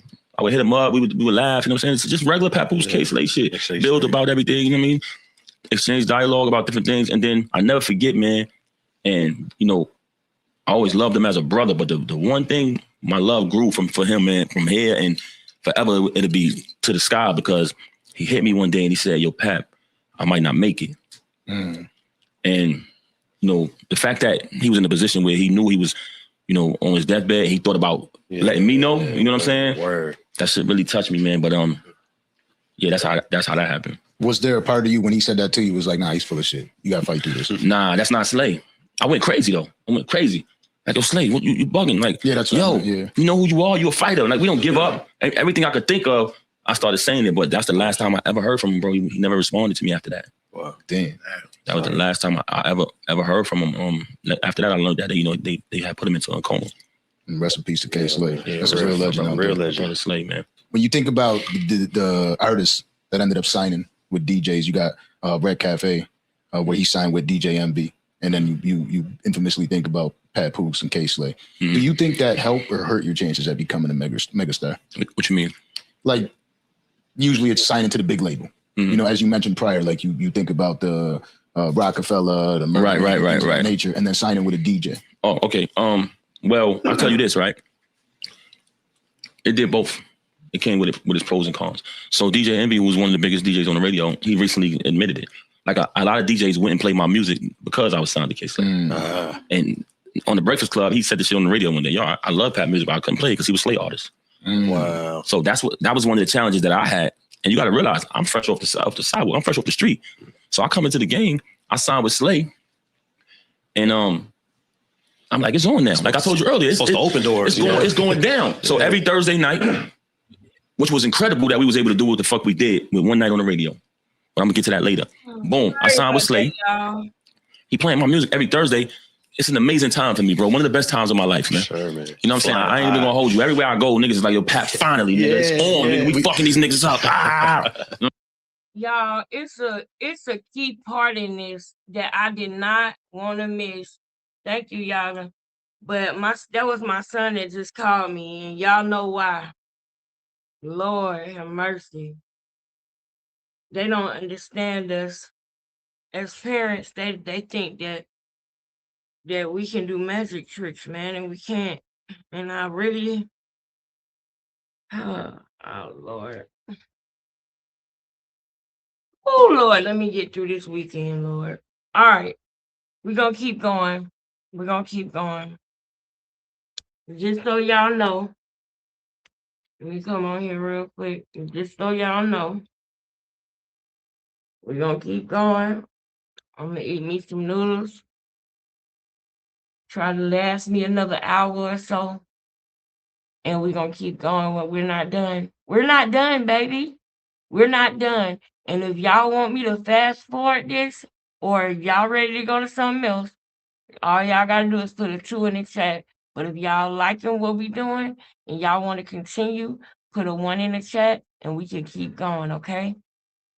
Love y'all. Like, comment, share, subscribe, and donate, please.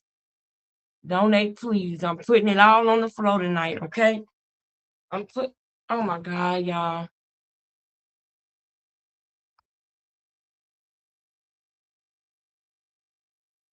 If you can, please donate. I'm putting it all on the floor tonight. Hold on, y'all.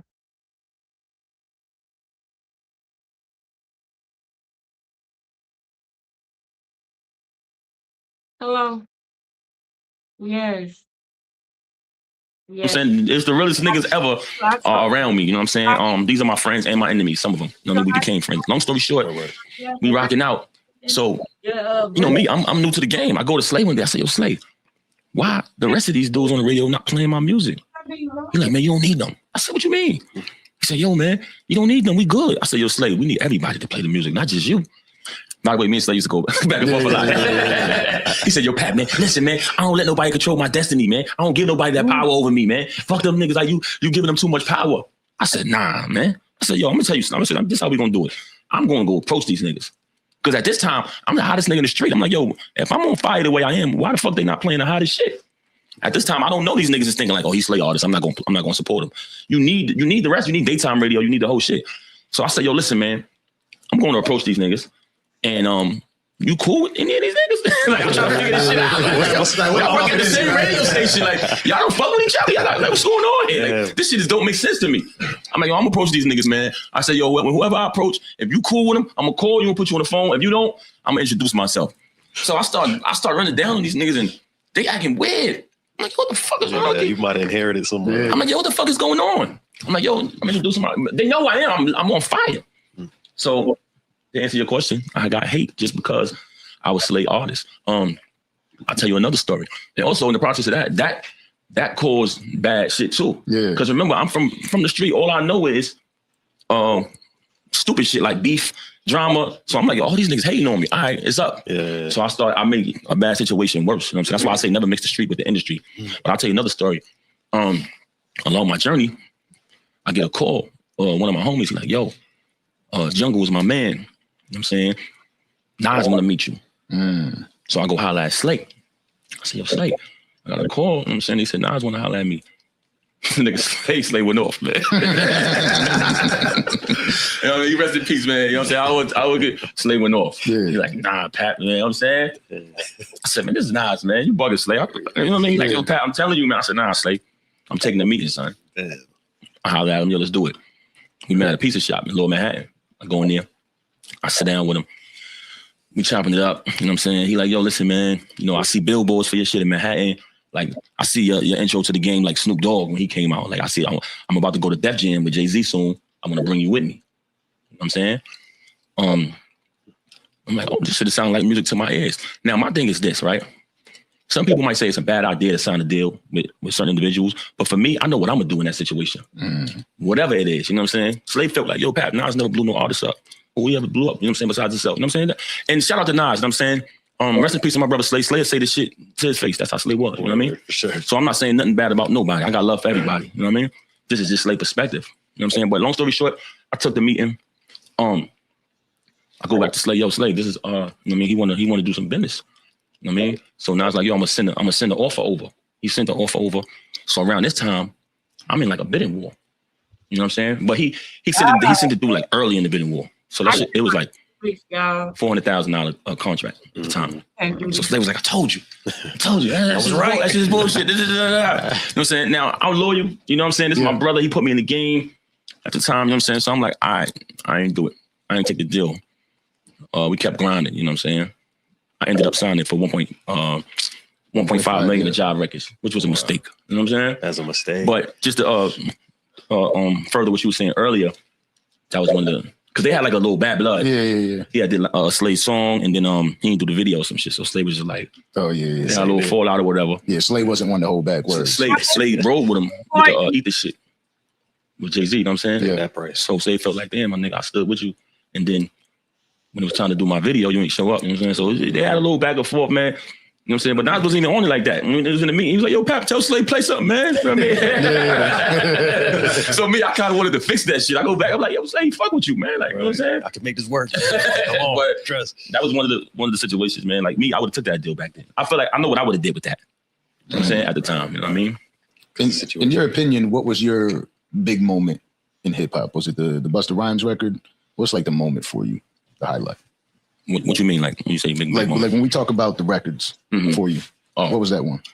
One of them, I would say, I don't know if you remember, but I had a record called Charades where I was like, I'm the hip hop police. That was a big moment for me because that was the first record. Well, that was one of the first records that everybody was supporting consistently. Shout out to Sunny. She used to be on daytime radio. She was the first one to ever play me on daytime radio. You know what I'm saying? That was a big moment. But I would be a damn lie if I sit here and say that Touch It remix wasn't the biggest moment. Nigga, I'm on a song with fucking DMX, Missy Elliott, Mary J. Blige, Banks. We did that shit at the BET Awards. Eminem came out on stage with us. Like I came out, this shit was crazy. I'm gonna tell you something. It was crazy because when Busta put me on that record, I was probably doing shows every other fucking day. I was tired as a motherfucker. Slay like, yo, bro, you gotta go to the studio. I'm tired, my nigga. Like, yo, bro, I'm telling you, you're gonna go do this record. I go to the studio, I'm tired as fuck. As soon as I get to the studio, I fall asleep. I'm on live, wake up. Man. That verse came out. I wrote that verse in my sleep. I did that verse. And I remember like the record was out for like probably like a couple weeks or so. And Busta was like, yo, I got a show in Long Island. I want you to come out. I'm like, all right. I go out there. I'm backstage. It's my cue. I come walking out. When I walk out, I had never experienced this before. The whole fucking arena started screaming. If anybody got that video, you'll see me. I'm looking like, who the fuck they screaming for? You know what I'm saying? They were screaming for me. You, man. Yeah, and after that, I couldn't like go to the mall by myself without getting rushed by kids and everybody. So I got to say that was like a breakthrough moment. You know what? Another one of them was they say you never know what you have until you lose it. Oh, the joke. You promise your girl something, you better do it. You can't tell a woman you love her. Are you stupid? Words don't express your love. You gotta prove it. That was one of them ones too. That's why you know that verse. I told you when we hit you up. I'm actually a Papoose fan. Your guy told me. Your guy told me when I was texting me. Yeah. That was a moment. You're right. That was a big. That record was crazy to me because when I did that feature with Joe, shout out to Key Dog, put me on that record and he paid me. Like I said, I was always doing shows and shit all over the place, and I was in Connecticut one time. I'll never forget it. And they was like, yo, yeah, Pat, we real happy for you. You know what I'm saying? Because you know, back then when the artist came up, right, all you needed was that one R&B feature, and then you crossed over officially. You made it forever. The song started. I was in Connecticut, Hot 93.7, and they was like, yo, Pat, we're so happy for you out here, man. I'm like, what you talking about? He said, yo, bro, this record is #1. I said, what do you mean? He was like, what do you mean what I mean? He's like, yo, this is the #1 record on our station. I said, get the fuck out of here. You know, Connecticut is right down the block. Yeah. He's like, this record, they not here. He's like, wait a minute, don't tell me they're not playing this record in New York. I said, nah, they don't play it. So I go back to New York. I'm like, yo, what's up? I go, at the time, Mr. C is the PD. I'm like, yo, why y'all not rotating this record? They telling me in Connecticut, this shit is #1. No Anywhere I go and I do that record on stage, it's like a whole fucking wave goes through the crowd. The whole fucking crowd moves. I'm up there 30 fucking minutes performing. I know what records they reacting to. When that shit was coming on back then, crazy. Overseas, Papoose in Norway, don't take my word for it. Look, pull that shit up on YouTube, you'll see. That shit is causing tight with. Long story short, I finds out that Mr. C had a beef with Kedar, who was Joe's manager. So they didn't play the record. Me being from New York, you know what I'm saying, my hometown, that shit fucked me over too back then. You know what I'm saying? But it was like some kind of beef they had, and they didn't play the record because of that shit. Yeah, because that record was crazy. That record was huge. That was like one of them ones that you could follow along and like it'll help you as a young man develop. You know what I'm saying? You promise your girl something, you better do it. You know what I mean? Like, damn, I gotta do this shit. You know what I'm saying? But it's one of you love her. Are you stupid? Words don't express your love. You gotta prove it. That's what was. Yeah, it's that entire man. That's one of the ones I used to play for bitches. You know what I mean? That's one of the ones that'll be on the that might have been on the voicemail. You know what I mean? Play the music. Yeah, you reach. Yeah, you know what I mean? You reach danger. That's what we had. We had fucking voice songs on our voicemail. Yeah, play the music in the background and shit. No, that's a fact. But you know, a different era. Now, I heard you speaking about K Slay, the loss of K Slay, and one thing that I think that separates you as a man from the rest of the world is that mental fortitude.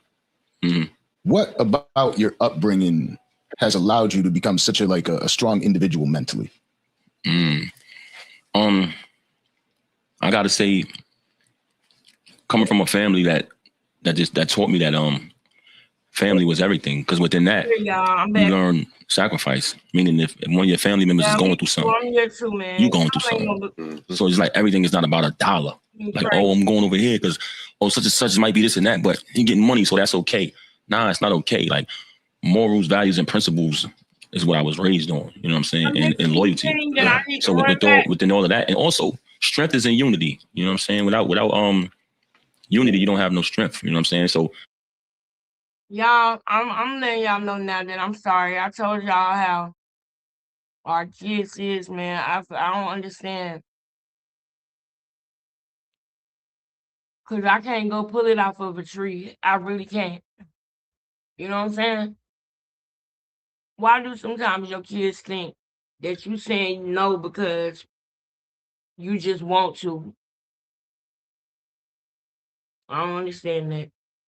Especially when, but I done got them used to a certain thing, especially my oldest son. You know, he used to be sending him money all the time, giving him money all the time.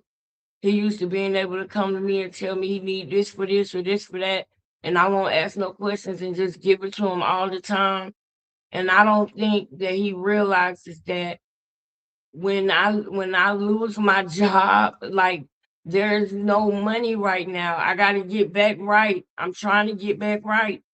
You know, it's so frustrating because y'all remember, for the ones who've been here the whole time, y'all remember how upset I was when he moved with his dad in Atlanta.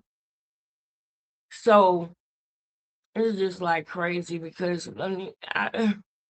it's just crazy. I can't wait to get back on my feet. I can't wait to get back on my feet, man. And I got a phone call while I was on live before my son started calling me. I got a phone call from somebody from the Department of Labor. So I got an interview on Monday at around 1. So I got to make sure that I get there. I'm just praying that I get through the weekend. This weekend is man, it's already stressful. But I'm just praying that I get through this weekend and get everything back, you know what I'm saying, on track, especially because school about to start and stuff. I feel like a lot of my strength comes from that, man. I come from a strong, united family. I was taught that family is everything, man. You know what I'm saying? At a very young age. I remember my Uncle Mike, when I was young, he was a hustler. And one day he gave me like, it just seemed like a lot of money one day. It was my birthday, you know what I'm saying? It was $54. Hey, listen, that's a lot of money. Yeah, but that shit looked crazy because he was hustling in the street. Yeah. But he gave me like $54, man. And when he gave me the $54, he was like, your family is everything. And that shit stayed with me. That always stayed with me, man. And I don't know, man. I think my upbringing, bro, like I had like real loyal, strong-minded individuals around me. And it kind of rubbed off on me. My mother, shout out to my mother, man. Very the nicest person you could ever meet, man. It's my mother in the world. You know what I'm saying? But if you fuck up, you're gonna get. Let me tell you something, girl. We gonna pray. We gonna pray, and we gonna ask for resources and relief. You know what I'm saying? We gonna pray, and we gonna ask for resources and relief. And I'm at the point where I'm ready to start like a prayer group. You know what I'm saying? Where we can all get together either on the app or on the phone or something like that and just pray together. You know what I'm saying? Hold on, y'all. Hey, Mom. I'll call you. I'm gonna call you back. Hold on, y'all. Hold on. Let me mute this.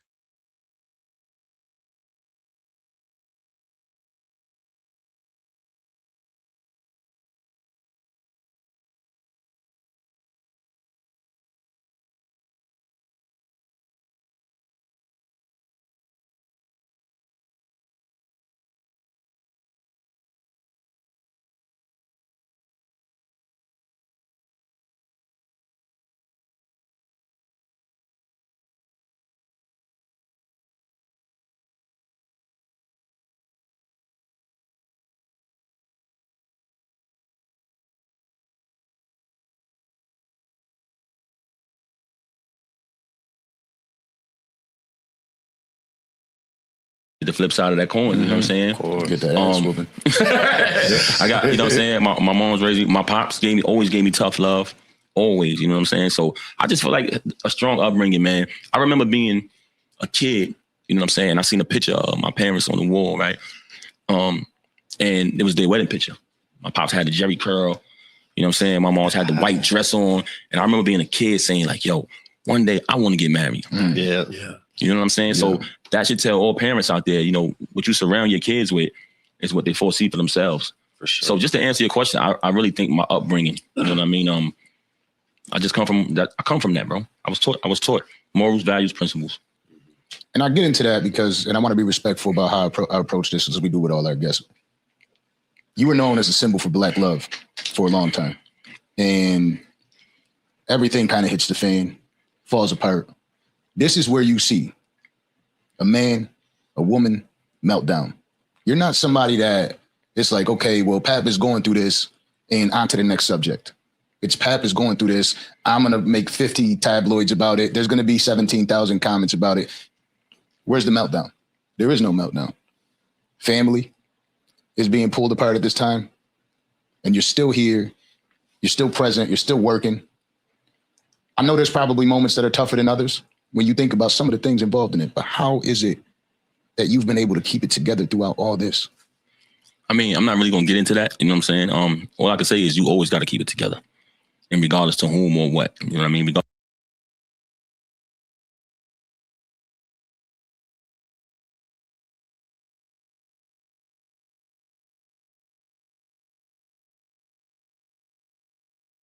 My mom's raised me. My pops always gave me tough love, always. You know what I'm saying? So I just feel like a strong upbringing, man. I remember being a kid. You know what I'm saying? I seen a picture of my parents on the wall, right? And it was their wedding picture. My pops had the Jerry curl. You know what I'm saying? My mom's had the white dress on, and I remember being a kid saying like, "Yo, one day I want to get married." Yeah. You know what I'm saying? Yeah. So that should tell all parents out there, you know, what you surround your kids with is what they foresee for themselves. For sure. So just to answer your question, I really think my upbringing, you know what I mean? I just come from that. I come from that, bro. I was taught morals, values, principles. And I get into that because, and I want to be respectful about how I approach this as we do with all our guests. You were known as a symbol for Black love for a long time. And everything kind of hits the fan, falls apart. This is where you see a man, a woman meltdown.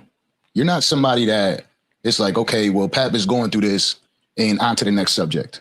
It's Pap is going through this. I'm going to make 50 tabloids about it. There's going to be 17,000 comments about it. Where's the meltdown? There is no meltdown.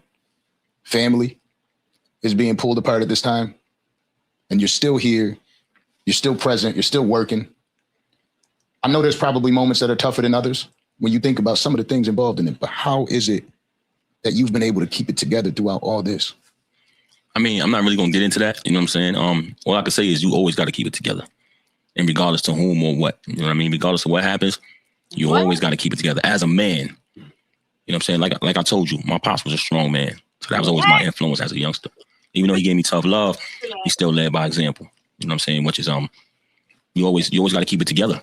Regardless of what happened. I don't give a fuck if a tornado hit this house right now. We got to get up and pick the pieces up. You know what I mean? We ain't going to sit there and cry about it. There you go. You finished it for me. You know what I mean? You got to keep it moving. You know what I mean? I'm not going to really get too much into that.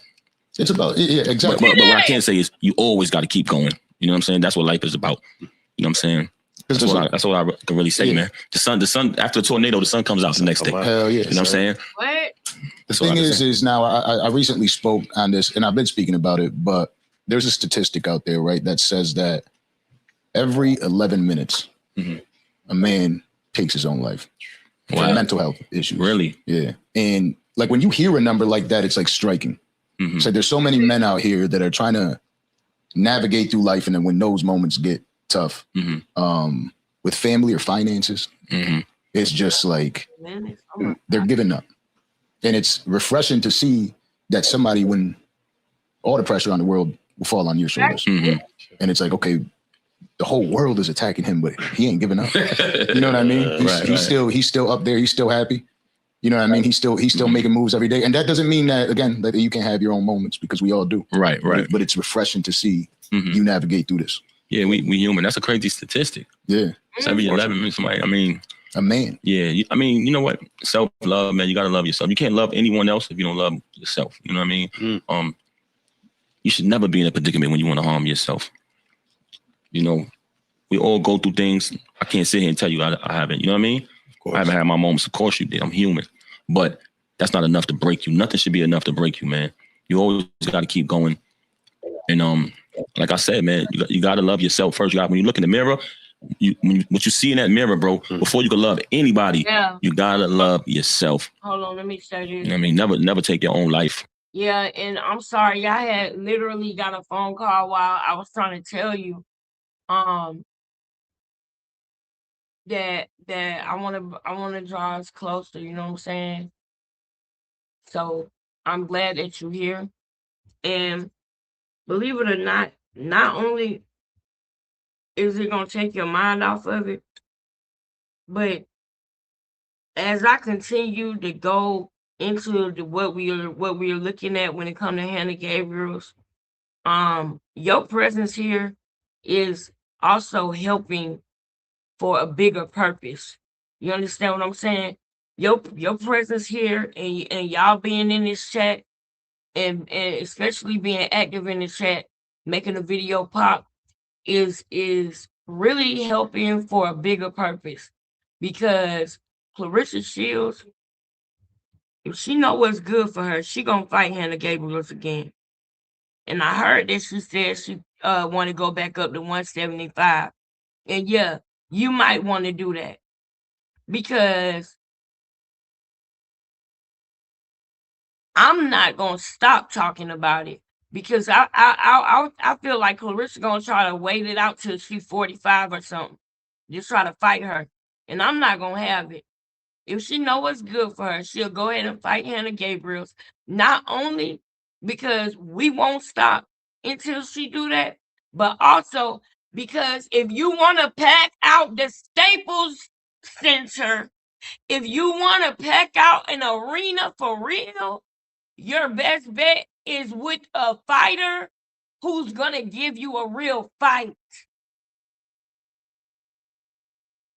You wouldn't have to worry about tagging, get your tickets, if you was getting in there with Hannah Gabriel. You wouldn't have to do none of that.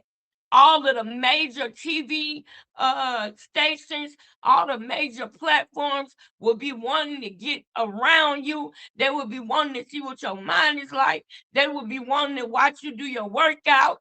You could have made a big thing of it. But you sitting up here want to run. Just like you was running from me in that ring. And I'm going to show it at next. Oh, yeah. We ain't done. Like, comment, share, subscribe. Excuse me. Donate if you can. For something that somebody else do. That's a crazy statistic. I gotta look that up. Yeah, it's a wild thing. And it's just something that I think about often with a lot of men. And I've been telling men, like, feel free, to reach out to us and, possibly we could have either a conversation or we could have a conversation with somebody about that specific subject. Right. When you say mental health, what do you consider as mental health? Like, what do I consider as mental health? Like, yeah, like when you say that, like for me, like this is your bro. You know what I mean? Like you're supposed to check on him. You know what I mean? That's our duty as brothers. Absolutely. Like some people only call you when they want something. It's okay to call your brother just to see how they doing.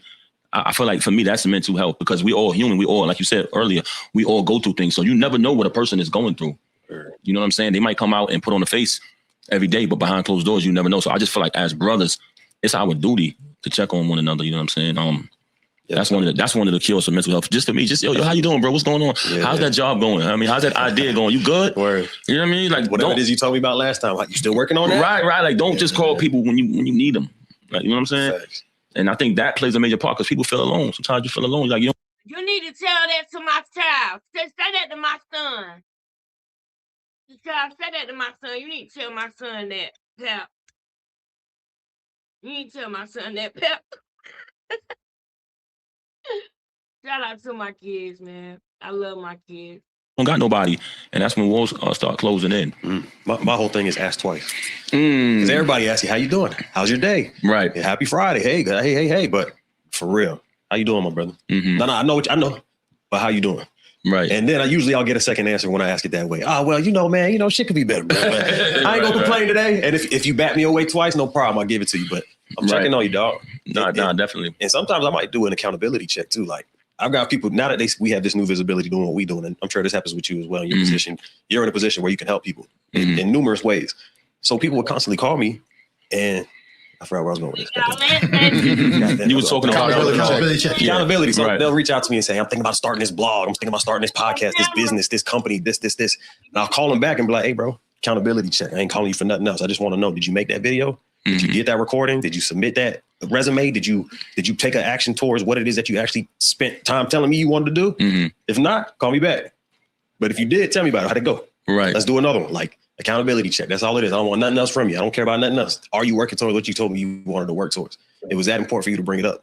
How's that going? And you'd be surprised, man. You might save a life just by doing it. Right. I was going to ask you, and both of y'all, have you ever been in a position or a point in your life where you feel like you said, that statistic shows that, every 11 minutes someone takes. Have any one of y'all ever been in that predicament when you feel like you wanted to do something to yourself? No. Or your mental health was that, like, you know what I mean, that bad? I think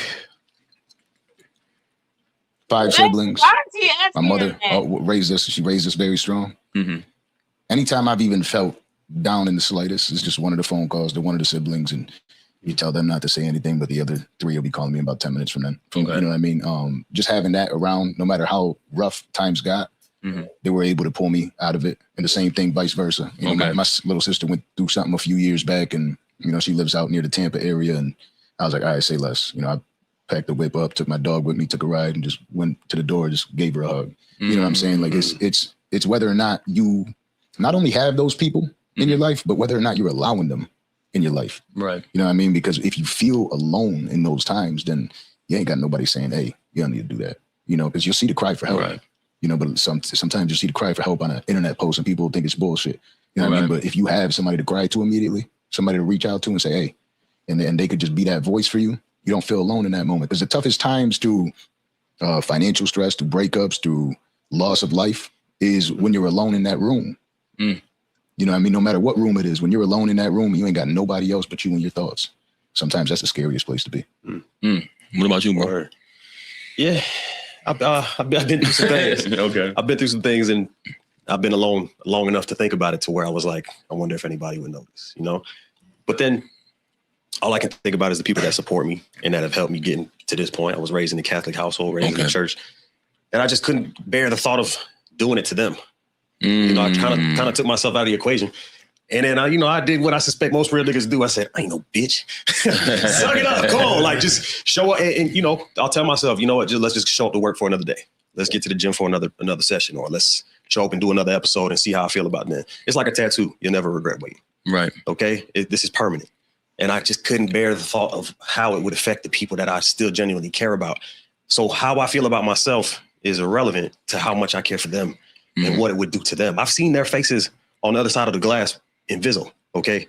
I can't imagine what the loss of my life would bring to them. I understand maybe I might struggle with the value of who I was to myself at that time, but I know for a fact that to those people I meant a lot. And so I said, yeah, I ain't no bitch. And not to say anybody who has those issues. Yeah, definitely. You know? I like the solutions that y'all both gave, because I hope someone out there that's probably going through that, they probably could use that same method to come up out of that. You know what I mean? Me, that's why I say self-love, because when you commit suicide. Now, let me ask you something, because I feel like he asked them that to be funny, because they asked him. Yeah, I'm back. But how do you think just think about this, right? Clarissa Shields is definitely going through some mental issues. We're not finna sit around here and play like she is not bothered, okay? Do you know how horrible that got to be? And Clarissa, come to the front of the class. You probably in somebody else live right now that's clocking you, but you won't see this one. And you need to know that this man right here is not healthy for you mentally. I can tell by the way that he answering his questions, and I can tell by the way he asking them questions, and just his whole demeanor, his entire demeanor and everything. He is emotionless. He is emotionless. So when you talk to him about your problems, you probably feel like you're talking to yourself or talking to a brick wall. And the thing about it is, you do that to other people. So that's why I don't feel sorry for you when he do it to you, because you do that to other people. See, the thing about Clarissa is she is a narcissist, but she is not as old as Papoose. So therefore, he is more dangerous than her. She's the party that would be taking the abuse more so than giving it. You understand what I'm saying? She's the party where she do little sneaky things like lust after other men and stuff like that. But when she going through it, when she is doubting herself with this fight, when she had a workout day and she really sucked at her workouts, and we're gonna look at some workouts that Alicia Baumgardner was doing, since she wanna always put herself in competition with Alicia. We're going to look at some workouts that Alicia Baumgardner did, and we're going to compare and contrast, okay? But just imagine her talking to Papoose like, it's like talking to a bro. I would have wanted, get out my face. You're a horrible person to talk to if somebody was going through something. if somebody was feeling like hurting themselves or going through something, you are the worst person to talk to. You are not emotionally available for Clarissa. You are not. I can tell, I can see that, and that is so miserable. She must be so miserable. The only time that you react is when she start acting like she don't care about you no more. When she don't thank you at the press conference. When somebody asks about you and she say, he upstairs, but that ain't got nothing to do with this live. Sometimes I feel like y'all care about him more so than I do.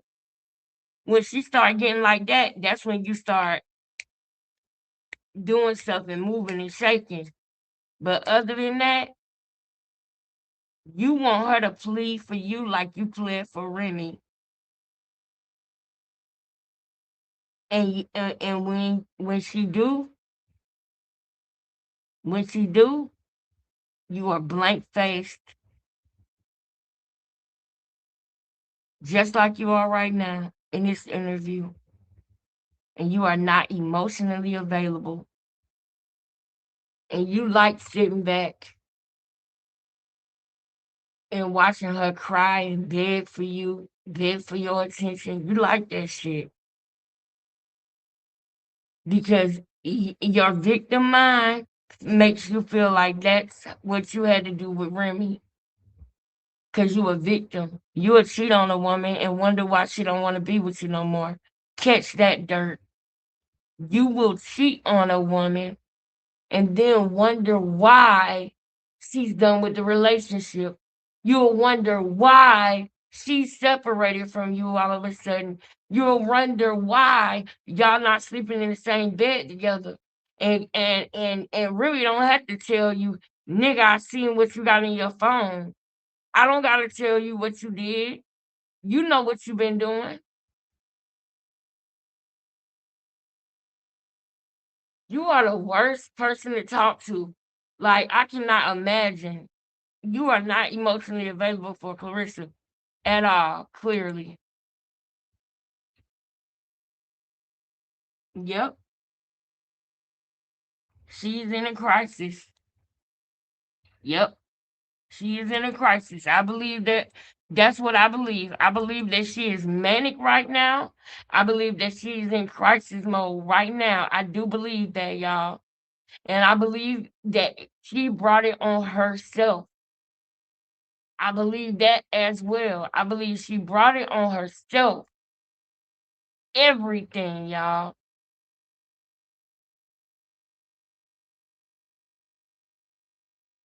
That's who you harming. You harming yourself.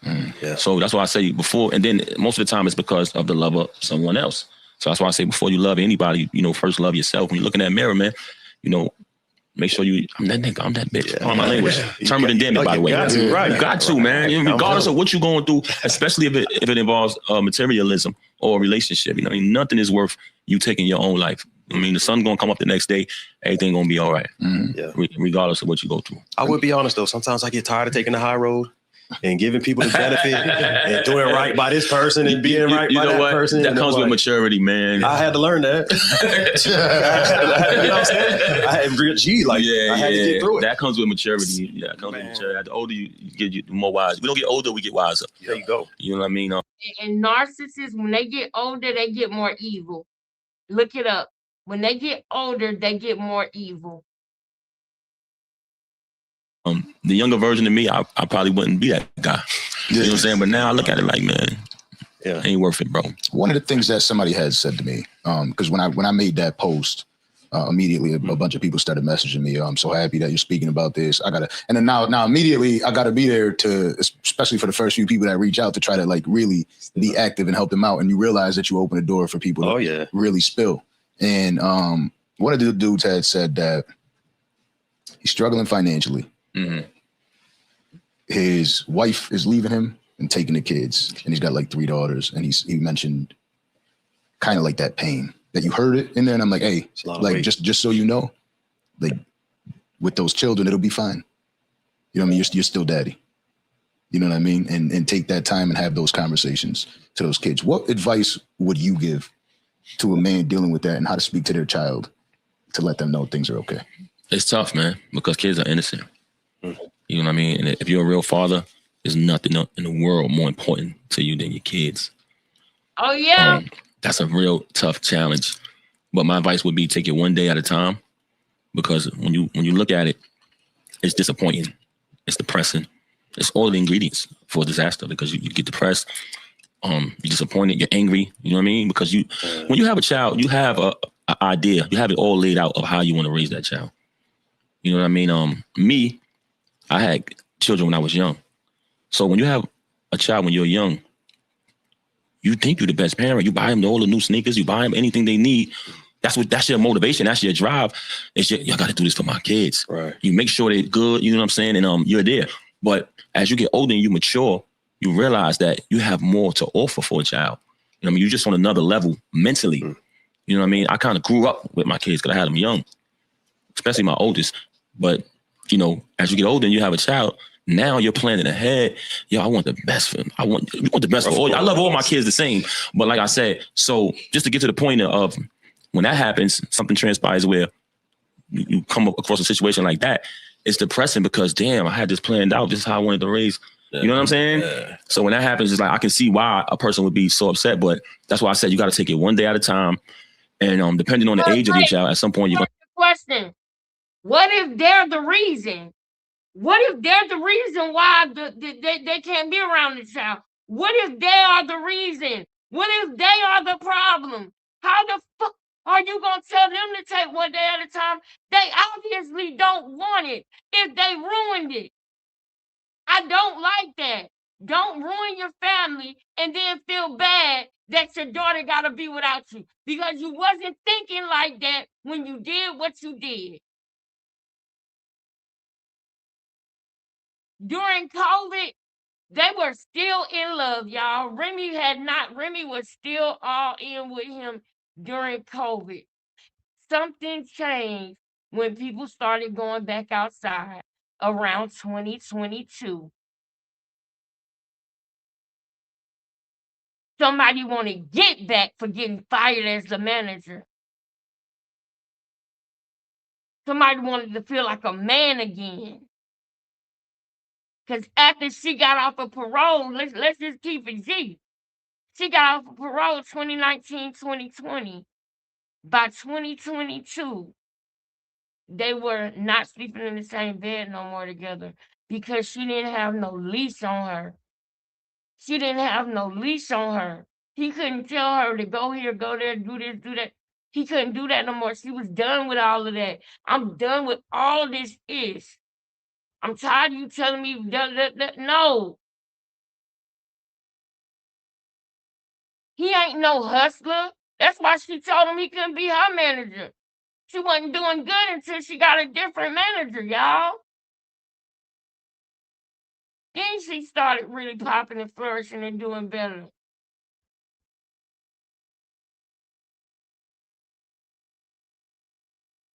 Oh, I'm so tired of him. I have to communicate with them and have that talk. Yeah. Let them know, hey, things are going to be different.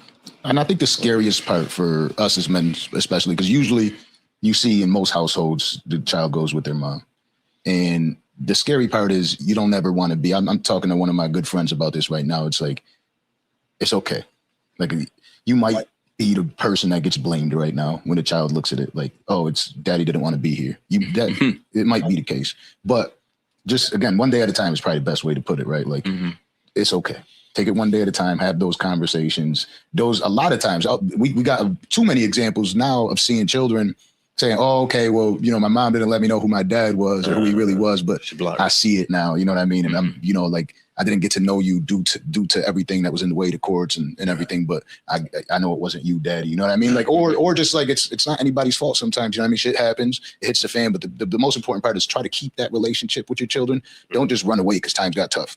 Oh, I don't like your mom, so I can't have this conversation. She doesn't like me, so I can't have this conversation. Reach out to your kids. Yeah, definitely, man. Like I said, man, if you're a real father, there's nothing in the world more important than that child. They're innocent. They never did nothing to nobody. They got a clean slate. You know what I'm saying? Cars they were dealt. Yeah, man. You gotta, like you said, always be there for your child, regardless of whom or what. Nothing can change that, or nothing can break that relationship. Actually, that's the time to turn it up. Yeah, you know what I mean. So. I wanted to give you a moment to clarify this as well. When there was a story that came out that stated that you mentioned this just now. I love all my kids to sing, and they were like, "Oh, well, maybe you don't." And I wanted you to clarify that for the world. That I never heard nobody say that. Who said that? There was a story out there saying that you treat one child differently than others. Absolutely false. Anybody who knows me knows that that's false. Everybody knows. You know what it is with me? Actions speak louder than words. You got to understand something, right? When you look at these celebrities, right? Okay, you're a fan of them. You buy music, you stream it, you watch their videos, you watch them on reality TV. You do every fucking thing. You follow them on Instagram, you follow them on Twitter, you follow them on Facebook. Shit. You buy into their life. Yeah. As soon as something happens, you know the first thing they say? You don't know what's really going on. Yes, you do. Yes, they do. My entire life has been documented for a long time. If you're a fan of somebody 15 to 20 years, you kind of watch their life unfold. And I'm going to tell you, as a person who's been in the limelight, I'm going to tell you right now, it's real. What you hear, hey, I heard this happen. It's not a rumor, bro. It went down. You know what I'm saying? But sometimes people second guess and they think, oh, maybe it's not true. And then they let these celebrities tell them it happened. Bro, anybody who really follow me and not just around now because of the gossip, they know that shit is cap. Yeah. They done seen me with all my kids from day one. It's videos. If you scroll down my page, all my kids is there. Like literally in real life, like in real time. You literally go, oh, I heard that he does XYZ. You literally could take a little minute and scroll down. Well, then here you go right here with his son. Yeah. Like my shit is documented, bro. You know what I mean? So, and me being a fan of you, I understand that. That's why I wanted you to get a chance to clear that, because that's what happens. These gossip sites and everything, they'll spread all these rumors, but they rarely credit the truth or notice that, like, yo, all you got to do is just take one look and you know that. Yeah, well, people weaponize the internet. They use it as a weapon. You know what I'm saying? Yo, 100%. Oh, such getting on my nerves. I'm gonna make some fake stories about them. I'm gonna say this. I'm gonna say, hey, blast that email, blast that, send that out. It's fake news, bro. You know what I'm saying? But like I said, man, my shit is documented. You know what I mean? And I'm just saying that because I really don't care. Like I let people say what they want to say. I don't even say nothing. Exactly. I stay quiet. You do a good job. If it's negative, I don't even really got it. I gotta give it to you. No, mental fortitude. We get it too, bro. Sometimes we have very controversial people up here. Sometimes it's a controversial person, but and we gotta eat shit and read the comments long after they came and went. Sometimes it's guests that's dogging on whoever it was, and sometimes it's hard not to be like, oh, man. Yeah, nobody would never believe that. You know what I'm saying about me ever. Everybody who knows me knows integrity. Man. That is the word. Right. It speaks for itself. I'll tell you integrity, right? Shout out my guy Fred, right? Back in the day, you run into J.R. Ryder and Fred Money. You and J.R. Ryder chop it up. You say, hit me up. Give me the let's do I'll do a record with you. You know what I mean? Would you give me like a hypothetical? No, I'm giving you a real situation that actually happened. Oh, who did it happen to you? You. Oh, I don't remember that. So you told him to send the record through and you'll give him the verse. And then you actually turned around and let him know, yo, just so you know, when I say that, I mean it. Send me the record. And I'll send this JR? Yeah. Okay, keep going. And for him and Fred, it was like, yo, that was dope that he's like that, because you said I'm not like all these artists out here. Okay. And he sent you the record, you dropped the verse on it, and history was made that day. And that's a story directly from Fred Money. Oh, okay. Hey, man, look, I'll tell you this. I did so many fucking features, man, and shit like that. I can't even remember. I do remember Slay put me on a lot of joints with JR. Yeah. I think I did. You gotta let me hear the record. Yeah. I have it. Fred, send me that record through. Yeah. Nah, bro. Let me tell you something, man. My words, my bond is my life. I should get my life before my words should fail. I live by that. You're never gonna catch me saying something and not do it. That's why when all of the lies and shit came out about me, nobody believed it. People was like, "You don't believe that shit." We don't believe it. We know it's like my shit been in. Cat Williams did a stand-up comedy one day, and my phone went crazy. They was like, "Yo, Cat Williams talking about you in his concert," and I never even met him, but he was up there. He was like, "Yo, why y'all?" He was in New York. He was like, "Yo, why y'all don't fuck with Papoose shit? That nigga ain't never do nothing but G shit." Hey. You know what I'm saying? Like he's like, "Oh, the only thing I ever seen him do was G shit." Like, bro, my shit is laid out quite flat. Like everybody who know me, you only gonna see stand-up shit, bro. I live a certain way, and I stand on that. Like I said earlier, morals, values, and principles, everything to me, bro. And action always speak louder than bullshit, bro. Facts. Always, you know what I mean? And it's rare these days to have that type of integrity. And seeing that from a lot of people because the artists, it's tough to hold your composure sometimes. Because I just recently had a situation where somebody just completely fabricated some shit, made up a lie. Yeah. And then it's just like, you know what I mean? Like, how do you hold it all? I'll tell you this. Okay. When people talk about that situation, you know what I always ask them? But you said it yourself. I always say, have you ever been lied on? I always ask people that. You know what I'm saying? Yeah. That's the question I gotta ask them. And depending on how they answer that, then the conversation to go from there. But I be needing to know that shit, man. Yeah. I'm not talking about like, let me not get into this shit, man. Nah, God bless everybody. I wish everybody the best, man. That's all I'm gonna say, man. God bless. Ooh. Oh wow. Yeah. So that's the record right there that you were on right there. That's crazy, man. That's crazy. Shout out to JR and Fred, man. Man. But that's what it's about now. I'm sitting on my couch, cooling. Twitter breaks into a frenzy. And there's the infamous story. Do you regret any of the actions that you took? What do you mean? I'll be trying to say it in like that. Boy, I'm trying, man. He said, which story? Story breaks out. I mean, I ain't gonna get into that shit like that, man, but you can ask your questions, but I'm just not gonna get into it. Yeah. You know what I'm saying? But do you regret I got my reasons. What? Regret what though? Knocking out. They want to know. You regret it.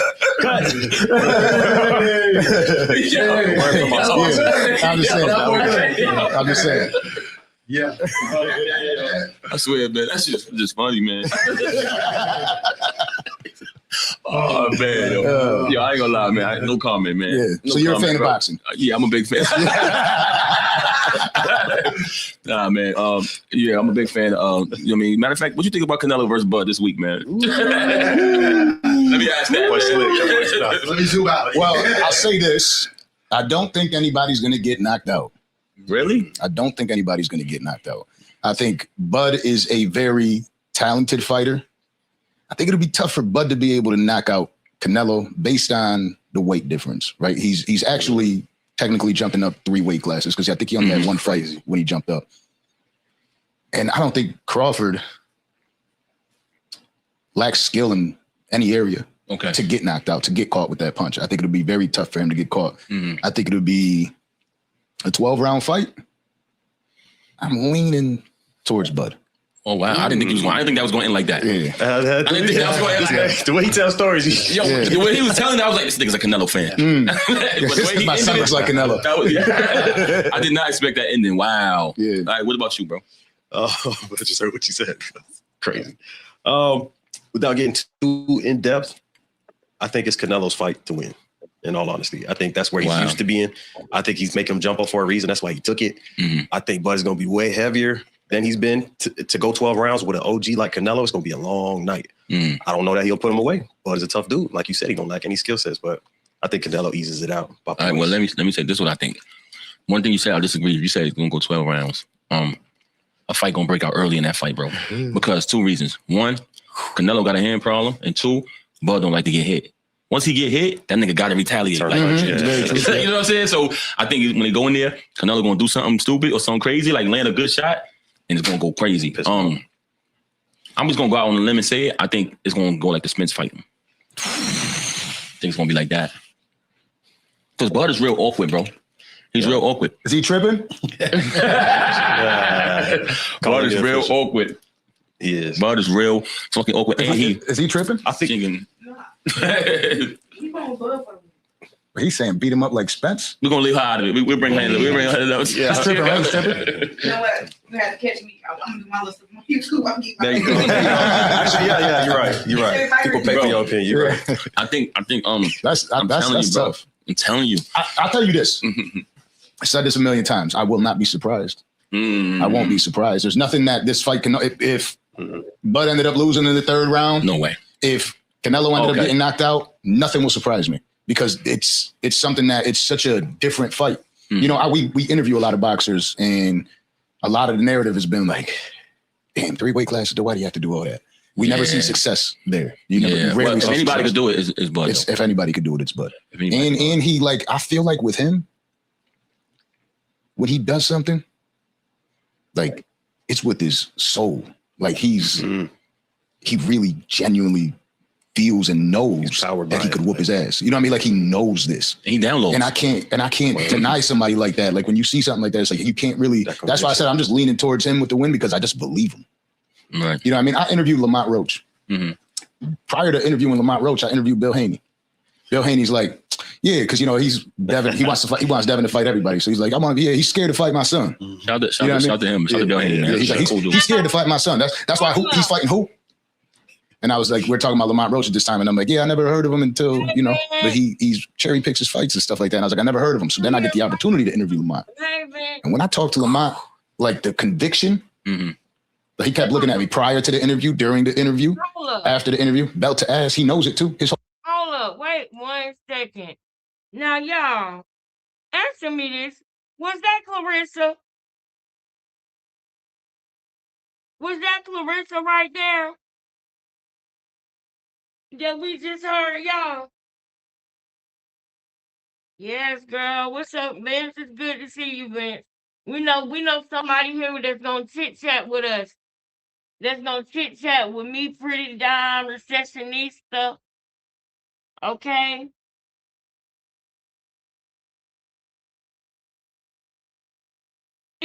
Was that Clarissa?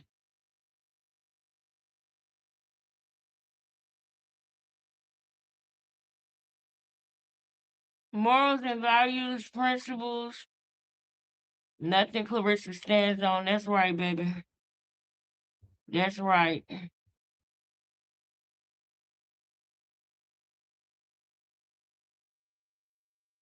I hope you had a good day, bro. I hope you had a great day. Now, y'all, that'll be crazy, bro. That's why these questions and answers are the way that they are. And let me tell you something. Uh, what's these people? The Dancer Project. Y'all fumbled the bag. Y'all fumbled. Y'all should not have been given a F about nothing. All their little boundaries, all of that. Y'all should have picked them apart. Y'all sat up there and talked about BS for too long.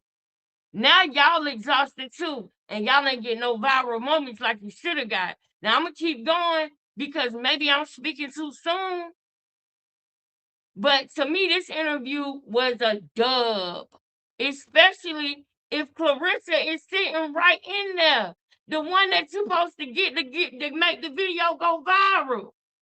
She the one that's supposed to get worked up and get you ain't see what the Breakfast Club did. And then Pap don't got no respect for y'all because he didn't answer y'all questions for real. Like, he didn't answer y'all questions for real. And then Clarissa was sitting there right behind him as he was asking questions, probably mouthing words and stuff like that to Papoose. It probably was a whole bunch of weird stuff going on. But I'll tell you one thing. I wish that there was the type of people that would talk about, like, how things were. Like, I wish that they were bold enough to tell us what they witnessed while Clarissa and Pat was in the same room together. Did they talk to each other? Do they act like a couple? Or do they act like two people that have been stuck in a jail cell together? Please catch what I'm saying.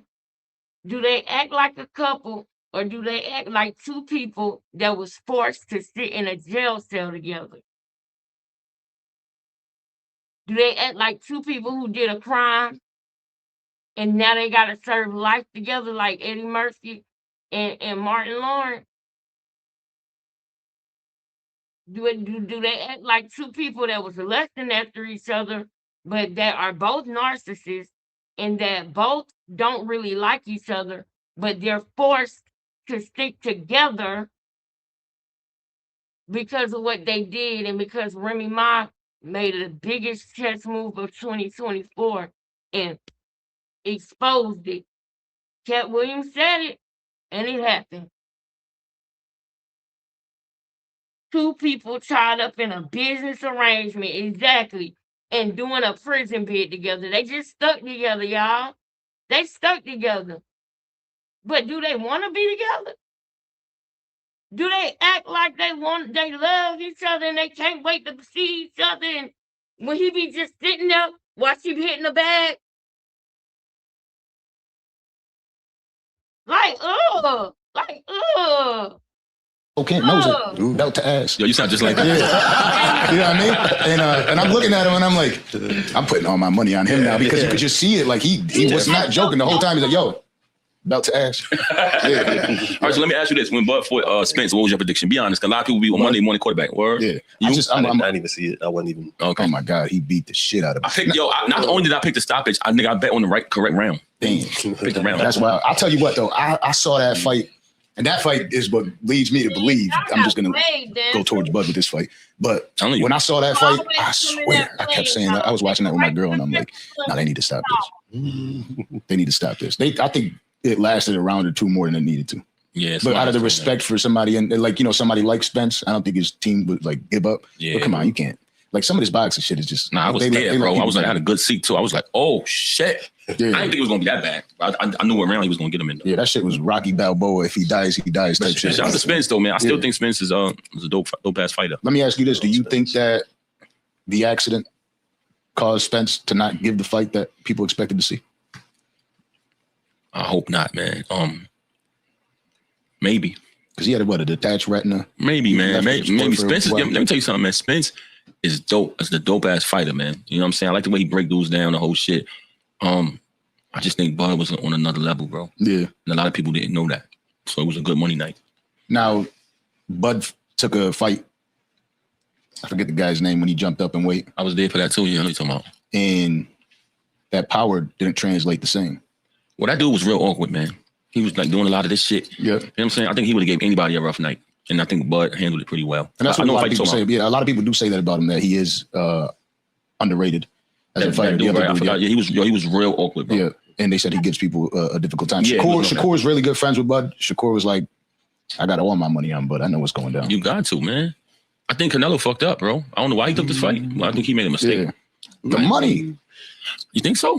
There's a lot of money in that. You think Canelo needed? I don't think he needed, bro. I think Turkey is not just handing out small bags. You know what I mean? He don't want to fight Benavidez. Come on now. So he made that's the thing. He made them hold his hand in the middle of the ring. But this come on, don't do that. Nah, he did though.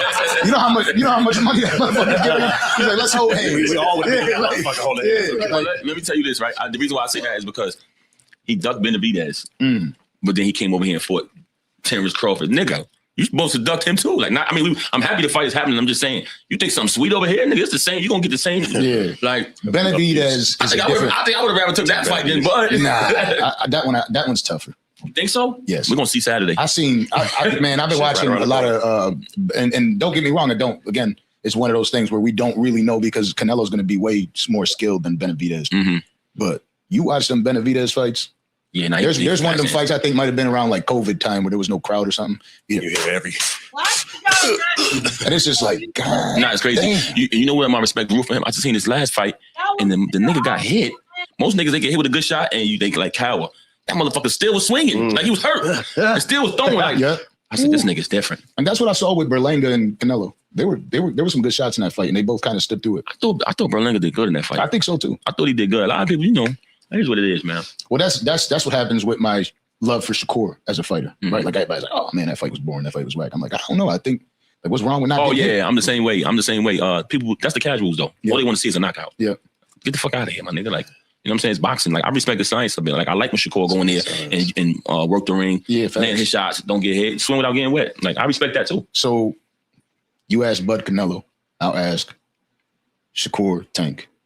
I don't know. I'm on my business with that one. I really don't know, bro.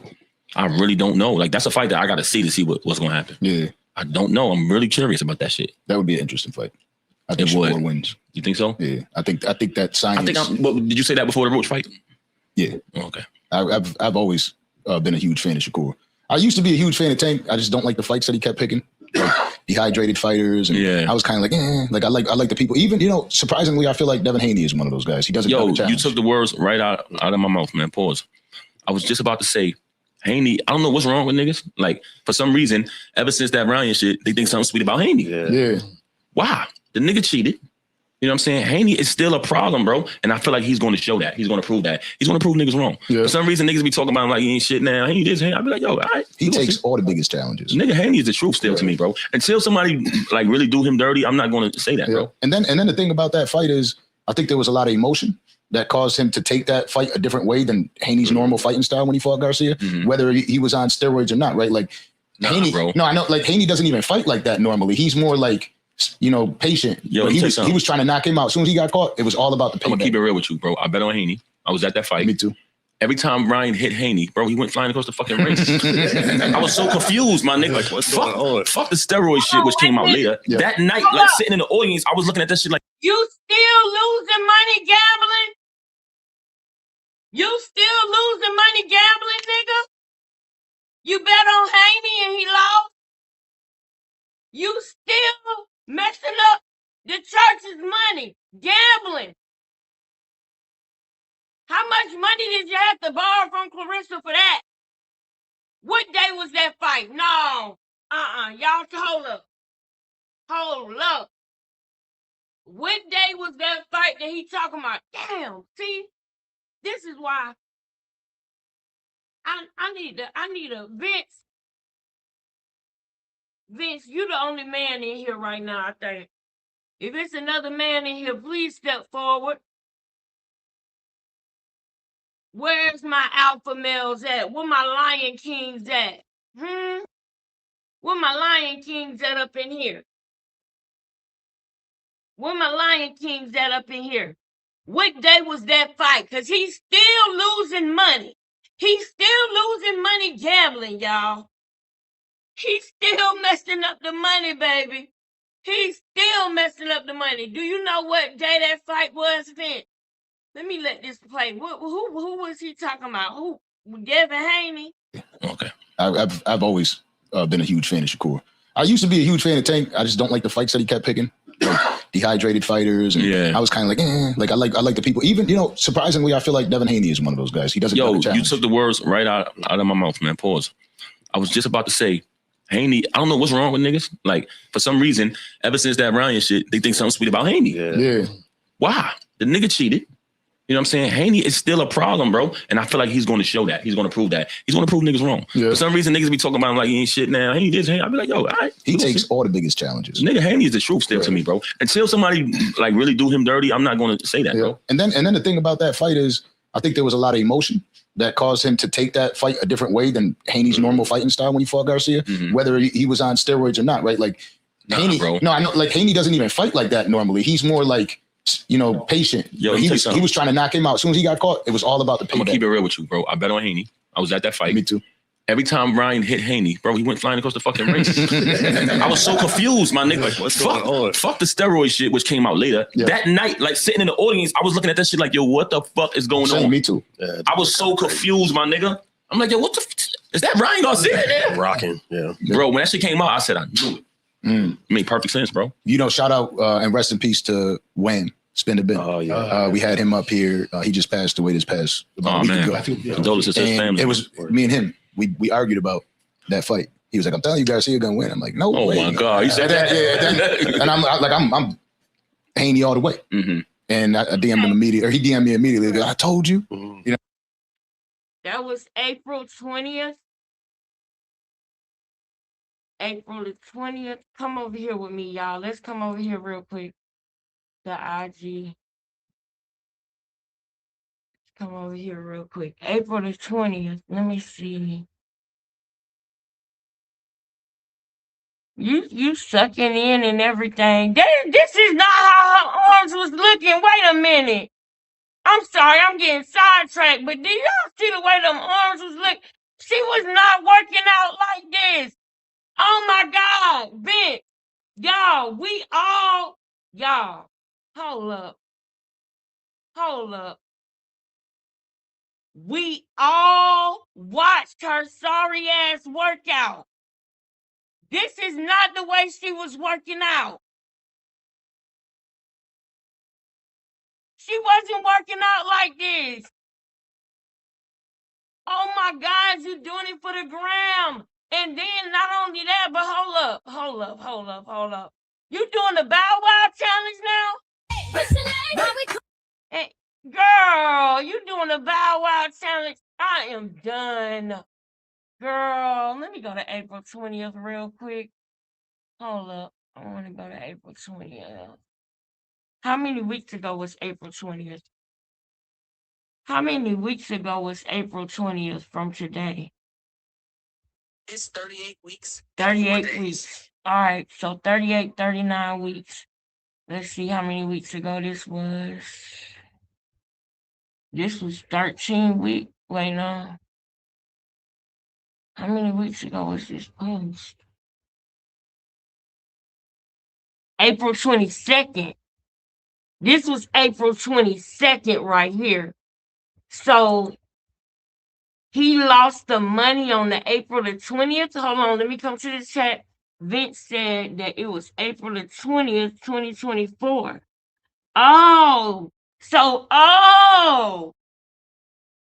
he lost some money when he was still on Remy couch.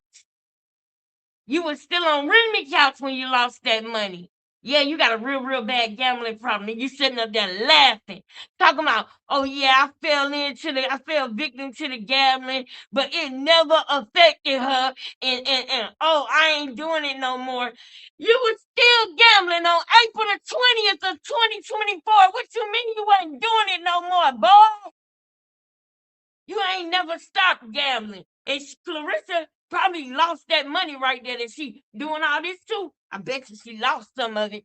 Bet you some of you better stop letting that man convince you to get no foes. I think it's called no foes or something like that, where the money won't fold. You better stop convincing him to get you better stop that. You don't need no cash. You don't, Clarissa, don't have no cash around Papoose. Don't give him the keys to the safe.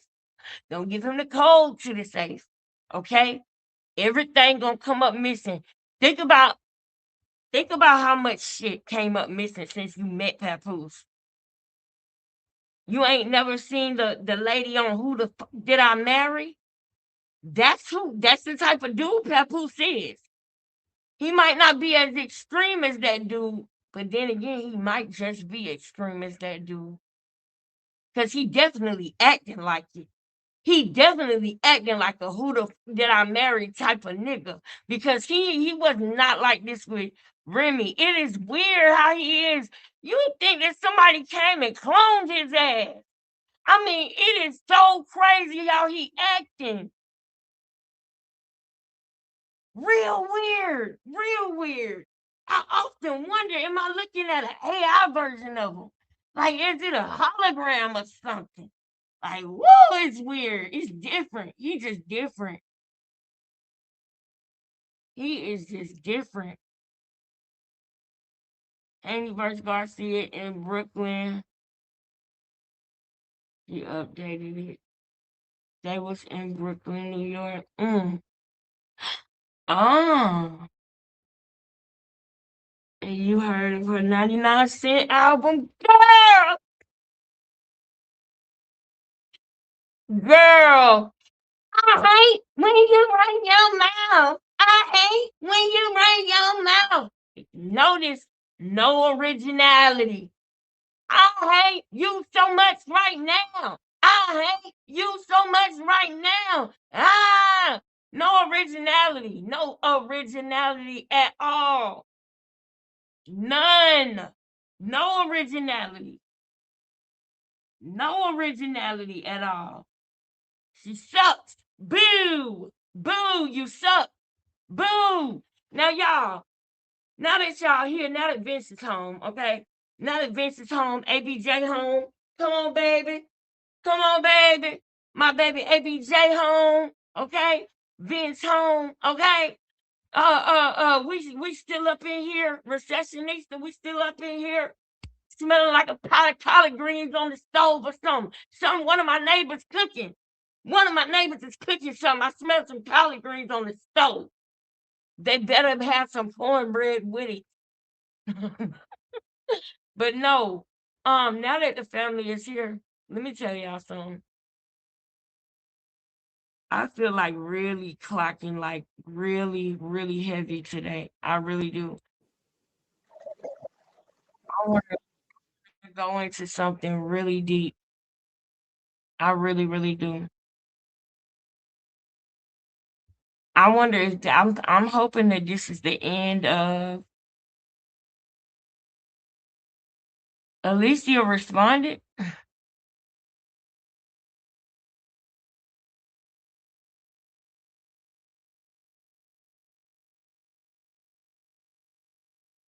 Oh Lord.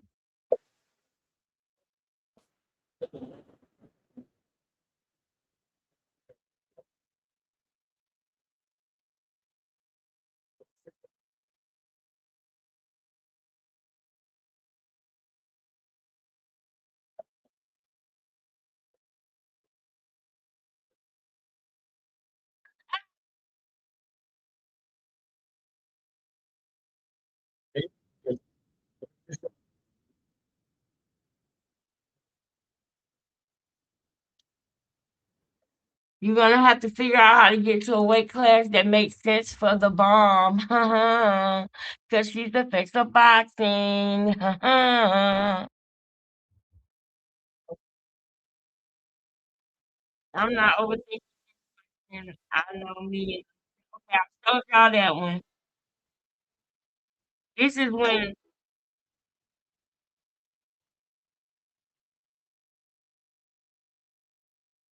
I am not God. I pass no judgment, nor will I ever rejoice on anyone's mishaps.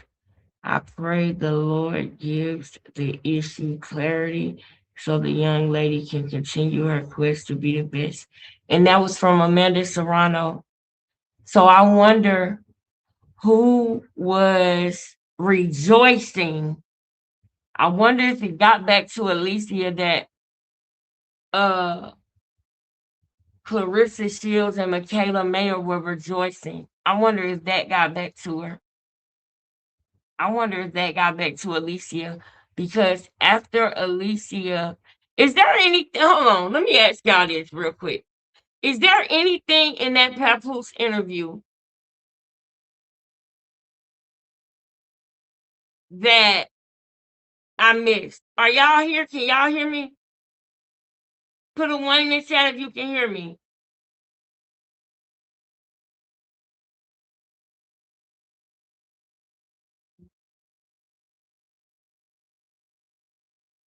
Okay, yeah, I can hear myself. Is there anything important in that Papoose interview that I need to go back to because I'm ready to move on? I'm ready to get into the PED steroid conversation. Yeah, ABJ done slid in here. She done slid through.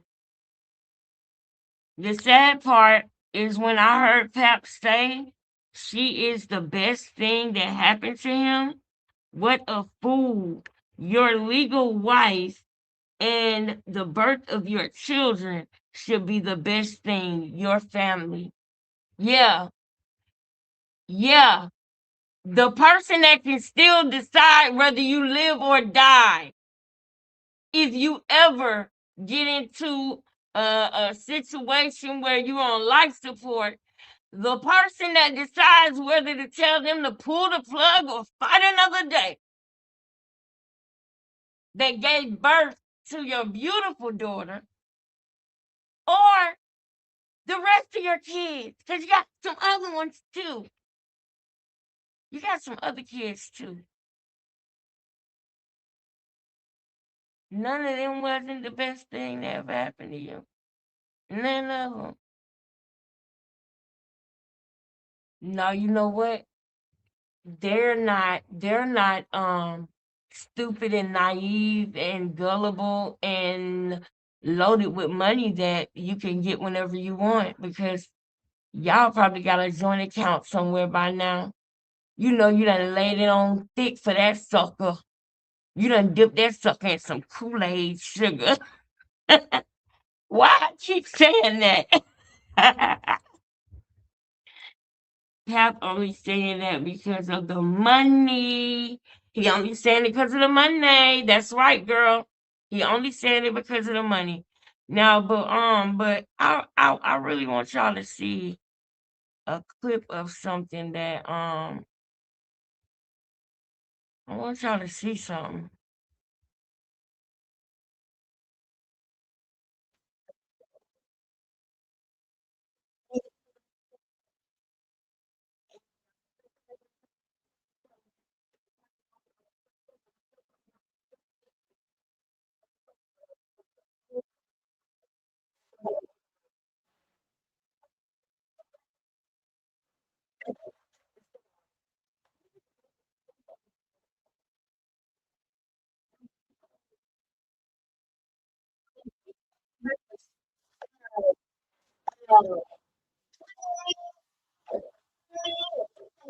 These fucking heifers.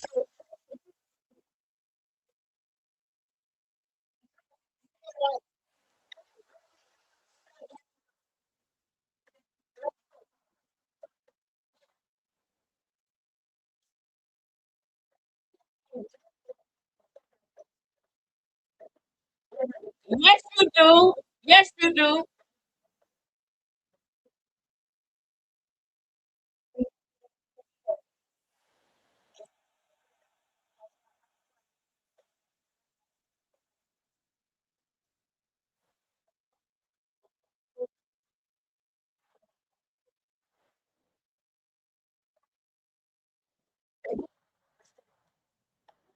Oh my God, you probably had something to do with that too.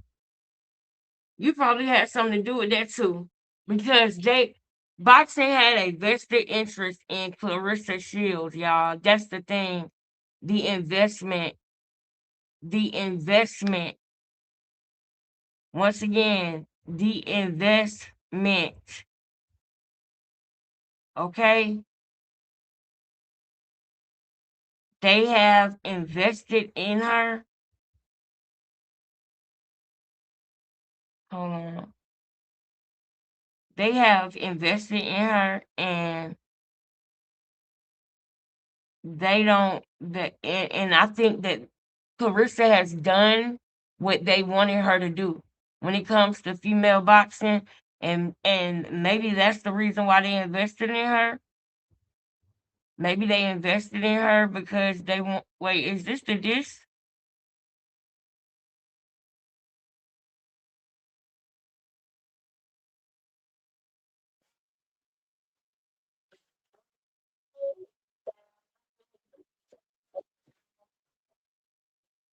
I don't trust that. I can't I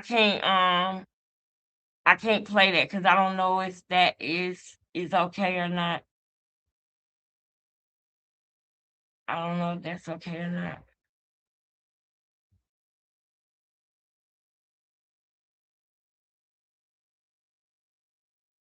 Y'all. Hold on, y'all. There's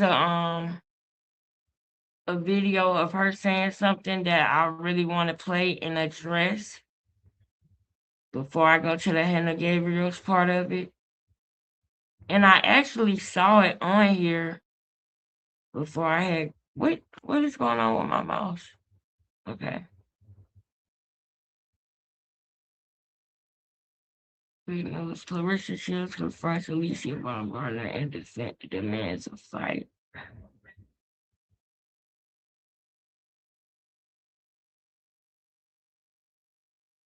No. Mm.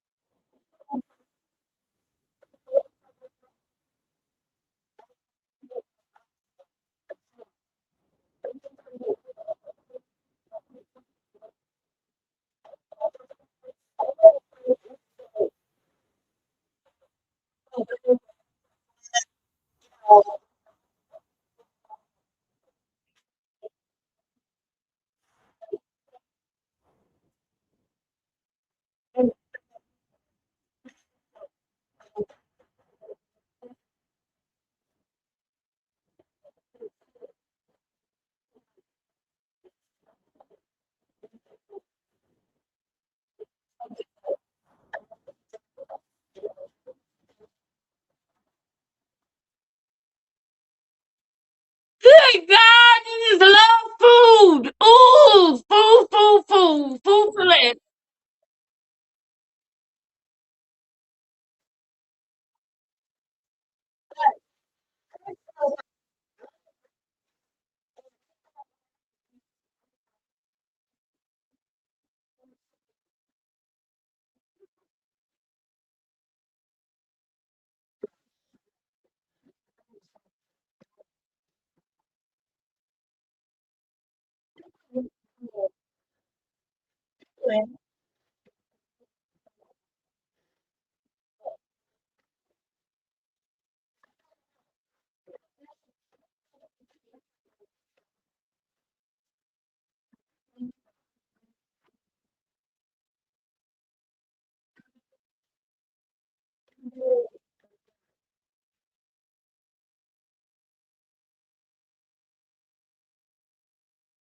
Yeah.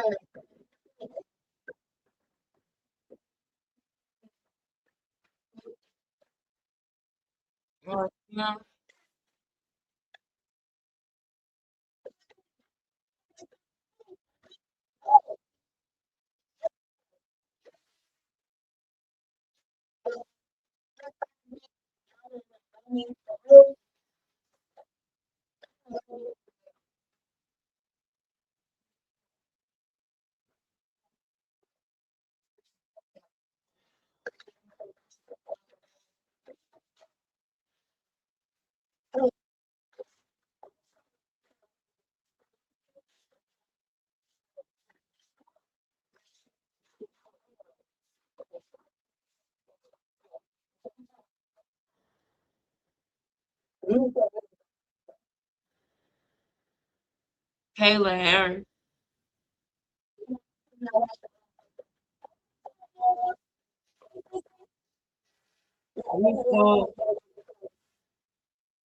We 4 hours in. I ain't getting.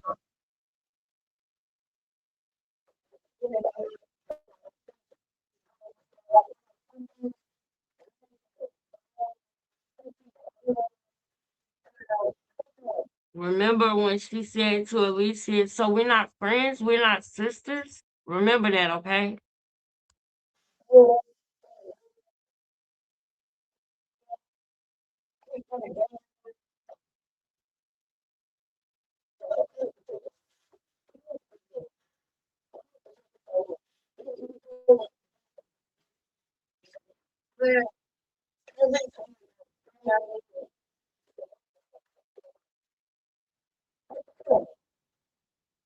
This girl wonder why she don't got no sponsors.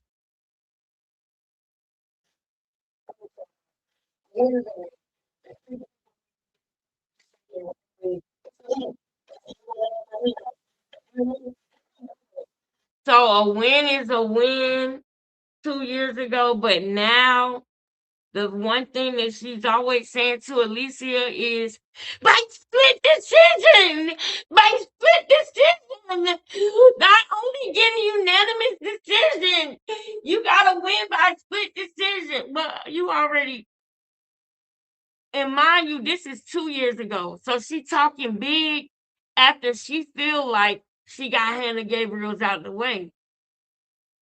So this is 2 years ago after she feels like she got Hannah. Oh my God, it's twos. Oh, how long have it been twos? 8:18. Oh my God. I'll tell you what. Oh Lord, 8:17.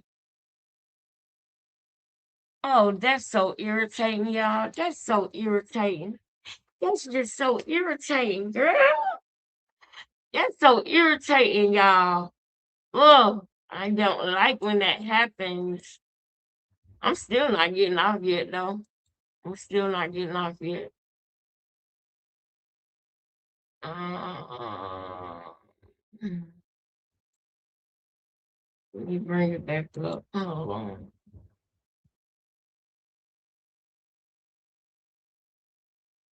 Uh, mm, mm, mm, mm, Y'all, so if you go all the way to the top of because it's almost 9 o'clock. I said, y'all please donate if you can, by the way. I really need y'all to donate. It's going to be this weekend. I got to make it through this weekend, y'all. I got something that I got to do on Monday at 1. That's the one of the phone calls I got where I had to step away. The other ones was my son telling me he needs some money, and I'm like, baby, I don't got it right now, baby. But yeah. So in the beginning of the live earlier, at about 5 hours ago, Jenny put this in the chat. Okay, because Ego dropped the video saying that Clarissa changed her name, and she did. It's spelled differently. It's spelled with 1 S instead of 2 S's. Now, why is this important? Jenny said, I think you are onto something with Clarissa and the Olympics. Boxing Ego just did a show about her real name being spelled differently. I think she changed it with that second Olympics application. That is absolutely spot on. Because if she did her Olympics application and said how old she was already, she wouldn't be able to go back and change it and fix it.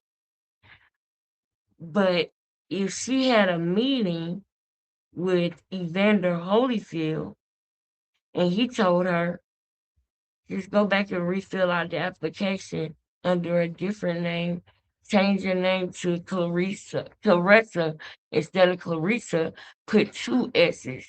So they'll see it's a different person, and just put your birthday a year earlier than what it really is. So if you lie to the Olympics,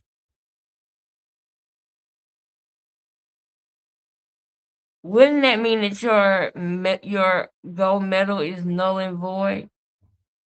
If you lied to them, isn't that a part of their code of ethics?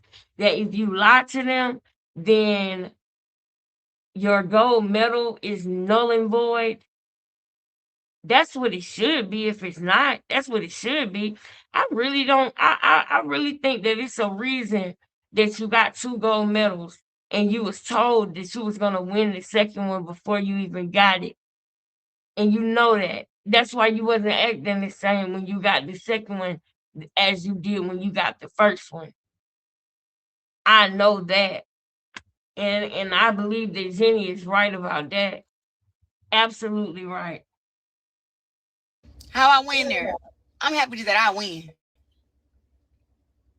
Come on, man. 80 punches to 0. Come on, man.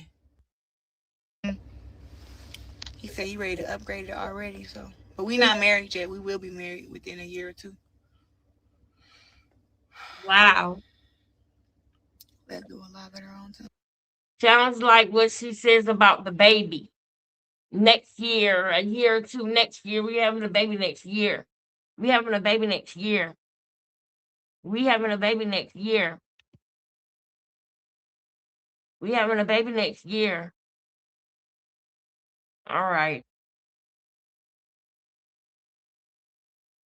Remember when I told you, because I'm getting to that point, so we're going to get into the heavy stuff. Remember we told you we was coming? You got to hear what Auntie said. Come on, Auntie. Run it back, run it back. Run it back, run it back. Wake up, wake up. Run it back. It's time to run it back, Clarissa. It's time to run it back.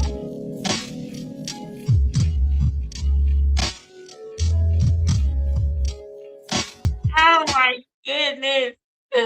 Y'all. That's like Clarissa be dancing.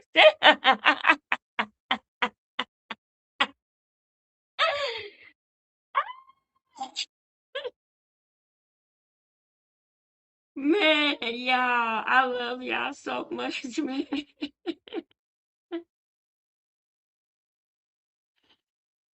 Oh my goodness, man. Do the hanky take.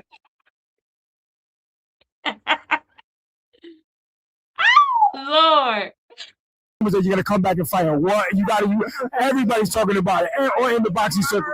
The rumor that I heard was that I said that unless somebody had 15, 20 million, don't even call me about this. That's all. Turkey has that money. Turkey's gonna set this up. I know it. Unless somebody calls me and says they have it, we're not even gonna have a conversation. I'm not trying to come back and fight, but if someone offered that kind of money, I would actually have to think about it.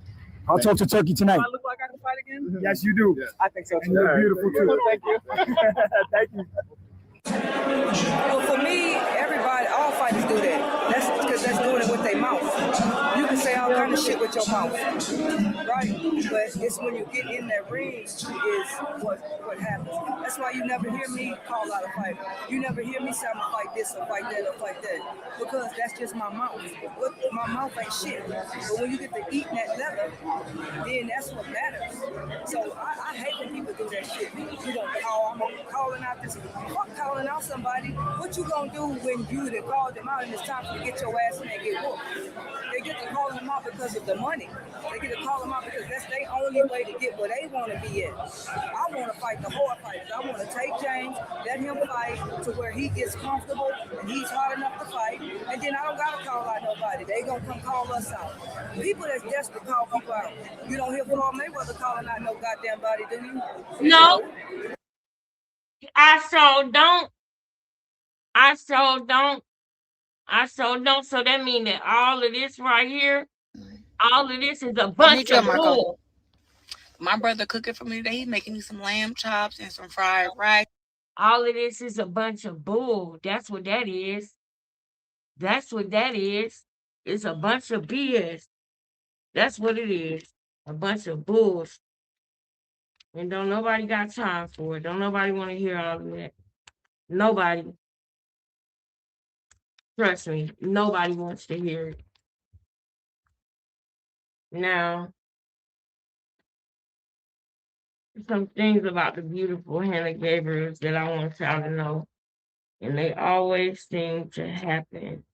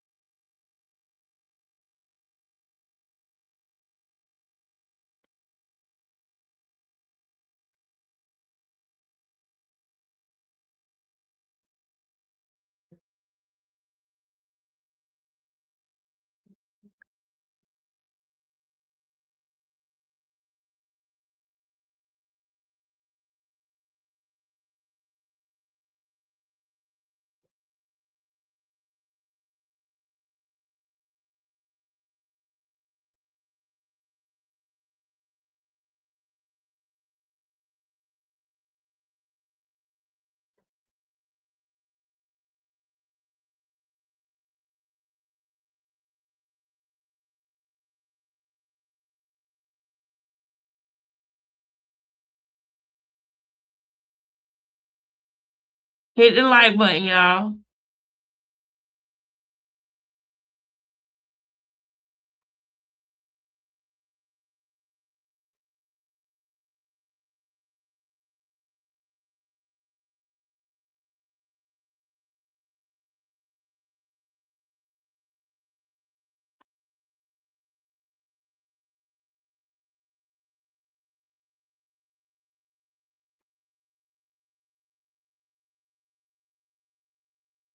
We about to watch that.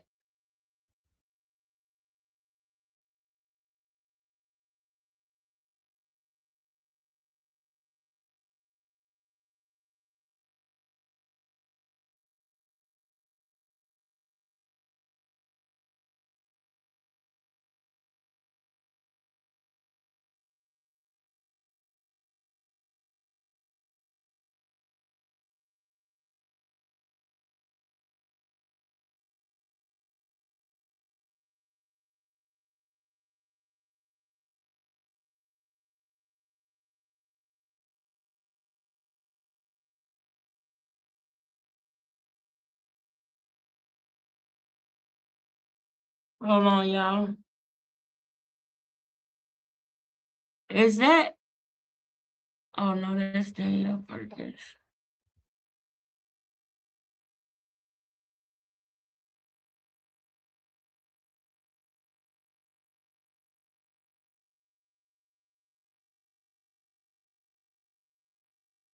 We absolutely have to. Why is the hardest thing for me to find the press conferences and stuff like that in the post fight for her to handle? Why are those the hardest things for me to find, y'all?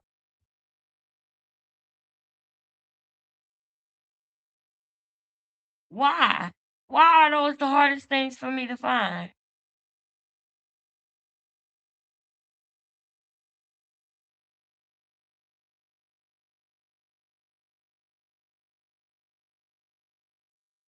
It's ridiculous, bro.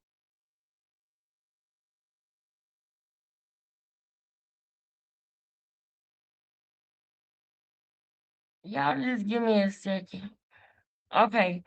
Hannah Gabriel says Clarissa Shields will be her toughest fight. Okay, this was 8 years. I never had an amateur. I want to go back to the first fight that they had because I want y'all to hear before, during, and after that first fight. Career. I only have one amateur fight. So Clarissa is 80 something fights above me in that. So my school has been in the professional environment, and I have had to learn in the process.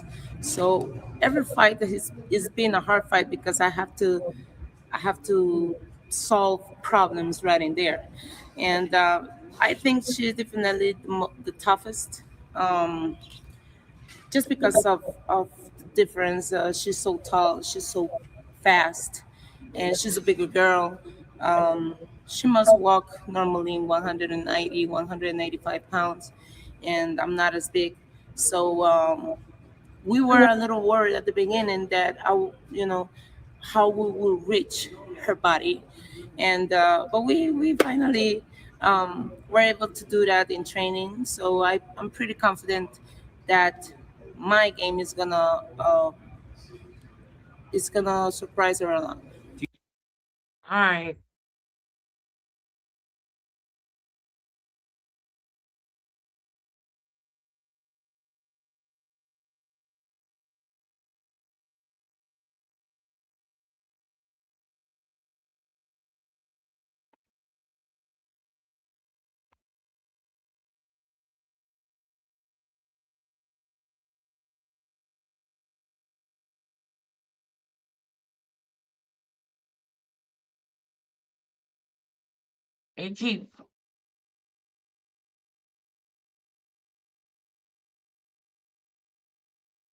It's only one place to freaking see it. Dang, bro. All right, let's get started. Here we go. I'm going. And here inside the Detroit Masonic Temple, our main event features one of the. Listen, y'all, we about to watch all 10 rounds, okay? We about to watch all 10 rounds. I'm going to mute it, though, okay? There'll be times when I play it, but I'm going to mute it. There'll be times when I speed it up, okay? But we about to watch all 10 rounds, and I'm going to show y'all. I watched it again. I'm going to show y'all some of the exchanges in 1, 2, 6, 9, and 10. Even round 10 is important. Round 10 is important. So even if y'all want me to speed through some of it in the middle, round 10 is important. And then we're going to look at the way that the judges judge this fight compared to the way that they judge her other fights. It is very weird, y'all. There is some weird shit going on with this whole thing with Clarissa Shields. I'm telling y'all, I don't know who is responsible for this, but y'all created a monster when y'all started with this stuff with her in the Olympics. And I believe, Jenny, I believe that is the reason why her name looks different and her name's changed. I believe they lied. Her and her coach lied to get her in the Olympics. I believe her and her coach lied to get her in the Olympics. I believe that. For some reason. I believe it. I really do. The sport's most popular current fighter.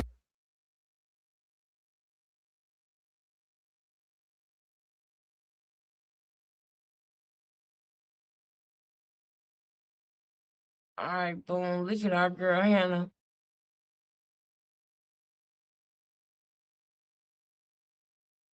Every now and then I'm gonna turn the sound on.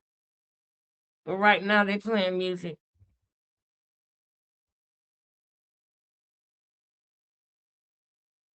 Look at our girl. Y'all, it's something with her footwork. Her footwork is just awesome, man. Her footwork is something else.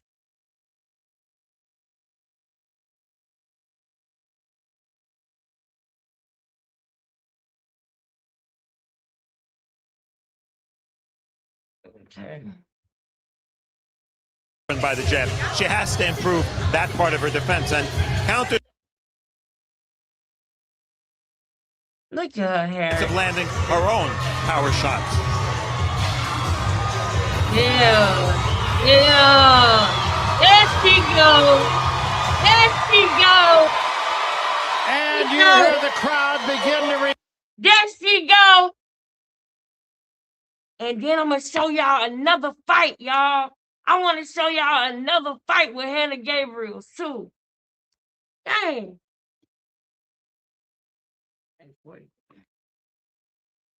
Who is that? I already pointed it out. The trainer. I heard he back too. That's another one of her hoes. I'ma just call it like it is. I'ma call it like it is. That's another one of her hoes. Between Lou Young, Papoose, the trainer, who else? Who else we got on there? Tony, because Tony quiet. Tony quiet because she keeping Tony in the tub just in case her and Papoose don't work out. She keeping Tony in the tub. She talking about Papoose to Tony on the phone. She calling Tony. Tony tell her, you need to leave that nigga alone, baby. I told you, I'm going to marry you. We're going to have our baby. If you're going to have a baby with Tony, you need to go ahead and be with him now, Clarissa. You are 31, Clarissa. If you're going to be with Tony, you need to be working on having a baby now. Because if there is complications with you having a baby, if you need in vitro, if you need any of those things, you need to find that shit out now, Clarissa. You in your 30s. If you need to get some type of treatments because you got banged up too bad in your body, then you need to find that out as soon as possible. The only way you're going to know if you can have a baby or not is if you're trying to have a baby or not. And if you are trying to have a baby and you have not gotten pregnant yet, there's a problem. And if you want to have a baby, you need to go to the doctor and tell them you're trying to get pregnant, but you haven't gotten pregnant. Now's the time to do that. Don't wait. Don't wait. You're in your 30s now. It's a good age around 31 to 35 to have a baby. That's a good age and everything, but you kind of need to start now so you'll know what you're facing. Because you don't want to find out when you're 38 that you need some help. You don't want to find that out later. You want to do that now.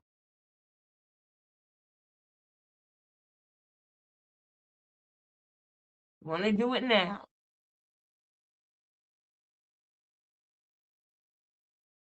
Belts. Here they go. Is that her boyfriend right now? Isn't he walking her out like he her man? I mean, what else would he be? That's her man. Let me fast forward it up though to the fight part. Let's get to the fight part.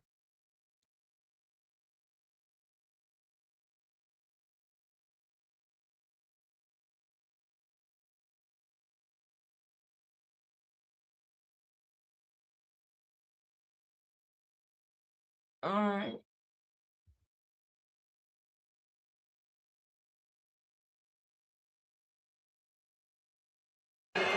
Passionate event, okay? The trunks here are a little high. We're gonna let it work here and up. They're a little high here. We'll let it work to the middle and up. Keep your punches in front. Keep it fair. Keep it clean. Touch them up. Let's go to work, ladies. And we take a look at the numbers for these two. In her most recent fight, Shields scaled 167. In her most recent fight, Gabriel's scaled 154. Gabriel's naturally smaller, but the good news for her, she has a reach that's equal to Shields. The unified rules are in effect here. No standing 8, no 3 knockdown rule. Only the ref can stop the fight. A fighter cannot be saved by the bell in any round. The fight is official after 4 rounds. And remember, women's boxing, these are 2-minute rounds. Please donate if you can, y'all. I got to get through this weekend. And I do want to get me something to eat tonight. Please donate if you can, y'all. All right, here we go. Here we go. Out of the box. Here we go. Somebody put my Cash App out up.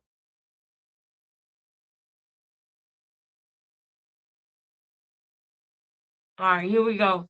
Look at Hannah go in. Now watch this. You see that? He's trying to find a shot. Clarissa trying to find a shot. Her footwork is too good for her. Look at the footwork. Look at the footwork. I want y'all to, when y'all watching this fight, I want y'all to watch her motherfucking footwork. Her footwork can't be with. And there's a reason for that. Y'all see how Clarissa can't dance or none of that, right? Clarissa can't dance or none of that. Hannah Gabriel's footwork is the way it is for a reason. You see what I'm saying? Her footwork is the way it is for a reason. Hold on, y'all. She can't with her footwork at all.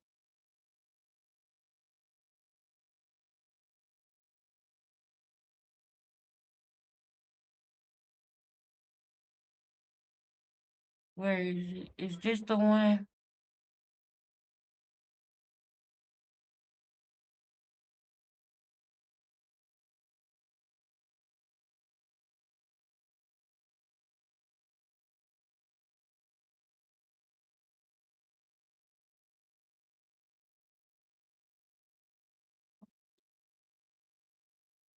By Gabriels. She is an excellent counterpuncher. Landing, then moving.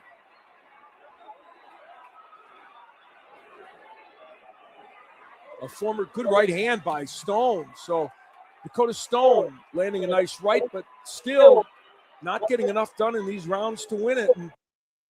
Man, that girl ain't nothing to play with, man. She ain't nothing to play with. We finna go back to the fight with Clarissa Shields, but I'm gonna be showing y'all clips. She ain't nothing to play with. Nothing.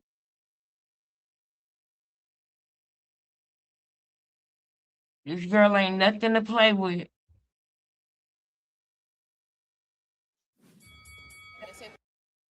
Perfecta, ya hicimos el pesaje, que es tal vez la prueba más dura de todas, y Un poquito, creo que también es importante arriesgar. La pelea está muy conservadora por parte de Kaylee, así que Hannah tendrá que arriesgar un poco, pero siempre con las manos arriba. No puede descuidar la guardia y ni dejar que le gane la emoción, aunque veamos una buena derecha. Bueno, ese jab, como decíamos Mario, agresivo, certero, Hannah ganando confianza.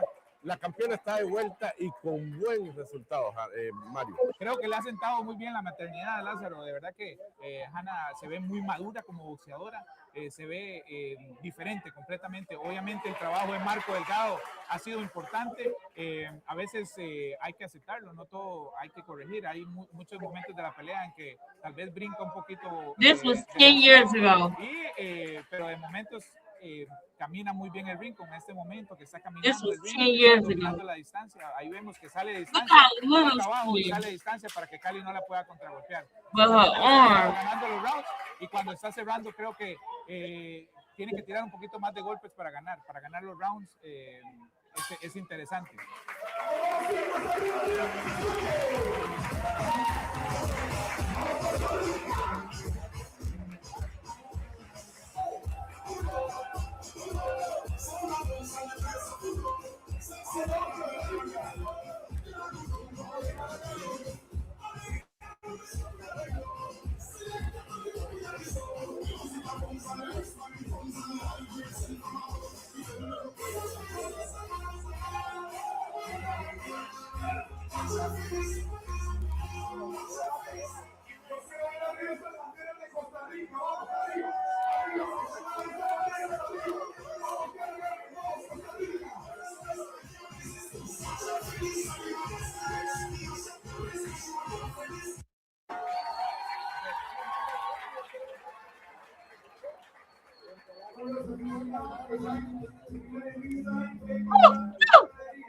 Now, that was 10 years ago. Now let's go to let's go to the fight we're watching. I can play those other fights with music, with the sound and everything.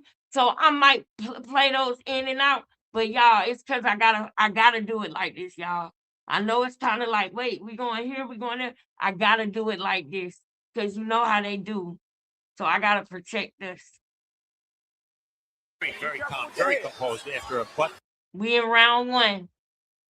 We in round one, y'all. We in round one. Look at the footwork. Y'all, this fight, look at that, look at it, look at it. She threw that hard ball and she didn't even look, missing it. And she keep getting popped. She's missing and she keep getting popped. She missing and she keep getting popped. Bow, out of there. This is not the only thing, though. This is not the only part of the fight where something like this happens. This is not the only time. And I don't even like the ref. I'm telling you now. I don't like them.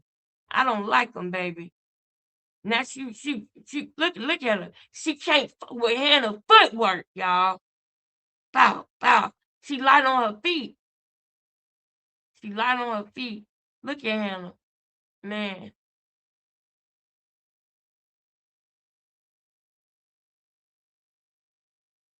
See what I'm saying? Put that earpiece in. Pop it in, no coaching.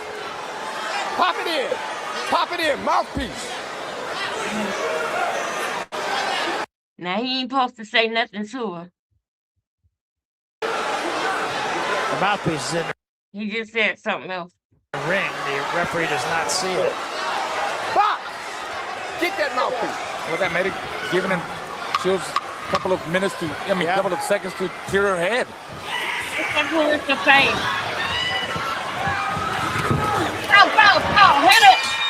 Well, I'll say an action first round. Yes, thanks This to is Anna the Gabriel. thing. This is the thing. Whenever we watch a fight with Clarissa Shields and anybody else, it is not every time she throw a punch, Hannah is countering. Bow. She gon' y'all wait till we get to this other part. She is literally hitting her so much, it's gonna piss Clarissa off. And she gonna bang her gloves together. Like, come on. Like, oh, I know I ain't about to lose this one. Oh, I know I ain't about to lose like this. Oh, I know. I need somebody. Oh. I don't know what that was supposed to do, but she gonna do it and I'm gonna show you. But I want y'all to see her sitting here with her coach in round one. Watch this. I'm on the table here, not there. She mad as hell. Look at her. She mad. She was standing there like this. Now, do you see the white man right there? Who is that white man? And I don't like the fact that he right there. In the middle rounds, okay? In the middle rounds, they're going to be doing some real weird fishy stuff. that I want to know if y'all see too. I want to know if y'all see too. And y'all know I gotta kind of flip back and like this so they can't clip us. You understand? Like they did last night, okay? We gotta trick, we gotta do the system like that. You feel me? You feel me? Put a one in the chat if you feel me, if you know what I gotta do. Okay? I can't let it just go all the way through. I gotta let it go. I gotta chop it up. I gotta whip it up. I gotta chop it up. I'm in the kitchen cooking chicken and pies. I'm cooking pies, cookies, and cakes. No, I'm not. Police! Police! I'm not doing that. I don't know what that is. Control Alt Delete. Double, you damn right. Yeah. Double A damn right. She made it work. That's right, babe. Boxing Ego exposed Clarissa. Her first name's Clarissa, not Clarissa. And I'm glad that you came in here with that because you know what? When Boxing Ego exposed that this morning, because I seen it, Jenny came and got in the chat. When I seen it this morning, I was just like, that is so stupid. Like, I was like, what, did she not like the fact that her name is Clarissa and not Clarissa? I mean, why would she do that? That's just so asinine. And I'm thinking that her dumb self didn't know how to spell her name or something like that. But you know what? She knew how to spell her name. She knew how to spell her name. I ain't even gonna think like that. She knew how to spell her name. I refuse to believe she didn't know how to spell her name. Oh my goodness. I just thought about the way she spelled item. IDOM. So if she spelled item IDOM, did she sound her name out? Did she not know how to spell it? Really? I refuse to believe she didn't know how to spell it. Do she think that it's two ways to spell her name? Because she said it's Clarissa Shields with one S, as if like you could change the spelling of it. You know what I mean? Like how we can change the spelling of from. Some people put 4RM, you know. But I hope that she didn't think she could do that with her name.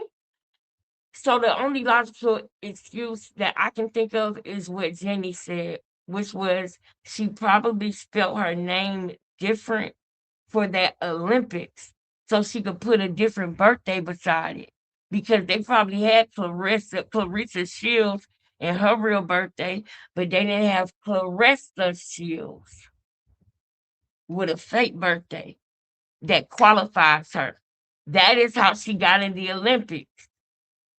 Remember this, y'all. Remember this. We're gonna go back to that video that we saw where she did the interview talking about how she couldn't believe it. She couldn't believe it. This bitch is a liar. She's sitting up here talking about she couldn't believe it. You play with the system. You changed your name and your birthday. That's how you got in.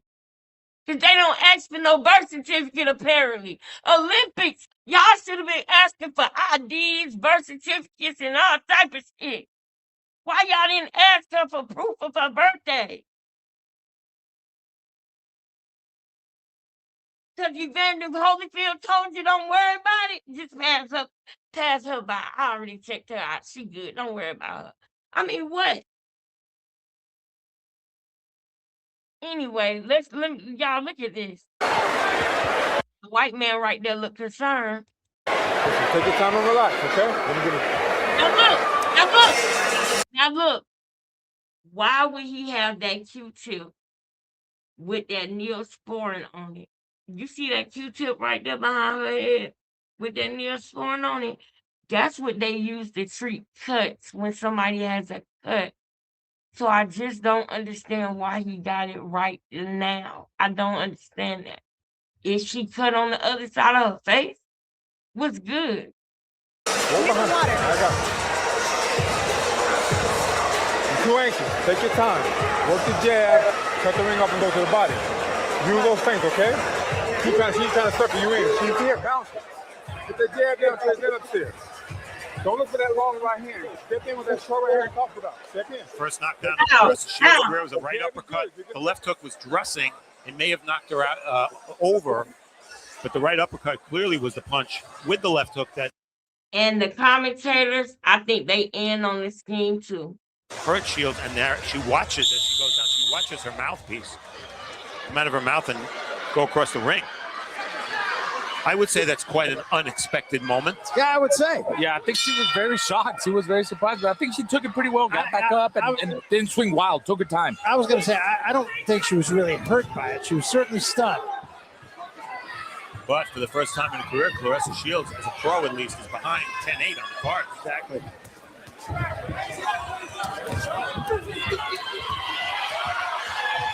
And maybe trying a little too hard here. John David Jackson said, take it easy in the corner. You know, it's funny, when Gabriel's got countered in the first round, they said, yeah, she's going to back off a little bit. She's going to calm down. Well, she didn't.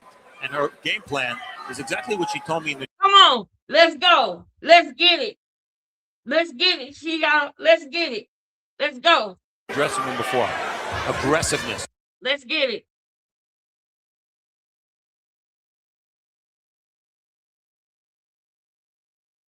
One, two, bow, bow. You see, she too fast for her, y'all. She said, watch how she stick her. She gonna keep sticking her, y'all. Watch. Every time Clarissa stick, she gonna stick back. Bow, bow. Y'all seen that? Y'all see her go through her punch? Are y'all realizing this lady is she's walking through Clarissa Shields' punches? Hannah Gabriels is a fair-skinned lady, okay? Little to no bruising. She had a big bruise right here, which I think that the white man helped to put on there. I think it was rubbing her skin too hard, but they wanted her to look beat up. Clarissa was the one that blood came from her body in this fight, not Hannah Gabriels. That's the first one. She hit her ass in this fight, not Hannah Gabriels. She lost control in this fight. She started punching wild, not Hannah Gabriels. Now, every time Clarissa comes, she gonna whoop, pop, pop. She gonna stick her. She gonna stick her every time.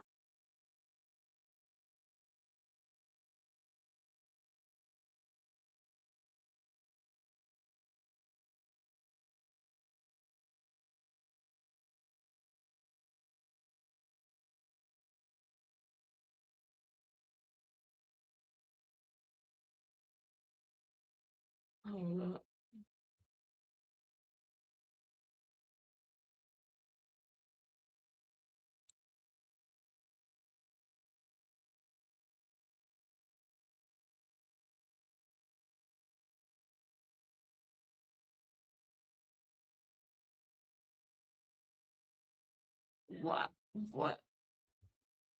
What?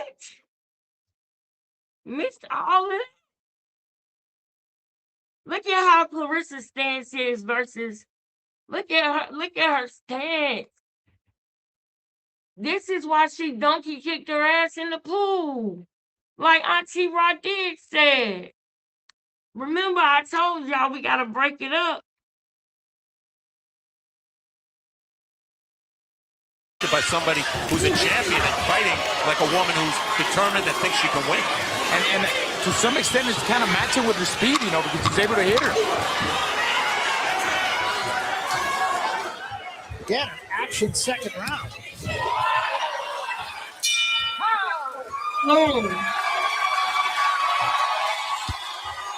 Yeah, it's a fight. Now, do y'all hear the people? Do y'all hear the people in the audience and everything? That is an interesting fight. That's how you pack out an arena. Not with no K Scott. And this is no shade to K Scott. But that's how you pack out an arena, man. Let me see. I'm trying to remember why are we blaming little girls. Yeah, I already see this. You guys.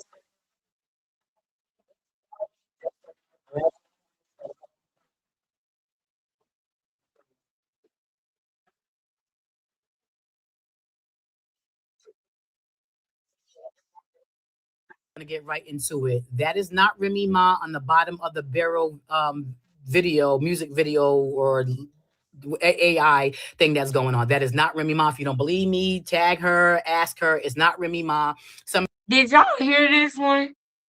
Did y'all hear this one about it's not Remy Ma? I feel like y'all did. Nausea, and we talk about this all the time. She doesn't have anything going on. She just lost 2 awards, Sportsman Awards, back-to-back, ESPY Awards, and the BET Sportsman Award.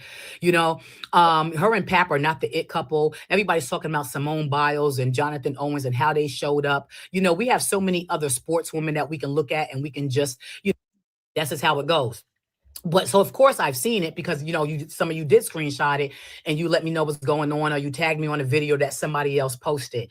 And you got to remember, over here we're the accelerated, we're the honor roll, we're the advanced. So because over here we use logic, discernment, reasoning, and everything else. So we know how to deduce, we know how to weed through what's true and what's not. And you know, like I said, we have the gift of the discernment over here. And so we have to be, you know, mindful and careful that we don't not jumping on every single thing. And really be honest with you, it's because that's what she wants. Clarissa Shields doesn't have anything going on, you guys. Nothing. She doesn't have anything significant to report on. Her biggest thing right now is August 15th fighting on somebody else's platform, right? Zeus, Lemmy Plummer thinking that's the biggest move that she made in her career. Right? She doesn't really have anything significant going on. She's not getting lucrative endorsements. Remember, we talked about this ad nauseum. We talk about this all the time. She doesn't have anything going on. She just lost 2 awards, Sportsman Awards, back-to-back, ESPY Awards, and the BET Sportsman Award. You know, her and Pap are not the it couple. Everybody's talking about Simone Biles and Jonathan Owens and how they showed up. You know, we have so many other sportswomen that we can look at, and we can just, you know, Asia Wilson. Is it Asia or Aja? Aja Wilson with her significant other, you know, I'm going to highlight the women. You know, we have so many other people that, any couples that we're still, you know, looking at and saying, okay, this is who, not idolize, because guys shouldn't be parasocial, anybody's relationship. But like I said, I get it. We don't like when mistresses and side chicks, you know, talk so much. And we know that this has been Clarissa Shields' story since the beginning, right? We know it. Even though we seen where she had to beg him for attention and she went around acting like they had a spark at first sight, but she literally, you know, is begging him for attention. We see it. And they're trying to reinvent the wheel and they're trying to rewrite their history and they're trying to make it a love story. And that's fine, right? So when she's saying something about, oh, my hubby, she already knows that Remy Ma supporters or people who don't like her, period, and may not like Remy Ma, is going to comment, look, that's somebody else's husband. She doesn't care. She has already proved to you that she lacks morals. She already proved to you that at the grandmother's funeral. She already proved to that how she speaks to some of her supporters. I've seen supporters literally say her, look, with all due respect, and I like you, I follow your career, try to really give her sound advice. And she like, shut up, get off my page. That's how she speaks. She is unhappy. Unhappy people do and say unhappy things. She is trying to convince herself. She's not convincing us. We already know. Those who know better, know better. Those who do not follow Clarissa, those are the mistresses, those are the side chicks, or maybe they're the product of their mothers being that, you know, or maybe they're dodo birds, or maybe they're bird brains, you know. Those are the people who like to say, oh, you're supposed to be a black woman supporting other black women. No, I don't support mean and mean-spirited mean girls. I don't do that. I don't. And I don't make any apologies for it. I'm going to continue. That's what I'm saying. Keep on trolling and strolling if you want to. But I'm telling you now that I'm not going to stop, because she is a microcosm of a bigger issue that we have, where number one, we don't have to support all black women, especially when they're not for the community, right? And she not even so much for the community. She wants to speak this black, pro-black, and who, you know, and you know, Lemmy Plummer and all. Please, Lemmy Plummer may be a black man, but what he's doing for the society, community as a whole, what, teaching us how black girls can fight. And I'm not saying that there's not a niche for it, but he's ODing with it, you know. But I already talked about that. So her and all this pro-black, when her other companies are, you know, Ukrainian and Jewish owned, it's sending me. But I try not to jump on these captions, these videos that she puts out, because I know that any attention she wants to grab, she does not have anything significant going on. And she knows she tries to hold on to this Pat thing because that's what gets her views, because that's what gets her the responses. Because other than that, what are we going to talk about? We can't talk about her in a Sprite commercial. We can't talk about her in a Nike commercial, a Nike ad. She has nothing going on. To be a self-proclaimed woke, to be not a damn thing. Now y'all come back over here. Let's get back to it. Let's get back to it. And there's the great Tommy Hearns. Absolutely, Detroit. I don't know if I can trust Tommy Hearns no more. You was at the GOAT fight. You locked in with the GOAT. You got dealings with the GOAT too, Tommy. Tommy Hearns.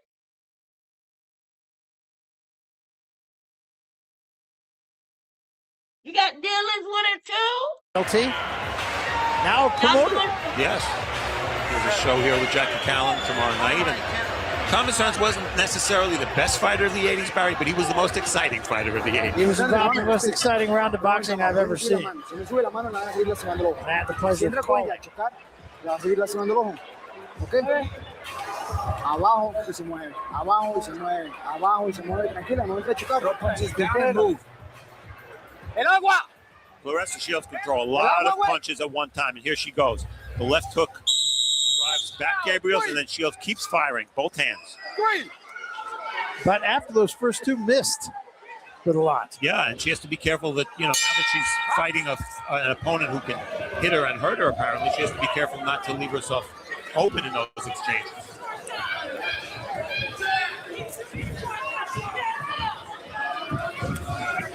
Right from Shields. That swelling is getting worse.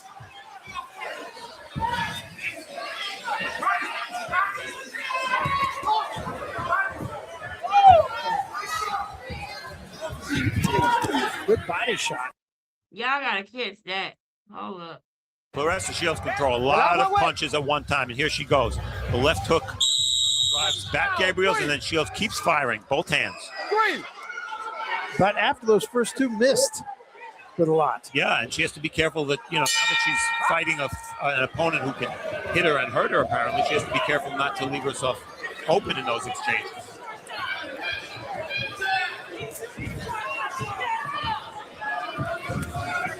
Right from Shields. That swelling is getting worse.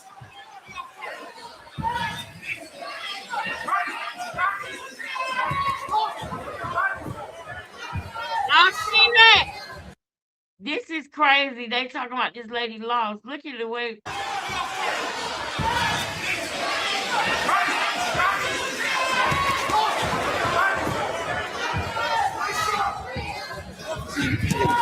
Good body shot from Gabriels.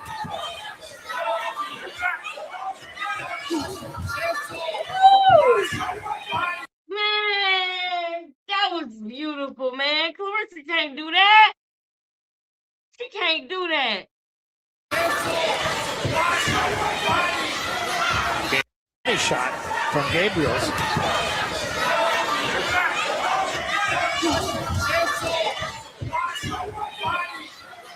Gabriel's now more intent on picking her spots, I think. Huh? Looks like it. Yeah, Claressa now is trying to find her now. Found her there with that overhand right. But Gabriel's had an answer, and there's another right hand from Shields. Get him Two body again. shots from You got him Gabriels. again. Shields being a little more patient as well here. 3 jabs all missed. Tell you what, Gabriel's got that herky-jerky style, And let me tell y'all this. You can look in Gabriel's eyes and you can tell that Gabriel's is locked in the game. She locked in the game. She not thinking personal, but you can tell as the fight go on, Claressa is matter. Woo, Lord, y'all, I'm sleepy. Bouncing her and good speed. Get back. Box. Get that classic for me, buddy. I think Shields is finding her distance now with the jab. Can't get lazy in there. Got to keep his hands up.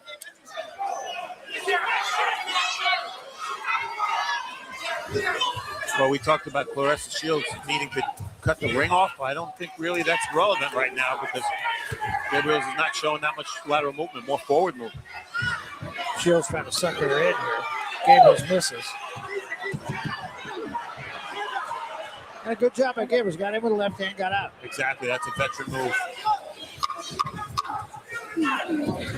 Close round.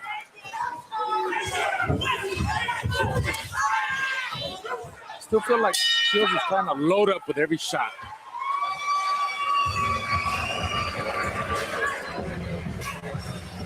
That was a good round. You're giving her too much time because she's trying to shut her drive away through it now. If she trusts your power, that was a good body shot you threw early. You get a chance, go back to the body corner. That's going to set that right hand up for you. But do me a favor, when you fire that right hand, come back with the hook. Claressa Shields will move her hands. She's been averaging 60-something punches a round. In a 2-minute round, that projects to almost 100 for a 3-minute round.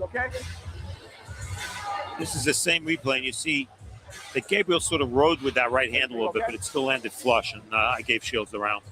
Yeah, it's interesting. I give it to Gabriel's, but I believe it's a very close round. I gave it to Shields and got the fight even.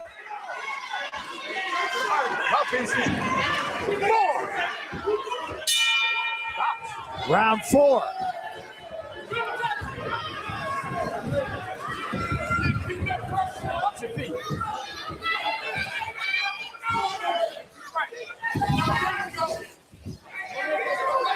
You know, this more measured pace is what I've seen on tape with Gabriel. And she's just getting hit with left hooks there. But this is more how she usually fights as opposed to what she did in round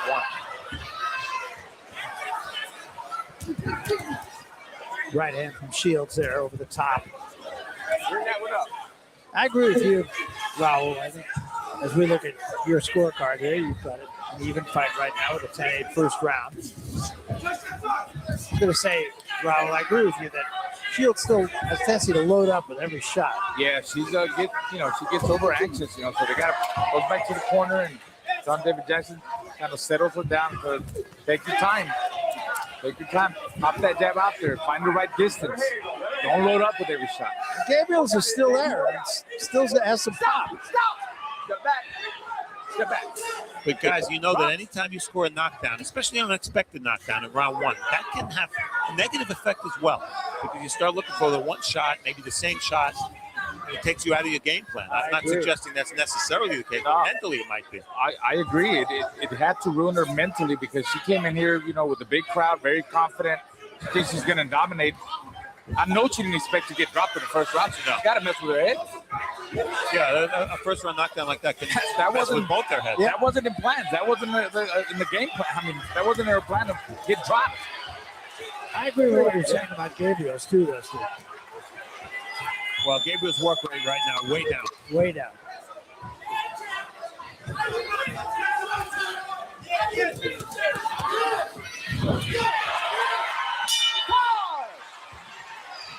Be careful to the back of the head.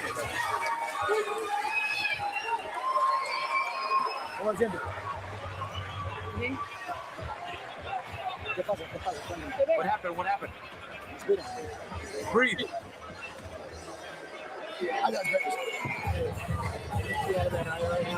I'm good.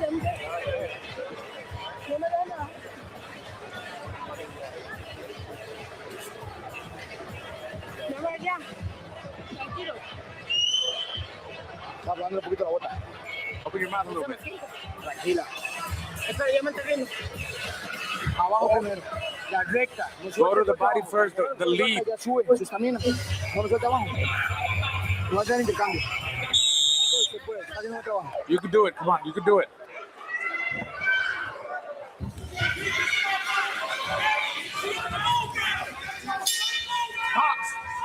This is round 5.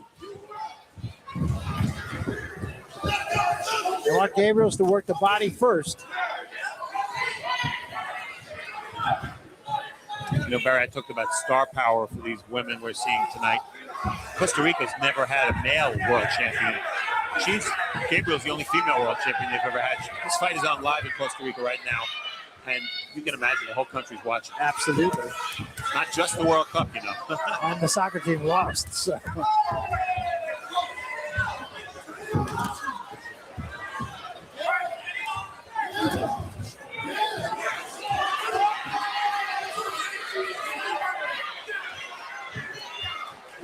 Very different fight, as you said now, from Gabriel's up on her fight. Yeah, now Shields needs to cut off the ring because she's getting a lot of lateral movement from Gabriel's. I wonder if Gabriel's did blow a lot of energy in that first round. Very likely. I mean, I know she's used to fighting long fights. She's a champion, but it hasn't really been the same since that first round. Good right hand by Shields, and another left hand by Shields. And a big right hand by Shields, although Gabriel's rolled with that. Maybe that's a wake-up call for Gabriel's, too. All of a sudden, throws a 3-punch combination. Yeah, Gabriel's is being reduced to someone who's looking for that one punch. And, you know, she is a smaller fighter in there. Used to fight at 154. Clarissa's coming down from 168. She's definitely bigger, so maybe her just the body weight is wearing Gabriel's down.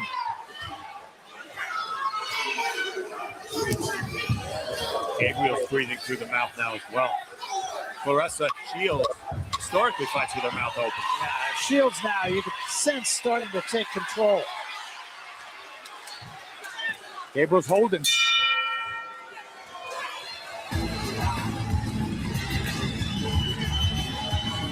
It's halftime of this fight, and because of what happened in round one, Shields has dominated most of the rest of the action, but isn't up very much on the cards. You see her jabs, a 4-jab advantage, and the power shot's only 11 power shot advantage.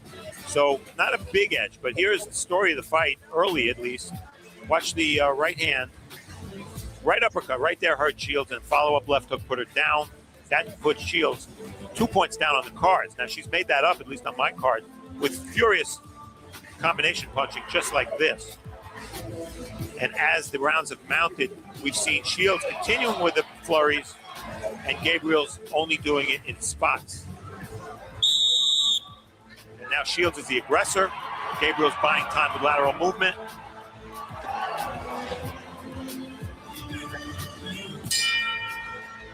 This is round 6. All right, give me what?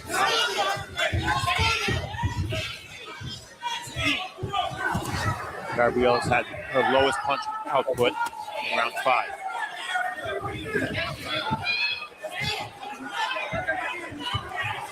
Yeah, she is breathing through her mouth now. Wild right hand from Shields. Stop. Get back. Get back. Shields is still one of the things John David Jackson told us he was good trying to do with Shields is get her to set down on her punches. And she still seems a little wild to me, but again, it's only one fight. Yeah, at times she does. Shields throwing more, landing more. Maybe not equaling the volume we've seen in the past, but she's taking control of this fight. Very definitely. That's what I'm talking about. Every shot there, she's loading up. She's got to Change her shots, right? Yeah, Pick her shots. take her shots, pace her shots, touch, then the power shot. And that's what John David Jackson, our new trainer, has been stressing. Right. That was 2 jabs of the right hand. Went to the bottom, came up with the left hand. Nice combination. Keep in mind, Clarissa Shields never scored a knockdown as a pro. Clarissa breathing through her mouth also. That still seems stronger of the 2. Put it up, Hannah.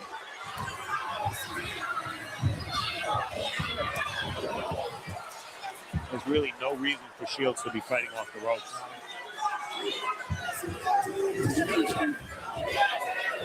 A little overhand right by Gabriel's. And that was a good shot. Straight right hand from Shields. And that brings the crowd alive here. And Shields trying to finish with a flourish. At the bottom.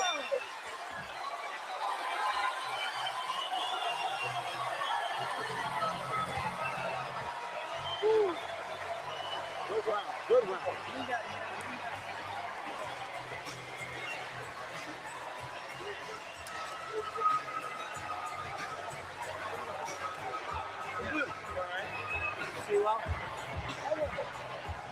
Anna Gabriels came to life a little bit in round 6. He has Shields on the ropes, gets hit with the right hand with her shoulder, doing the Mayweather shoulder roll, didn't work. And then a furious exchange in the end of the round. And watch a left hook coming from Gabriels. Shields a little wild, a little wide with those shots. perhaps not picking her punches as much as John David Jackson would want. But you see, she landed a big right hand and another right hand and did win that exchange.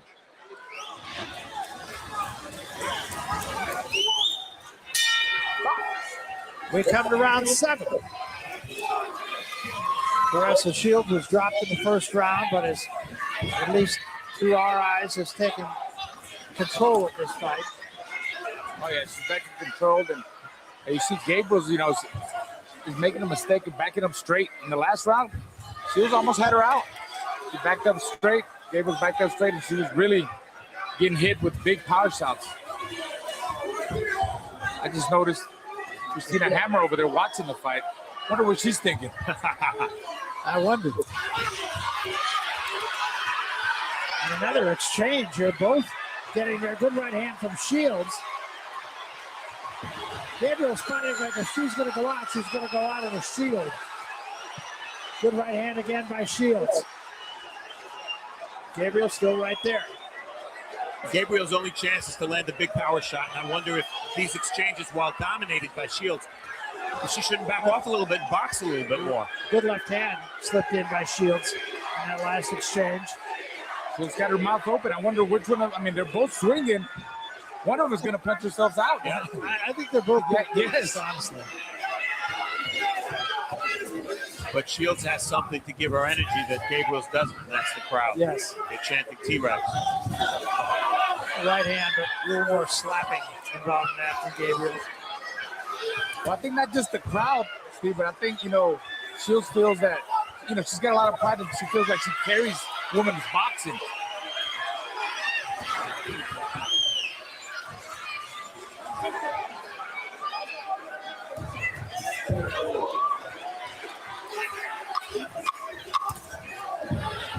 And Shields in control of things.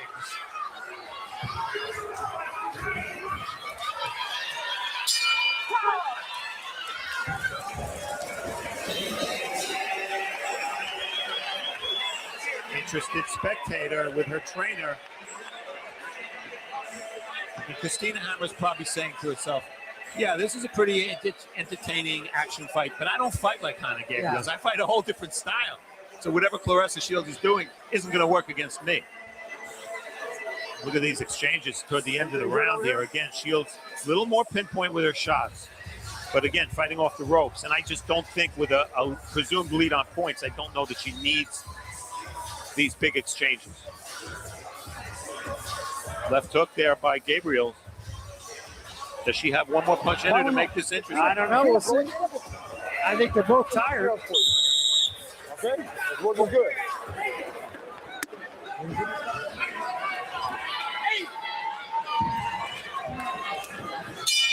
Round number 8. Hold on, y'all. I am out of gas, baby. I'm sleeping. I'm going to sleep, y'all. I love y'all dearly. I want to try to do 8 hours tomorrow, but I need y'all to donate, man. I will do 6 to 8 hours tomorrow. We've been on here for 6.5 hours now. It ain't many of us, but less is more, and there's plenty of us. Please, y'all, I really would appreciate it if you could like, comment, share, subscribe, and donate if you can, y'all. I really need y'all help. My cash app is $QIN. My baby Twist. Mwah, you ain't miss much. You ain't miss much. Just be here tomorrow, Twist. Just be here tomorrow. I want us all to be here at the same time tomorrow, okay? That's my cash app right there. $QINGLEXUS. I'm out of gas, y'all. I would go to sleep while we on live. Maybe another time we'll do a whole 24 hours together or something. But I love y'all so much, man. Peace. Mwah. Hey, Babs. My Babs, my baby. I love y'all so much. I will see y'all tomorrow, okay? Yes, girl. 6 hours, girl. I am drained and I am hungry. If you want to send me a cash app, DM. I mean, it's not a cash app. If you can send me a cash app, that'd be great. But if you want to send me a DoorDash, DM me. That's my email and that's my IG. DM me on IG if you can send me a DoorDash. I'll give you the address. I love y'all. Peace. Mwah. Donate, please. Also, donate too. Thank you.